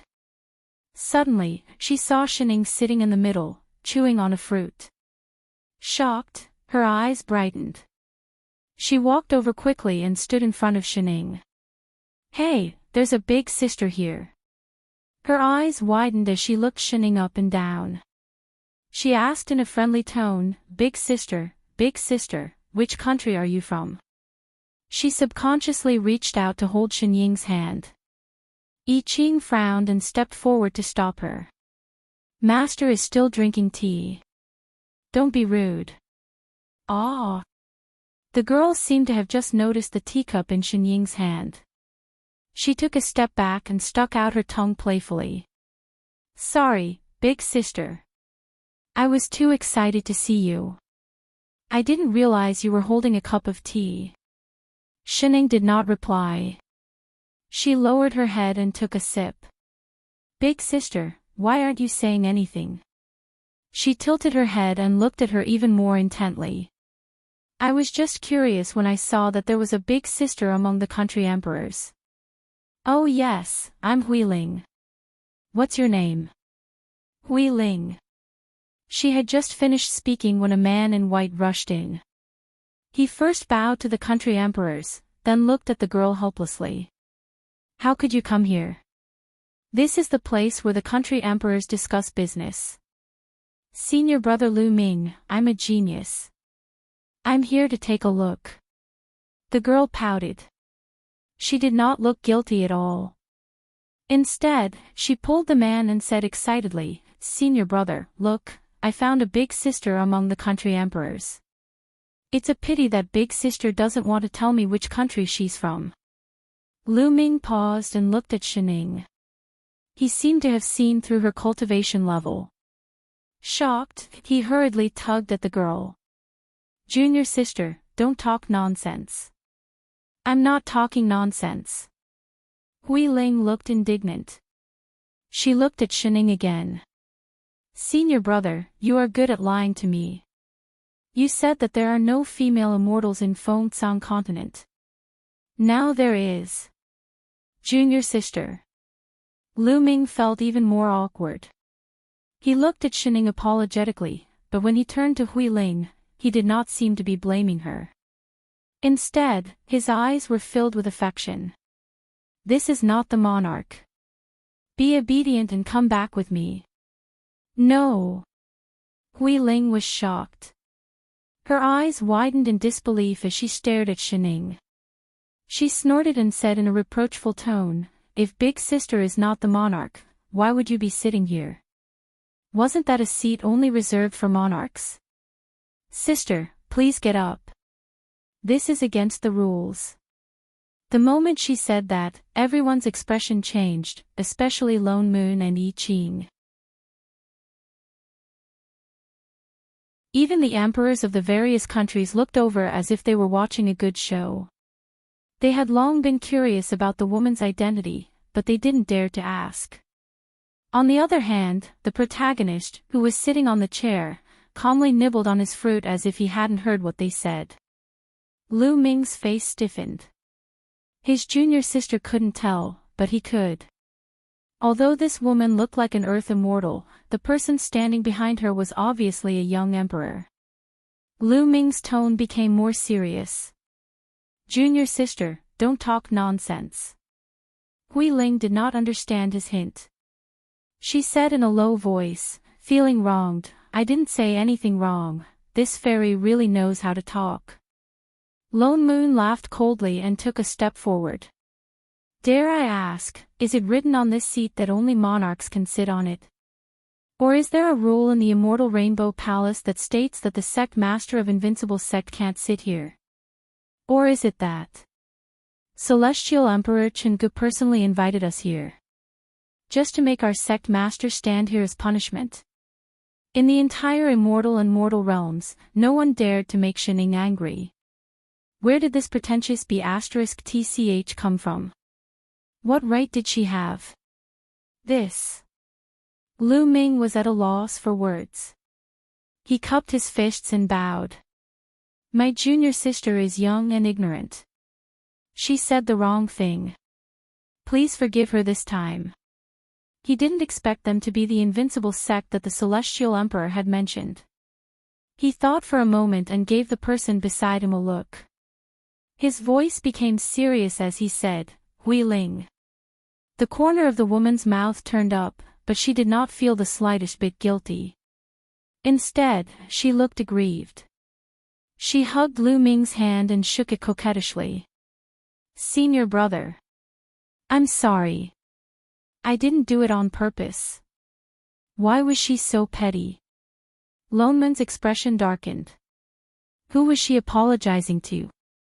Lu Ming turned to look at Shining, who had not moved from her seat. Sect Master, my junior sister is just a small immortal. She offended you just now. Please be magnanimous and forgive her. Shining raised her head and looked at the innocent Hui Ling. After a moment of silence, she nodded and said, all right. Lu Ming heaved a sigh of relief and was about to say something. Shining suddenly stood up and took 2 steps forward. She raised her hand and poured the tea in the cup over Hui Ling's head. Hui Ling clearly did not expect Shining to do that. She was stunned. In an instant, she was drenched in tea. There was even a small handful of tea leaves on her head. The crowd had not reacted. Shining suddenly turned around and looked at Lone Moon. Imitating Hui Ling, she said in a flat voice, Father No, I'm sorry. I didn't do it on purpose.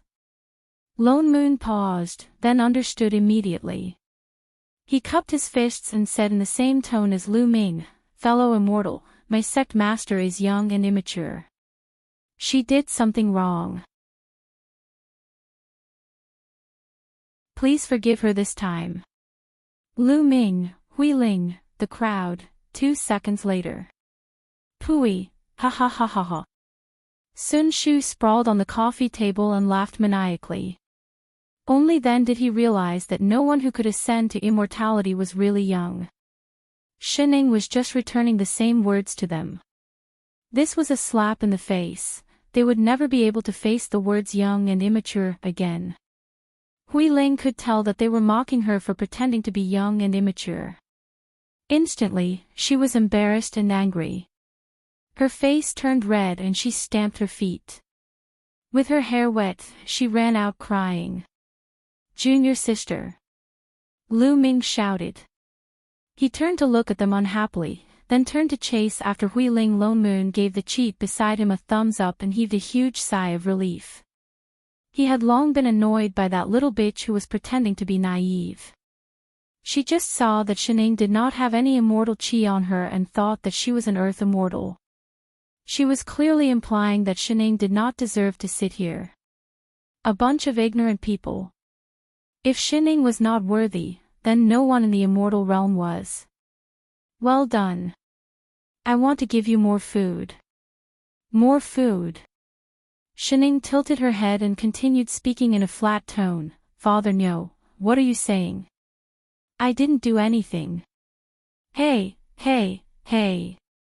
Are you addicted to pretending to be green tea? I'm telling the truth. That's enough. Get rid of the word I. You're not cut out for that, alright? Forget about your tone, at least show some expression. You're so annoying. You're bullying me again. Shy, shy, shy. How the hell are your expressions supposed to be spoken? I added parentheses. Parentheses my ass. Do you think adding parentheses to WeChat makes it an emoticon? Oh. Wait. I'm not talking about making faces. Put your hands down.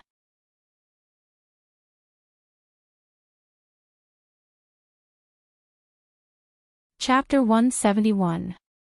Shining and the others did not have to wait long. About 15 minutes later, immortal chi surged at the door and a few figures landed. The country emperors who had been whispering to each other stood up and bowed to the door. Greetings, Celestial Emperor. A person walked in through the door. He was dressed in white and had black hair. His entire body was surrounded by immortal chi, and his face was well-defined. Although he was not as devilish as Sun Shu and Radish, in the celestial world where the overall standard was high, he could be considered outstanding. He had a gentle and kind face, but there was a sense of authority about him that could not be ignored. But he did not have the childishness that he had when he was Ning Zihen. It was not just his appearance. He had completely changed back to Celestial Emperor Chengu. Chengu nodded at the crowd and walked directly to the main seat in the hall. He stopped when he saw Shining, who was still focused on eating. All the country emperors in the hall stood up and bowed to him. She was the only one sitting. He didn't know if it was because no one was paying attention, but no one noticed. Sect Master Shin, long time no see. Chengu stopped and looked at her with a smile. He asked casually, was the journey smooth? Ha! Shining still had half a piece of pastry in her mouth. She nodded and swallowed. It was pretty good. Thank you. Who was this person? That's good. Only then did he nod his head in relief. The country emperors' faces darkened. No wonder the Celestial Emperor ignored their joint request. He was already acquainted with Invincible Sect. They could not help but worry. Chengu continued to walk in, but a malicious gaze suddenly swept over the three of them. Lone Moon looked up and saw a man and a woman following behind Chengu. One was Lu Ming, and the other was dressed in emerald green. It was Hui Ling. She changed her clothes quite quickly. She seemed to be very unhappy with Shining.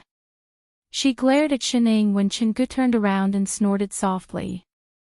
It was as if she was saying, just you wait. It was clearly a malicious gaze, but she looked like a spoiled little girl. It was hard to get angry. Shining tilted her head. Before she could retract her expression, she suddenly pulled her face with both hands and stuck out her tongue, making an even more professional face at her. Hui Ling was stunned. She didn't expect him to do this. Startled by her, he stumbled and fell forward. Junior sister. Lu Ming was shocked and quickly held on to the person beside him so that she didn't fall face first. Are you all right? Even Chengu, who was about to sit down, turned around. Little Ling, what's wrong? You can't even walk without falling. Hui Ling was so angry that she could no longer maintain the innocent expression on her face. Suddenly, she recalled Lone Moon's mocking words. His heart felt like it was on fire, and his eyes turned red. Before he could stand still, He pointed at Shining and said angrily, "Master, she scared me on purpose just now." Shining, who had already regained her composure, sat calmly on the chair. "Bite me." Instead, Lone Moon was shocked. "Master. She was actually Qin Ji's disciple. How could that be?" Chingu frowned and said sternly, "Little Ling, don't spout nonsense." "I'm not spouting nonsense." Hui Ling seemed to be extremely angry. Tears welled up in her eyes as she revealed what had happened earlier. "She obviously doesn't like me.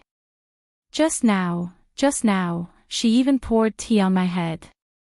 "Senior brother, you saw it too." "Master." Lu Ming stepped forward and said, "Junior sister is not lying.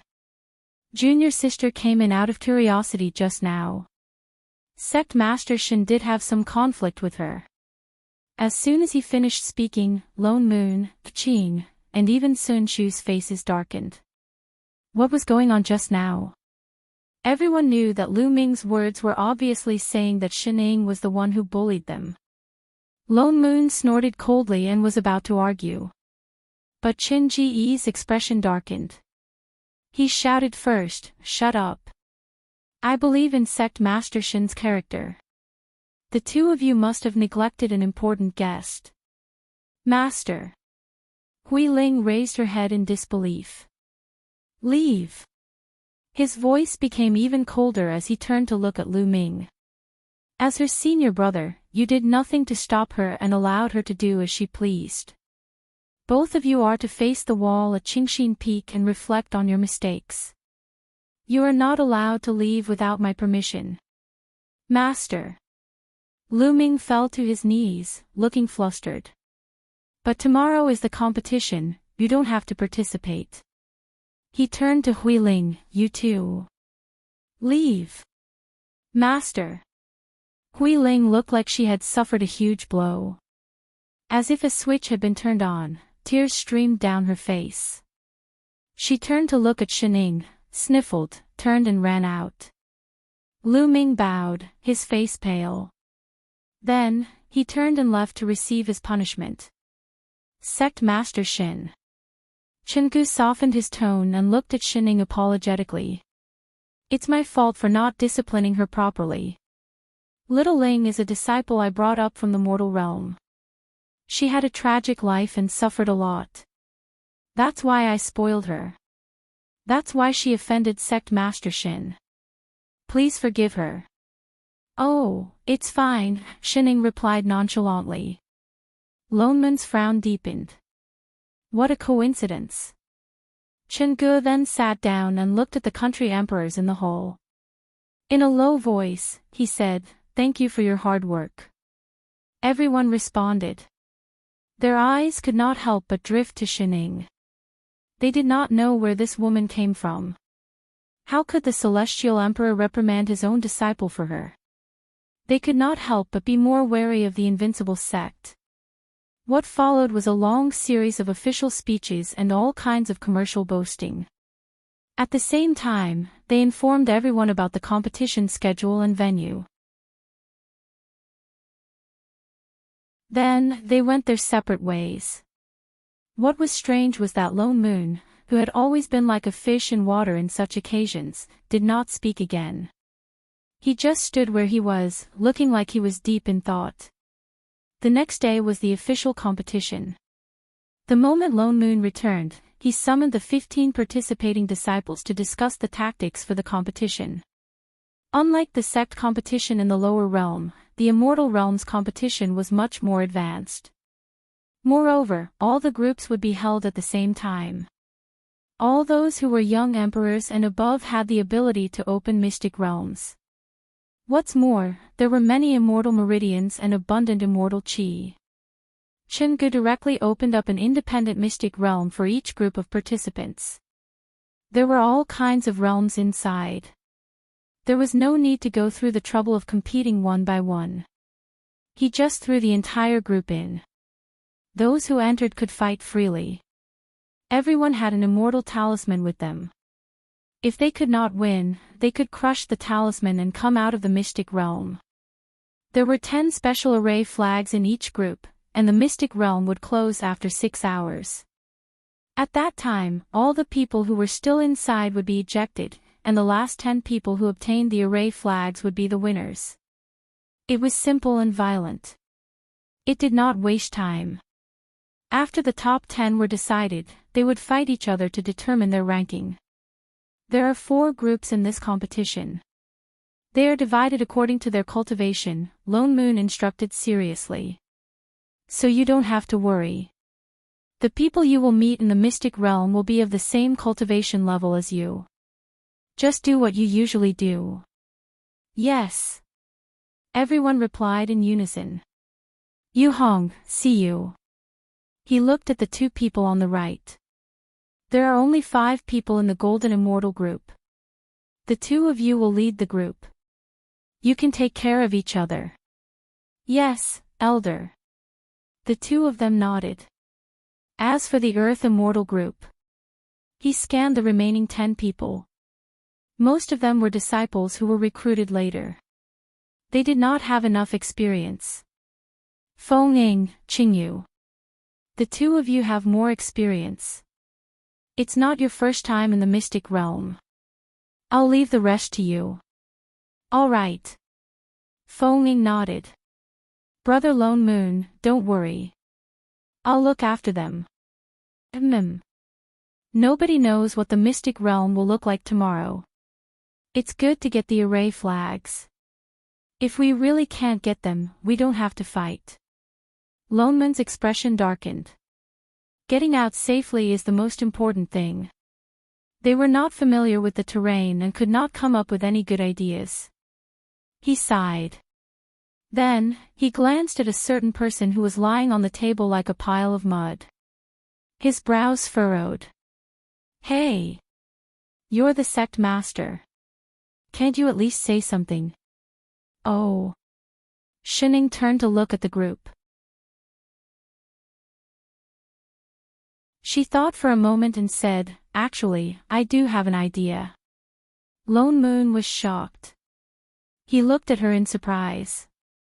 What idea? Hide. What? What did she mean? As the saying goes, hide and you'll live longer. Lone Moon, everyone, hide my ass. Do you think the Mystic Realm competition is a chicken dinner? If you hide, you won't become a box. I think Master's words make sense. I Ching nodded in agreement. Lone Moon immediately glared at him. Master, you're bragging. You don't have to say what she said makes sense. I Ching ignored him and continued, there are many Earth Immortals and Golden Immortals. There are thousands of Earth Immortals participating. That means there are at least hundreds of people from each country. Just the few of them alone, even if they get the array flags, they won't be able to fight so many people. It's better to hide first. When the countries are almost done fighting, the number of people will naturally decrease. If they get the array flags now, they will have a higher chance of winning. Lone Moon paused. Thinking about it that way, it did make some sense. The disciples understood too. They looked at Shining with shining eyes. She was the sect master indeed. All right, we'll do that. Lone Moon said. After you go in, don't be in a hurry to fight. Act according to the situation. Yes. Shining waved her hand. All the best. Get chicken dinner tomorrow. Lone Moon. You're still talking about getting chicken dinner. I Ching. Master is going to get chicken dinner tomorrow. We can start preparing. The disciples. Sect Master is indeed unfathomable. Mystic spirits and spirits meeting. Shining and the others arrived early, but the competition venue was already surrounded by many people. At a glance, it was a sea of people. There were at least tens of thousands of people. This was more than the number of people they saw when they first came to Heavens Beyond Heaven. After asking around, they found out that it was not just Fongsang continent. The country emperors of other continents had also sent people to participate. As usual, Lone Moon gave his disciples a pep talk. He even dragged Shining along to give these diehard fans some encouragement and personally sent them to the waiting area. Then, he brought Shining and Yi Qing to the spectator stand. The people on the spectator stand were all present. Even Chengu was sitting there. "The three of you are here." Chengu smiled and greeted them. "Celestial Emperor." Lone Moon and Yi Qing bowed politely. "Hey!" Shining waved her hand. She could not remember his name. A moment later, she said, "Salted fish." "Cough, cough." Lone Moon choked. He turned and glared at her. "You should at least remember one or two names. What the hell is salted fish? Even if you smacked him with a fish, you can't call him that, can you?" Chengu was stunned. He clearly did not understand what she meant. He did not pursue the matter further. He invited the three of them to sit beside him. Then, he turned and gave the person beside him a look. Sect Master Shin. Hui Ling, who had been standing beside him, finally walked out. Lone Moon and Yi Qing subconsciously frowned. Wasn't she in confinement? Why was she released so soon? It seemed like Chengu really liked this disciple. Hui Ling changed her attitude and bowed respectfully to Shining. "Ling was rude yesterday and offended Sect Master. I hope Sect Master can be magnanimous and forgive Ling offense." Seeing that Shining was not speaking, Hui Ling looked at Chengu anxiously. She gritted her teeth and knelt down. Shining did not speak. She turned to Father Nyo out of habit. "Fellow immortal, you don't have to do this." At this point, there was no point in continuing to argue. Lone Moon replied, "What's more, this is a small matter. Our sect master did not take it to heart. If she took it to heart, it would not be as simple as pouring a cup of tea on you. It would make you doubt your life." "Thank you, Sect Master Shin." Hui Ling stood up. She looked as if she had completed some kind of mission. She turned to Chengu and stood behind him. Her eyes were full of grievance. Sect Master Shen is indeed a broad-minded person. Chengu ignored Hui Ling's grievance and smiled at the few of them. As for Shining, he couldn't quite see through her. She looked like an earth immortal with so little immortal chi that it was almost invisible. She looked so weak that any immortal could crush her to death. But Yi Qing, who was a young emperor, and Lone Moon, who was an exalted immortal, seemed to respect her very much. They even seemed to regard her as their leader. Even during the days when he was an invincible sect as Ning Zihan, all the disciples in the sect worshipped her for no reason. At first, he thought that she was Yi Qing's former master. That was why they treated her like that. But later on, he was manipulated by his mental demons and entered the demon world. She realized that even the Devil King was obedient to her. That was why he guessed that her identity was not simple. As for whether it was what it seemed on the surface. He even guessed that Lone Moon and Yi Qing's cultivation had increased so quickly because of her.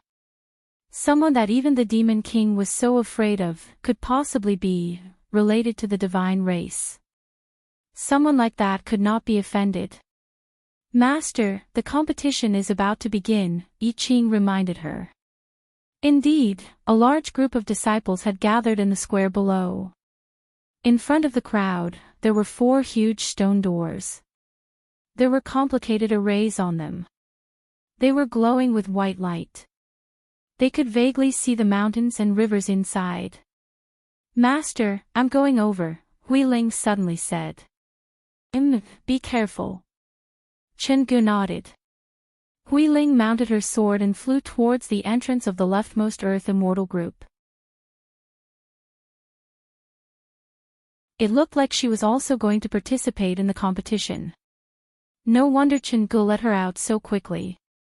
I wonder what happened to that Lu Ming. Chen Gu conjured a seal and set up an array in front of him.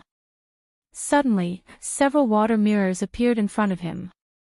They showed the images of the mystic realm. They were the 4 that had appeared at the start of the competition. But it was still empty. They could clearly see the mountains, lakes, snowy mountains, and grasslands. Chen Gu stood up and announced the start of the competition. The array on the huge stone opened up, revealing an entrance. The disciples of the various groups flew inside one after another. The disciples of Invincible sect chose to fly in from the middle, neither too early nor too late. Compared to the people who started looking for array flags the moment they entered, the disciples of Invincible sect were much more passive. They found a dense and inconspicuous patch of grass nearby and set up a few concealment arrays. Then, they squatted down in a row. They were very serious, lying low. They did not move.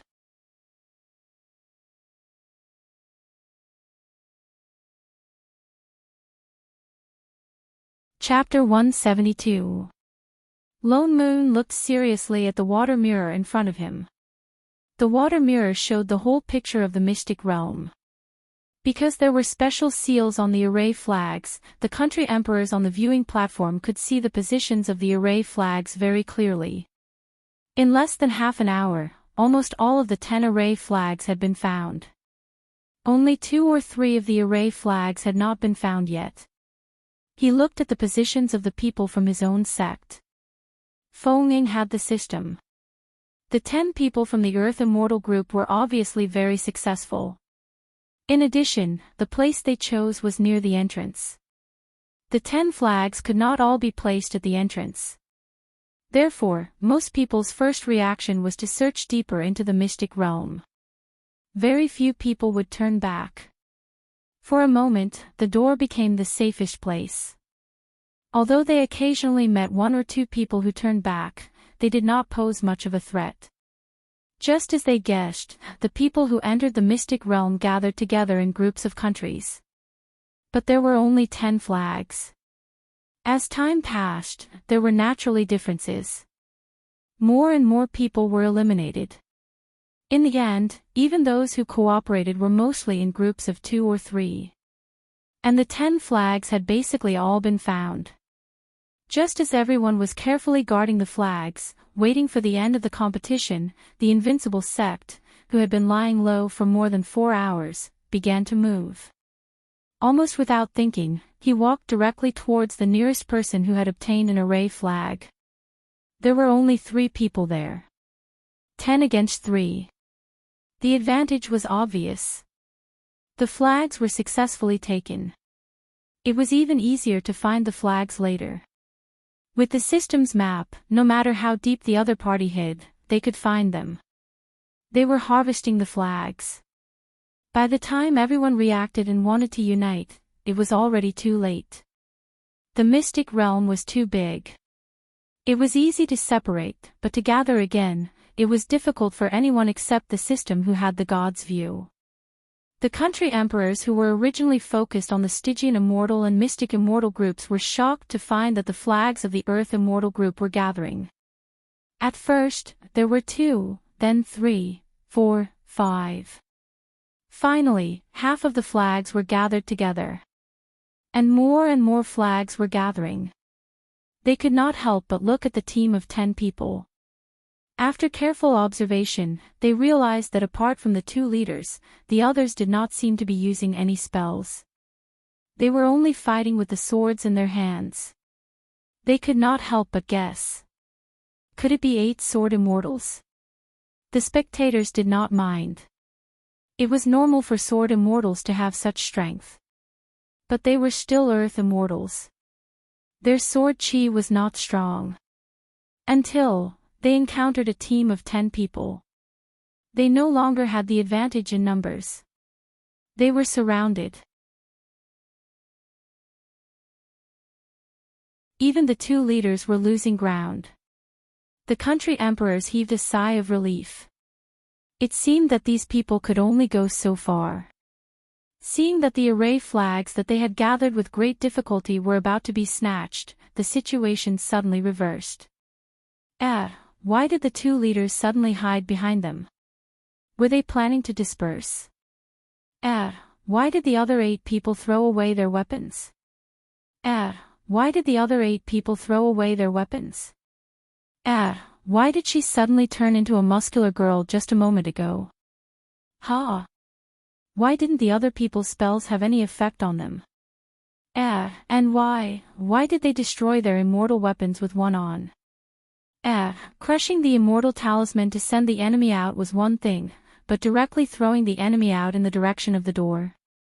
More importantly, they really threw them out. The spectators were dumbfounded. It was only when the 8 people eliminated the people surrounding them as easily as if they were pulling out carrots that they came to a shocking conclusion. These people were definitely not sword immortals, they were body cultivators. There were actually body cultivators in the immortal realm. Ascension. Alive. And they were the kind that appeared in groups. Quick, look at the mystic realm of the Golden Immortal. Someone shouted. The crowd turned to look at the mystic realm of the Golden Immortal.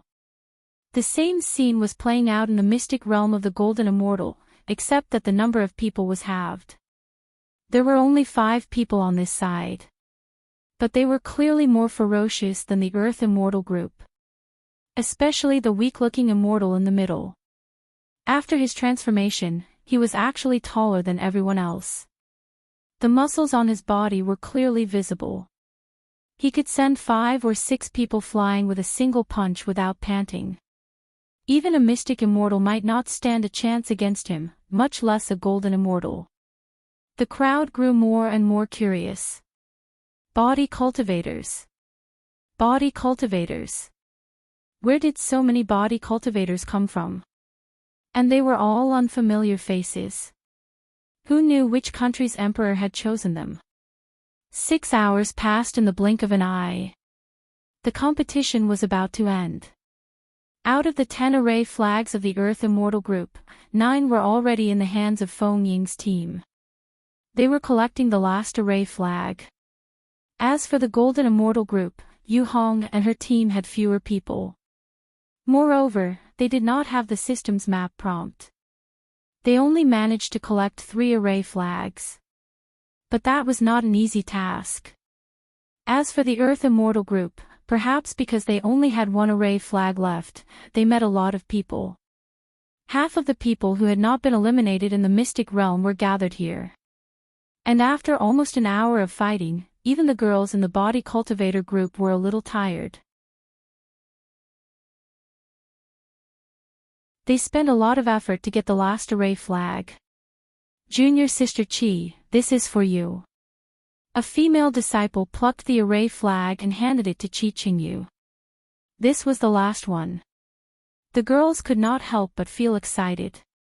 They did not expect things to go so smoothly. They actually managed to secure the top 10 spots in the Earth Immortal group. The finals could be decided by rock paper scissors. Chi Qingyu was also a little excited. She reached out to take the array flag. Suddenly, a figure flashed by. She felt that her hand was empty. The next moment, the array flag was in the hands of a girl in pink. The newcomer smiled brightly. She looked at the crowd with an innocent tone and said, "Big sisters, you have already collected so many array flags. Why don't you let me have the last one?" Chi Qingyu frowned. She looked warily at the girl in front of her. She did not seem to be a threat at all. None of them had noticed that there was someone else nearby. This person either had a very high cultivation level or had a special Dharma artifact on her. Fellow Immortal, this is a competition. Of course, the array flag belongs to the strongest. Forgive me for not letting you have it. Humph. The girl snorted. How stingy. You already have 9 array flags. Why don't you let me have one? Fellow Immortal, you really like to joke. Chi Qingyu laughed coldly. She was angered by the girl's tone. I don't think we know you. Why should we let you have it? My name is Hui Ling. I am Celestial Emperor Chen Ji's disciple. Do you know each other now? She said proudly. Everyone's faces darkened. Feng stepped forward and said, Don't talk nonsense with her. We are here for the competition, not to curry favor with some celestial emperor. Since she dared to snatch the array flag, let's see if she has the ability to leave. With that said, he summoned his immortal sword and attacked. The other girls did not hesitate any longer. They all rushed forward.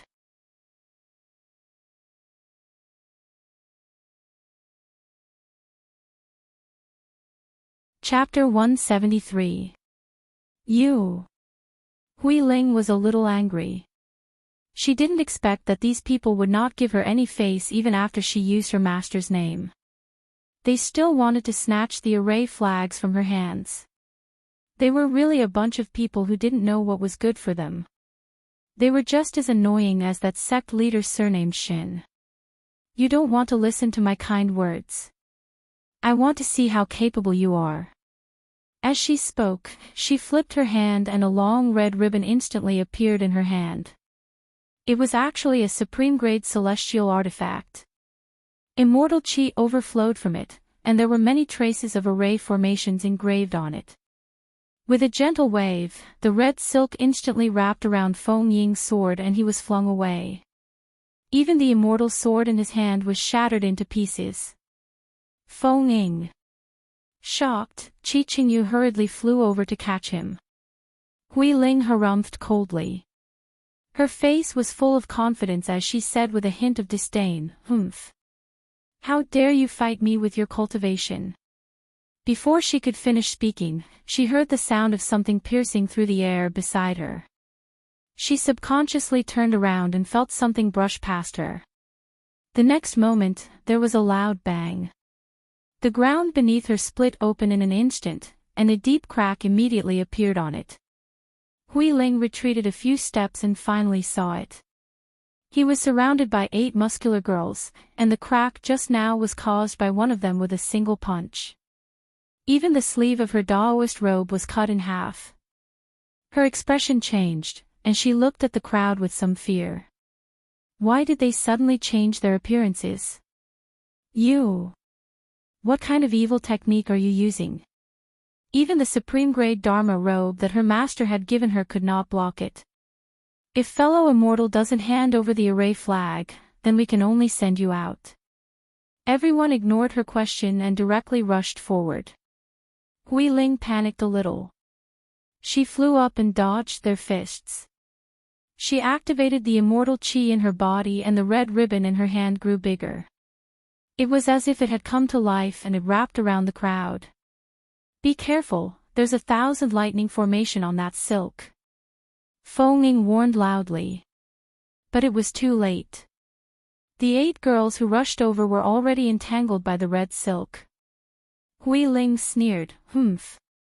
It's a shame that you've become so ugly, but you're still not as weak as before." With a twist of her hand, thousands of lightning bolts instantly appeared on the red silk and shot towards the crowd. Seeing that they couldn't fight back, she smiled even more complacently. I originally only wanted to take 1 array flag, but since you're so rude and unreasonable, then I'll take the rest of the array flags. As soon as she said this, the faces of the people who were entangled with her darkened. Was this woman sick? Everyone. Qi Qingyu panicked. Just as she was about to step forward, a disciple stopped her. Junior Sister Qi, you're not a body cultivator. Don't come over. Qingyu stopped in her tracks, but she had already turned to look at the other person with a questioning look on her face. Disciple 1, Senior Sister, what should we do? Disciple 2, Senior Sister Hong said that the sect leader instructed us not to casually attack female cultivators. Disciple 3, unless it's absolutely necessary. Disciple 4, does it count now? Disciple 5, this is a competition, we can't lose. For the glory of the sect, I guess. I guess. Disciple 6, then, Disciple 7, do it. Disciple 8, kill her. In an instant, immortal chi exploded from their bodies. With a few crisp tearing sounds, the red silk that was originally tightly bound to her broke into pieces and fell to the ground. On the spectator stand, 3 pairs of suspicious eyes turned to Shining. You said it before. Ha! Did you? The situation in the water mirror had been reversed. Hui Ling, who had been confident of victory, stared in disbelief at the completely destroyed immortal artifact in her hand. How could this be? This was a supreme-grade immortal artifact. Even a golden immortal would not be able to do this, much less an earth immortal. Before she could react, she felt her hand tighten. The person closest to her suddenly picked up the half of the red silk on the ground and pulled hard. Hui Ling did not have time to let go. Her whole body was pulled toward the opposite side. In the next moment, a fist was swinging toward her face. Only then did Hui Ling know that she was afraid. Her face was pale and she panicked. She screamed, "Aw!" However, with a loud bang, the defensive Dharma artifact on her body was activated. The fist stopped less than 3 fingers away from her face, barely blocking the punch. But because of this, cracks appeared in front of her like a spider web. This was a sign that the array formation was about to collapse. The other party's next punch was about to land. This time, it was really going to land on her. Hui Ling panicked even more. There was no longer any trace of innocence on her face. There was only extreme fear. As she screamed, she waved her hands wildly, trying to escape. She forgot all her cultivation techniques and immortal arts. But no matter how hard she tried, she could not shake off the other party's hand. No, help. Help me. The disciple did not intend to hurt her. With a twist of his hand, he reached for the array flag on her waist. But Hui Ling's body suddenly emitted a beam of white light that spread outward. That disciple only felt a huge pressure sweeping towards her. Her heart skipped a beat, and she was directly sent flying. Even the other disciples standing at the side were swept by the white light and fell to the ground, coughing up blood.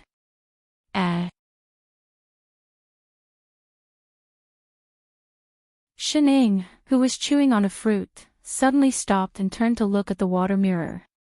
What's going on? Lone Moon was also stunned. He stared at the scene in the water mirror. What was that light? Maybe it's some special Dharma artifact. Sun Shu guessed. It was normal for the Celestial Emperor's disciple to have 1 or 2 life-saving Dharma artifacts. Lone Moon frowned. Shit! They brought so many Dharma artifacts. Was this a competition? It was obviously a competition. If he had known, he would have given them more Dharma artifacts last night. The scene in the water mirror changed again. All the invincible sect disciples had fallen and seemed to be injured. Coincidentally, the competition ended at this moment. All the participating disciples were teleported out of the mystic realm. Master. I Ching turned to look at Shining. Yes, I saw it. The preliminary round of the competition ended in one morning. The top 10 of each group had been decided. The Mo Xian group and the Mystic Immortal group were evenly matched. Almost every country had 1 or 2 disciples. As for the Earth Immortal and Golden Immortal groups, it was hard to describe. The Golden Immortal group was still alright. 4 of them were from Invincible Sect, almost half of them. That's right. In the last few minutes, Yu Hong and the others managed to snatch another array flag. The Earth Immortal group was even more impressive. Apart from Hui Ling, everyone else was from Invincible Sect. It was a massacre. When the name list came out, the country emperors finally realized that those body cultivators were from Invincible Sect. Invincible Sect was indeed a perverted sect. Even their disciples were so perverted. Lone Moon expressed his regret. Sigh, 2 of us still failed to make it. The country emperors, he had only brought 15 people in total. 13 of them had already made it. What more could he want? #convex. Not long after the preliminary round ended, the finals began. This was no different from the competition in the lower realm. It was a 2-on-1 battle. Chenggu gave some instructions to the immortal palace beside him and kept the water mirror in front of him. In less than a minute, the 4 mystic realm stone doors below the spectator stand disappeared. 4 wide platforms appeared, each of them lit up with an isolation array formation.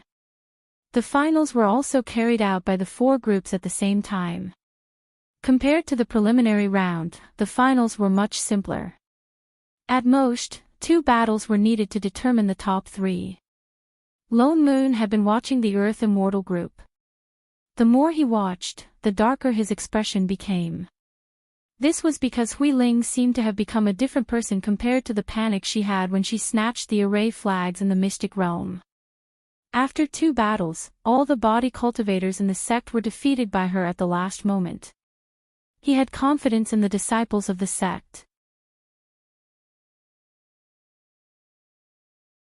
Even golden immortals might not be their match, much less earth immortals. But things were just so amazing. Hui Ling was an earth immortal. Although it was obvious that she was struggling at the start, she could always turn the tables at the last moment and suppress the body cultivators. And she won all the way to the end. It was as if their performance in the mystic realm was just an illusion. She actually has such strength. Was she deliberately hiding her strength before? Because the opponent is not her. I Ching suddenly said. What? What did he mean?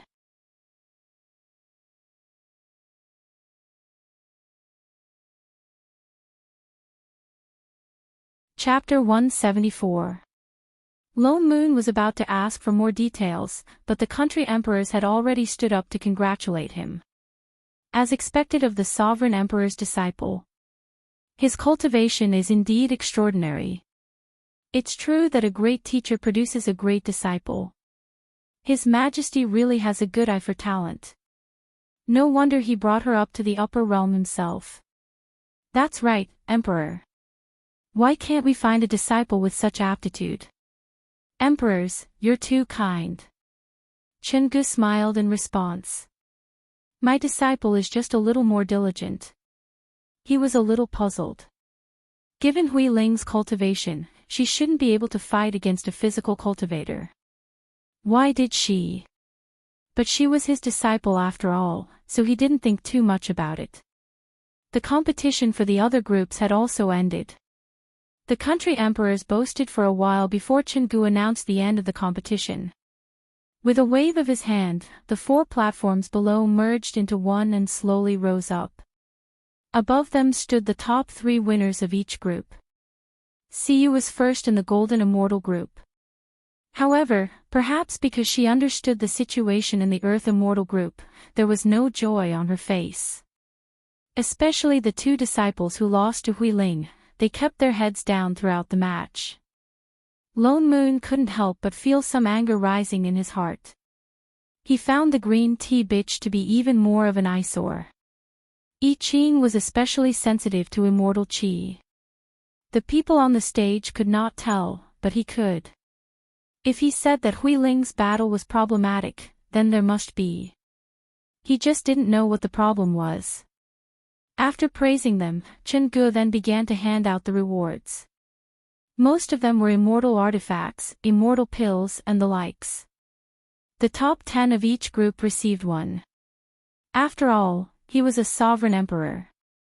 He did not even blink when he took out dozens of magic tools at once. As for the champion of each group, he or she would be able to choose a supreme-grade immortal artifact that suited him or her. It was equivalent to custom-made. Lone Moon was still thinking about Hui Ling's competition. He had no interest in such an award ceremony. Immortal artifacts and whatnot were all custom-made from Sun Shu. Master, When it was Hui Ling's turn, she did not say what she wanted. Instead, she took a step forward and asked, "Can I not take the immortal artifact?" Chen Ge chuckled. He seemed to be used to his disciple's carefree personality as he said in a doting manner, "Oh, I don't want an immortal artifact." His disciple naturally did not lack such an immortal artifact. Disciple knows that my cultivation is shallow, but I am wholeheartedly pursuing the Tao. Participating in the tournament this time was just to test his limits and temper himself a little. I didn't expect. Hui Ling glanced at unrivaled enemy with a hint of provocation in her eyes. I didn't expect to win the championship by accident. So, disciple doesn't ask for anything else. I just want to accumulate more battle experience. Chen Ge nodded. What do you want then? Disciple wants. Her tone changed and she suddenly looked at Shining, who was sitting on the spectator stand. She said loudly, "Disciple wants to request for a battle with the invincible sect master." What? As soon as these words came out, the whole place fell silent. The others were shocked, but the people of invincible sect were, ha ha ha ha ha. A sudden burst of laughter rang out. Before the people from invincible sect could react, Sun Shu was already pounding the table and laughing maniacally. He was laughing so hard that he was almost lying flat on the table. Everyone's attention was drawn to him. I'm sorry, I couldn't help it. Sun Shu tried to hold it in for a long time before he looked at Chen Gu and said, "Celestial Emperor, your disciple is really. Ha ha ha ha ha. Forgive him for not being able to hold it in. It was too funny." Lone Moon and Yi Qing were stunned too. They had lived for so many years, but they had never seen such a suicidal request before. She actually wanted to fight Shining. Who gave her the courage? Was it Liang Jingru? Instantly, they looked at Hui Ling with a complicated expression. Could this person be mentally retarded? Actually, if they thought about it carefully, they could understand why she would make such a request. She must have lost face in the main hall yesterday and wanted to take advantage of winning the tournament to regain it. She thought that since she could win even a body cultivator, Shining, who was also an earth immortal, could do the same. Lone Moon really felt that she was a little naive. Chen Ge naturally knew what his disciple was planning. His face darkened and he scolded, "Little Ling, don't be rude. Sect Master Shen is the sect master of a sect. By right, she should be your elder. How can she fight with a junior like you? Master, doesn't the immortal realm respect power? Why can't she fight with a junior just because she's the sect master?" Hui Ling was not convinced. Not only did she not take back her words, she even said righteously, "What's more, it's just a battle. Just take it as the sect master giving me some pointers. Unless, she's afraid of losing." "How dare you?" Chen Ji's voice was low. "Master." Hui Ling looked aggrieved. Why did he keep helping that Shining? Chen Gu felt a headache coming on. He wanted to be on good terms with Invincible Sect, but Little Ling's personality had always been jumpy. It was not strange for her to say something like that. He felt a little awkward. But in his heart, he really wanted to see Shen Ying's strength. "It's my disciple's fault. I hope you can forgive her." "Celestial Emperor, you're too serious." Lone Moon's eyes flashed. "Your disciple is right. It's normal for cultivators to fight with each other. What's more, she won the championship this time. Celestial Emperor should be happy that she's so motivated." But Chen Ge could not figure out what he meant. She's a junior after all. Celestial Emperor is right. Lone Moon nodded. It would be bad if she gets hurt. I'm not afraid. Hui Ling suddenly shouted. Please teach me, Sect Master Shen. No matter what happens to me, Hui Ling will not complain. Since that's the case, all right. Lone Moon sighed, but his eyes narrowed into slits. He turned to Shining and said, "Go, Shining. There's no need to save me face. Beat her." Shining, why did she feel that he was even more excited than she was? Old fox. Sun Shu cursed softly and rolled his eyes. Shining had already planned to fight from the start, but she still went around in circles and pretended that she had no choice. "Sect Master Shin, please." Hui Ling turned and walked toward the platform behind her, her face full of confidence.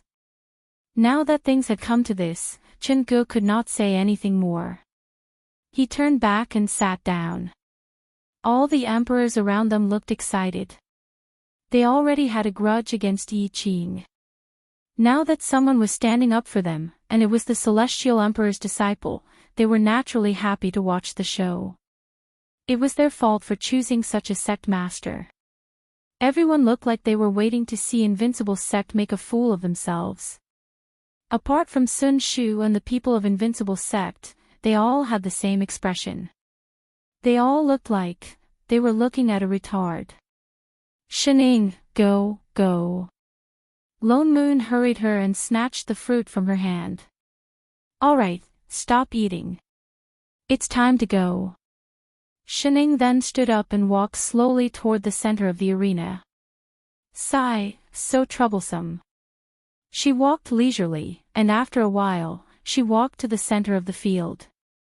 The defensive array formation around her lit up again, isolating everyone outside. Hui Ling looked at the lazy person opposite her and laughed coldly. She said confidently, "Sect Master Shin, please forgive me if I offend you later. Don't worry, I know my limits. I won't hurt you too badly." She deliberately emphasized the last three words, as if she could see the other party kneeling down and begging for mercy. Shining tilted her head. She still looked lazy, but her gaze was fixed on Hui Ling's neck. "Are you sure you can win?" "Of course." She smiled even more proudly. "Didn't all the body cultivators under your sect lose to me?" "Oh." She paused. Suddenly, her figure flashed. "Is it because of this?"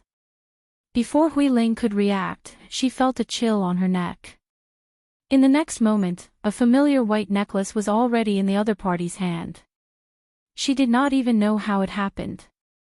She subconsciously touched her chest. Indeed, it was gone. "You." Her face instantly turned pale, and a huge panic surged from the bottom of her heart. That was her most important trump card. Why? Why did she know about it? "Give it back to me." She turned around and pounced at him, wanting to take it back. "Wait, you." A voice came from the necklace. Shin Ying's hand tightened. She heard a cracking sound. "No." Hui Ling cried out. It was too late. The necklace was crushed into pieces. "It's gone now," Shining said word by word. Hui Ling was stunned. She stared at her palm in disbelief. She looked up at Shining, her eyes burning. You, I'll kill you." She seemed to have lost her mind. She summoned several immortal swords and rushed toward Shining without a care in the world. Shining did not move. Seeing that the sword in Hui Ling's hand was about to stab her, she took a step to the side and stuck out a leg. There was a loud thud. The person who had been so aggressive just a moment ago stumbled and fell to the ground. She even landed face first, causing a cloud of dust to rise. One look and one could tell that she was in pain. "I say, sister." Shining squatted down and patted Hui Ling's shoulder. She said earnestly, "It's not right to cheat." Hui Ling was shocked. Her face turned green. A horrifying thought flashed through her mind. She knew it. How could this be? Even Master could not tell. That was clearly, "You're talking nonsense." She subconsciously wanted to get up, but she found that the hand on her body was so heavy that she could not get up no matter how hard she tried. How could this be? She could only turn to look at Xining. She was instantly frightened by the look in Xinying's eyes. Suddenly, it was as if something terrible was covering the sky and covering the earth. She could not even breathe. The low voice sounded like it came from hell. "You'll be beaten if you cheat." On the spectator stand. "Xining, what are you doing?" Lone Moon asked. Because there was an array outside, the people outside could not hear what was going on inside at all. Beat her up. Why were they still chatting? There's something wrong with that necklace. I Ching directly sent a voice transmission. What? During the Earth Immortal competition just now, the necklace would emit a special immortal chi at the end to help her defeat her opponent. That immortal chi did not belong to her. Lone Moon was stunned. Shit! That little bitch really cheated. No wonder Xining crushed her opponent's necklace the moment she got off the stage. So it was because of this. But who did that immortal chi belong to? He subconsciously suspected Chen Gu, but after thinking about it carefully, he felt that it was impossible. As an Celestial Emperor, he would not side with his own disciple in front of everyone. There was also no need. As an Celestial Emperor, even if his disciple lost, who would dare to say a word to him? Moreover, during the battle just now, he had been sitting here the entire time. There was no chance at all to use immortal spells to help at all. From the looks of it, apart from I Ching who had always been sensitive to auras and Xining that cheat, no one seemed to have noticed anything wrong. Who could do such a thing under the eyes of all the country emperors and celestial emperors? And what was that necklace? Just as he was thinking, the ground suddenly shook. A white light fell from the sky directly towards the platform below, bringing with it a huge amount of immortal chi and sword chi. Little Ling. Chen Gu was shocked. Master. I Ching also stood up. Two figures rushed onto the platform at the same time. The moment that white light fell, they picked up the person in the arena and flew out. In the next moment, there was a loud bang. The entire platform was instantly smashed into pieces. Even the surrounding array was instantly smashed into pieces. Little Ling, are you all right? Chen Gu looked at Hui Ling, who was in his arms, with some trepidation. If he had not arrived in time, he was afraid, Master. Hui Ling's face was pale. Subconsciously, she looked in Xinying's direction, then immediately looked away. Trembling, she shrunk further into Chen Jiyi's arms. She was not afraid of the white light that suddenly fell, but of Sect Master Shin just now. Her heart could not help but clench. It must be an illusion. How could that Earth Immortal have such a terrifying aura? Master, are you all right? I Ching asked anxiously. Xining, who was being dragged over air, what could happen to her? Lone Moon rolled his eyes. Worry for nothing. I Ching was stunned. Then, he reacted. When he saw Chen Gu rushing in to save Hui Ling, he subconsciously thought that Master was also inside and went in without thinking. He did not even think about whether Hui Ling needed his help at all. Thank you. Xining could not help but comfort the slightly dispirited chef. She pointed to the flying dust in front of them and said, "At least you didn't have to breathe in 2 mouthfuls of dust." I Ching. He was not comforted at all. What was going on? Ha ha ha ha. Suddenly, a male voice came from within the white light. Following a gust of wind, a figure dressed in blue appeared in midair. His hair was tied up in a bun and his red lips were slightly pursed, looking like he was smiling. He held a jade-boned fan in his hand. He did not open it, but instead spun it gently in his hand. Floating in the air, he looked down at the person sitting on the main seat with contempt. Chen-gu, why didn't you inform me of your mystic spirits and spirits meeting? I could have come and joined in the fun. Chen-gu frowned immediately. Clenching his fists, he looked at the person in the air and called out, Chu Xian. Hearing this name, everyone was shocked. They all looked up at the person in the air. Who? Only the people from Invincible Sect looked confused. Celestial Emperor Chu Xian of the Hechuan continent, Sun Shu explained softly. Sun Shu explained softly. He turned to look at Chen-gu and immediately switched to a voice transmission. He was also the one who fought against Emperor Chen-gu 10,000 years ago. Most importantly, Emperor Chen-gu lost. Oh. Only then did Lone Moon understand. He recalled that Chen-gu, who looked like a child, had said that a demonic seed had been planted in him when he was seriously injured. So the person who injured him was this person. This person was obviously here to cause trouble. I see that the immortals of Fengsong are quite diligent in their cultivation. Chu Xian scanned the crowd. Why do you still have time for the mystic spirits and spirits meeting? Why don't you spar with me from Hechuan?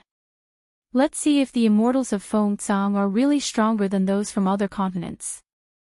Celestial Emperor Chu Xian. Chen-gu stepped forward and said, the mystic spirits and spirits meeting is just an ordinary spar for immortals of Fengsong. We have no intention of competing with other continents. An ordinary spar. Chu Xian laughed mirthlessly and scanned the few people on the spectator stand.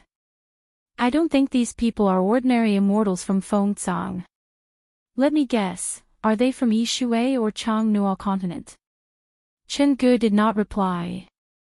The other continents had indeed sent people over, but they were all celestial emperors whom he was familiar with. They had only sent people to congratulate him on his coming out of seclusion. Why, the other continents can come, but the Hechuan can't. Chu Xian snorted and changed the topic. Or, they are just like you, afraid of losing to the Hechuan. Chen Ji's expression darkened. The celestial emperor could not hold it in any longer. He shouted angrily, nonsense. So what if you are the emperor of Hechuan? You think Fengsong is afraid of you? Before he could finish speaking, Chu Xian's immortal aura swept over him. The celestial emperor who had just spoken fell to his knees. Chu Xian. Chen-gu released his immortal qi to protect the celestial emperor. He said angrily, I said, the matter regarding celestial emperor Lanhua has nothing to do with me. It's been so long. Why do you have to make things difficult for me and vent your anger on others? Shut up. Chu Xian exploded like a firecracker. You have no right to mention his name. His eyes were filled with anger. He looked like he was going to rush out and stab Chen-gu a few times. Lanhua. Oh, looks like it has something to do with Boss Lan.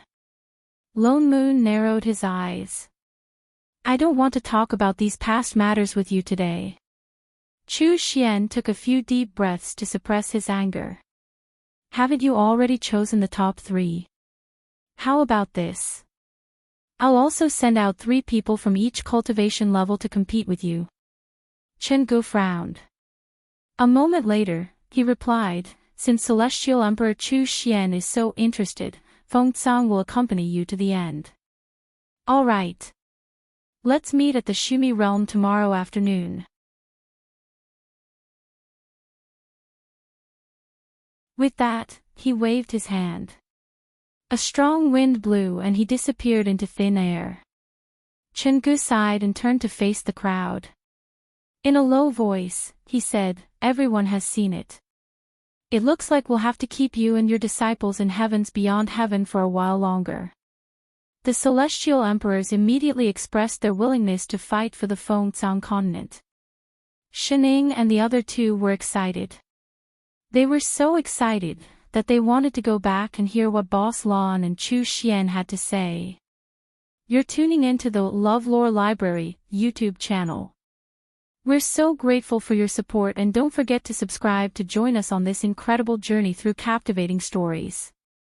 Your generosity through donations truly makes a world of difference, as it's the primary source of revenue that allows me to expand and enhance this channel for you. Thank you from the bottom of my heart for being a part of this adventure.